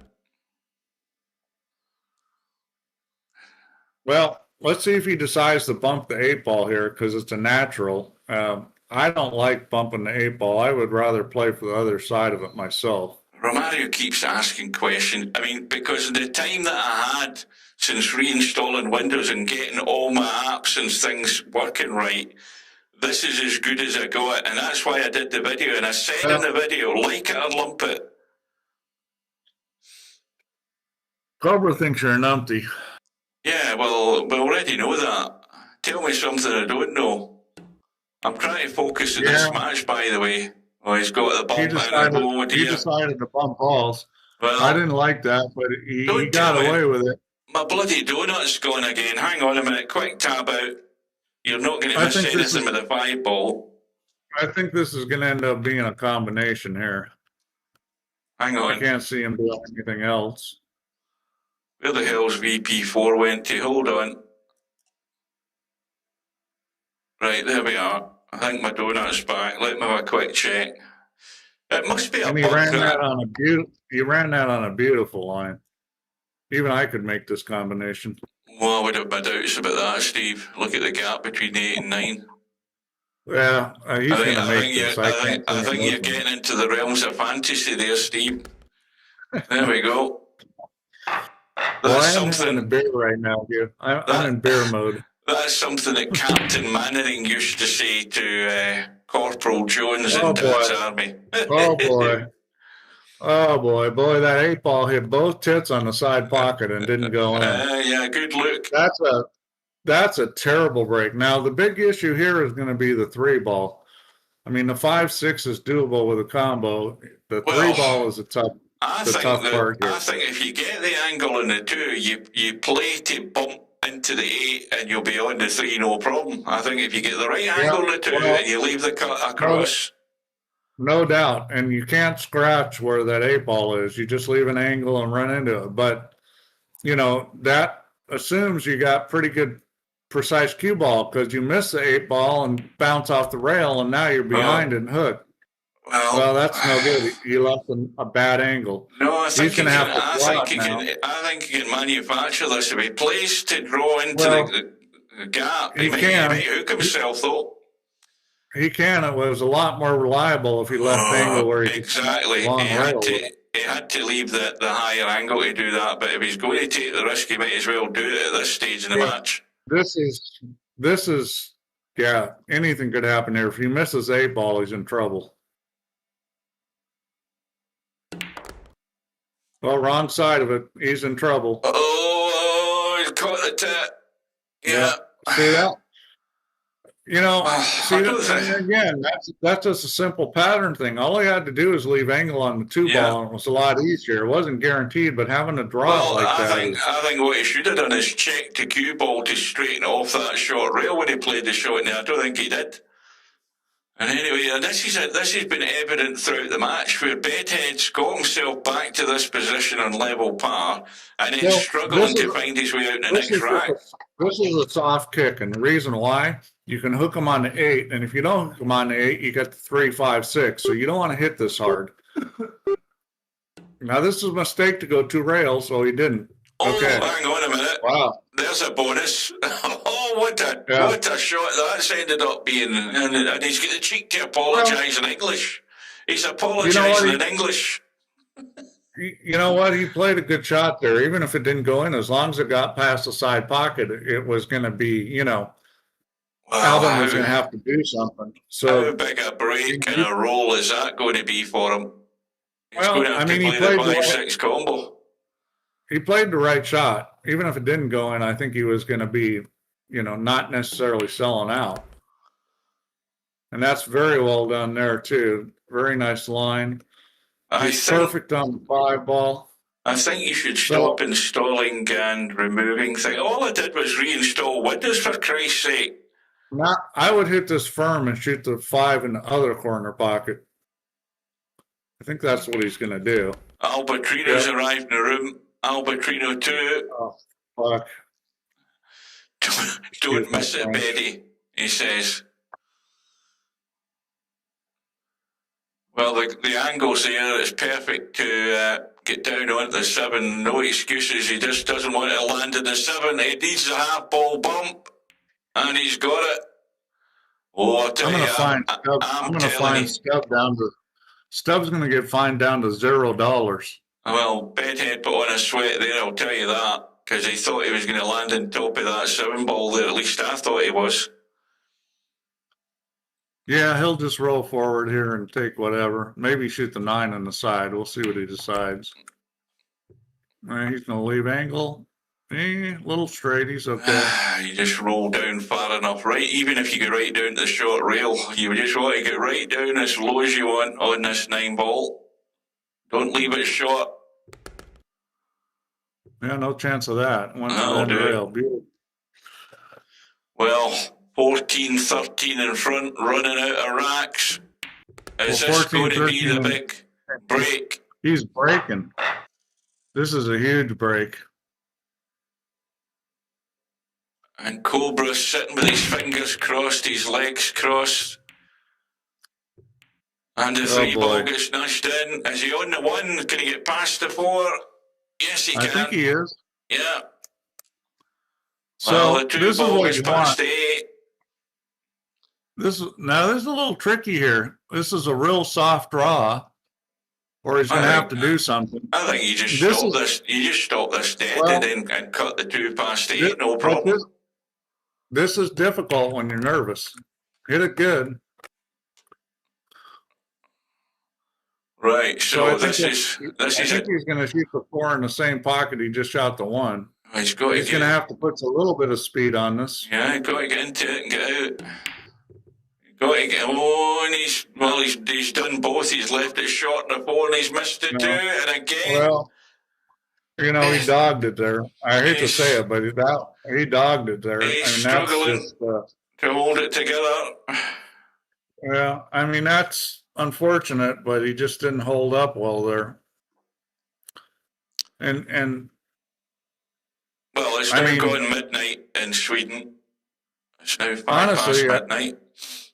Honestly, he should have been out that wreck. He should definitely been out. But he should have been out. Well, that's a huge, he's going to have to hit this hard. He's okay. He's got to watch out for the side pocket when you hit it this hard. Watch out for the side pocket, boy. So it's going to be 14-all with Alvin breaking. Well, Bedhead, he could have been 2 in think front. It was just a case of the nerves there.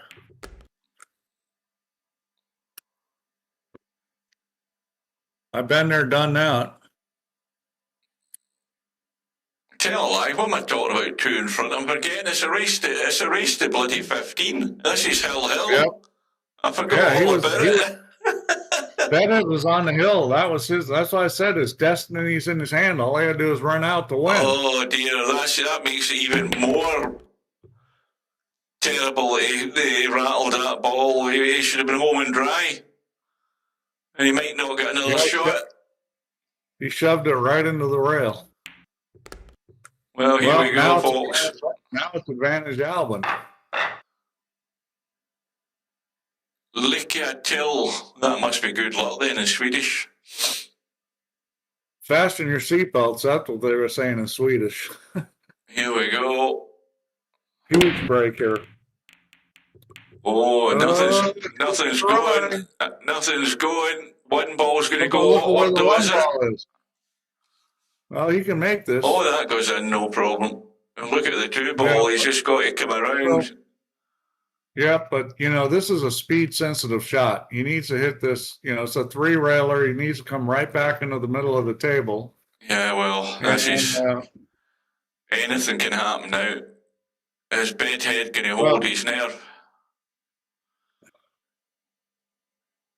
Bedhead's got his destiny in his own hands again.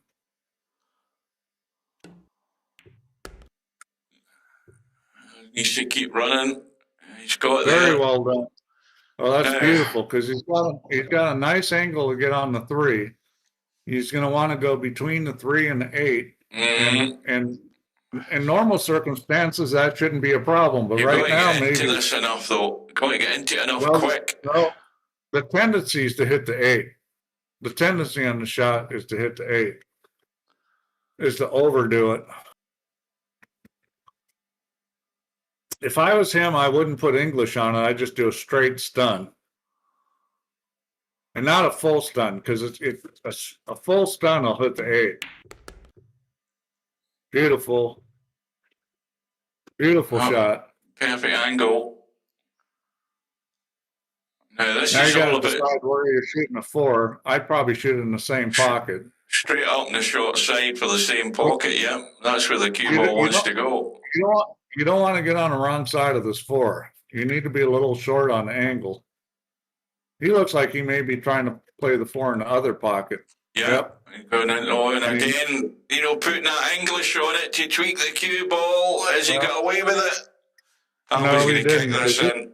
This is a very easy kick shot. Oh, dear. And, you need to put enough speed on this and hit it full enough that you get the 4 in the side pocket over by the 5. Yep, hit that beautifully. Oh, he's going to land on top of it, is he? No, he isn't. No, he's okay. He's just slightly dodgy the way he's sitting. That was very well played, and he'll shoot the 5 up table. Oh, what a mistake by Bedhead. He's thrown the match away twice here. Yeah, I mean, he's thrown it away twice. It's tough. It's very difficult playing, under that kind of pressure. I don't think he made bad choices. He just didn't execute. Albie's got to be careful here. And he's got it flush. And now this is the make or break one. And this needs a bit of, let me have a look at the angle. He's dead straight. Steady, it's midnight for both of them. He's got to make sure he's going to leave the long Bedhead cut here, Albinario, I think. Well, he's putting... Well, what's he doing? What the hell is he doing? I thought he'd just go forward, stun with left English. I don't like drawing it. I would think he's interfering with this 9 ball. I think that's what he's planning on doing. Yeah, he's going to stun this with left English. He's run into the 8. Where's the cue ball going? Cue ball staying at the table. Well, Betty can't say never of these chances. He can't say that. And at the end, it was self-inflicted damage that done him. Bedhead's not going to sleep well tonight. Not after this.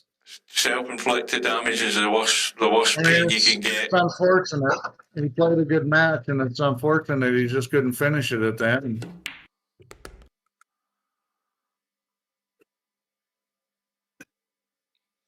Well, there we go, folks. Albinario, defending champion.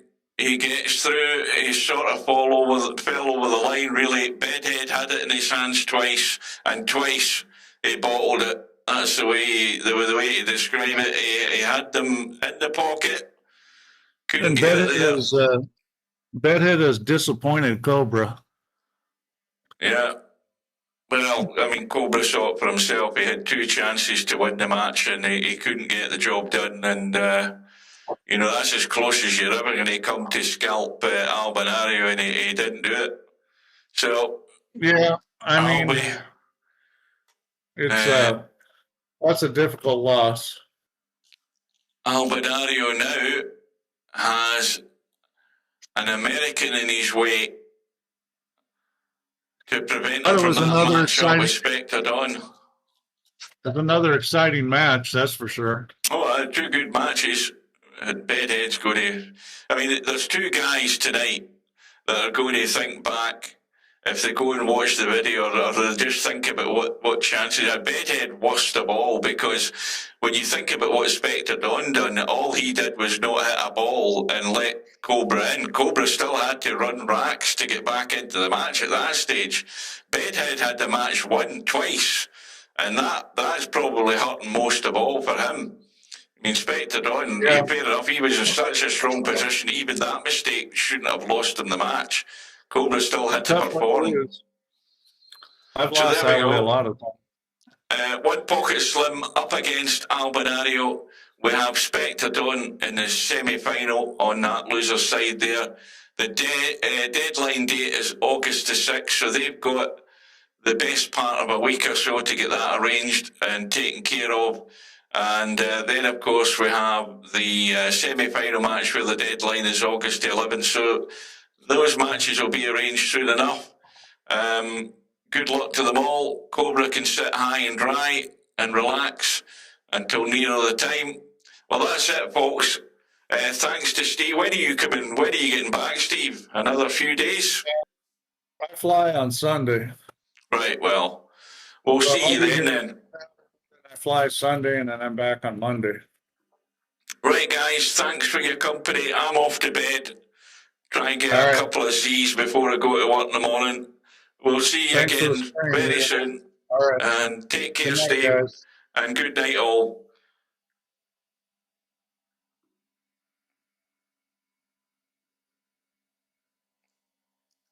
Good night, ladies.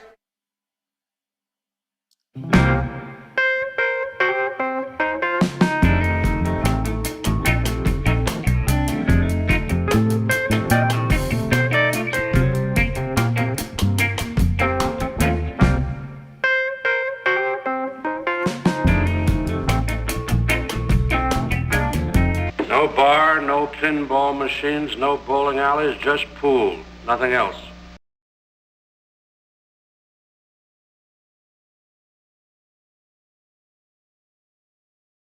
Welcome to the ultimate billiard showdown. Skill and precision fuel competition and excellence. Subscribe for more live action. No bar, no pinball machines, no bowling alleys, just pool. Nothing else.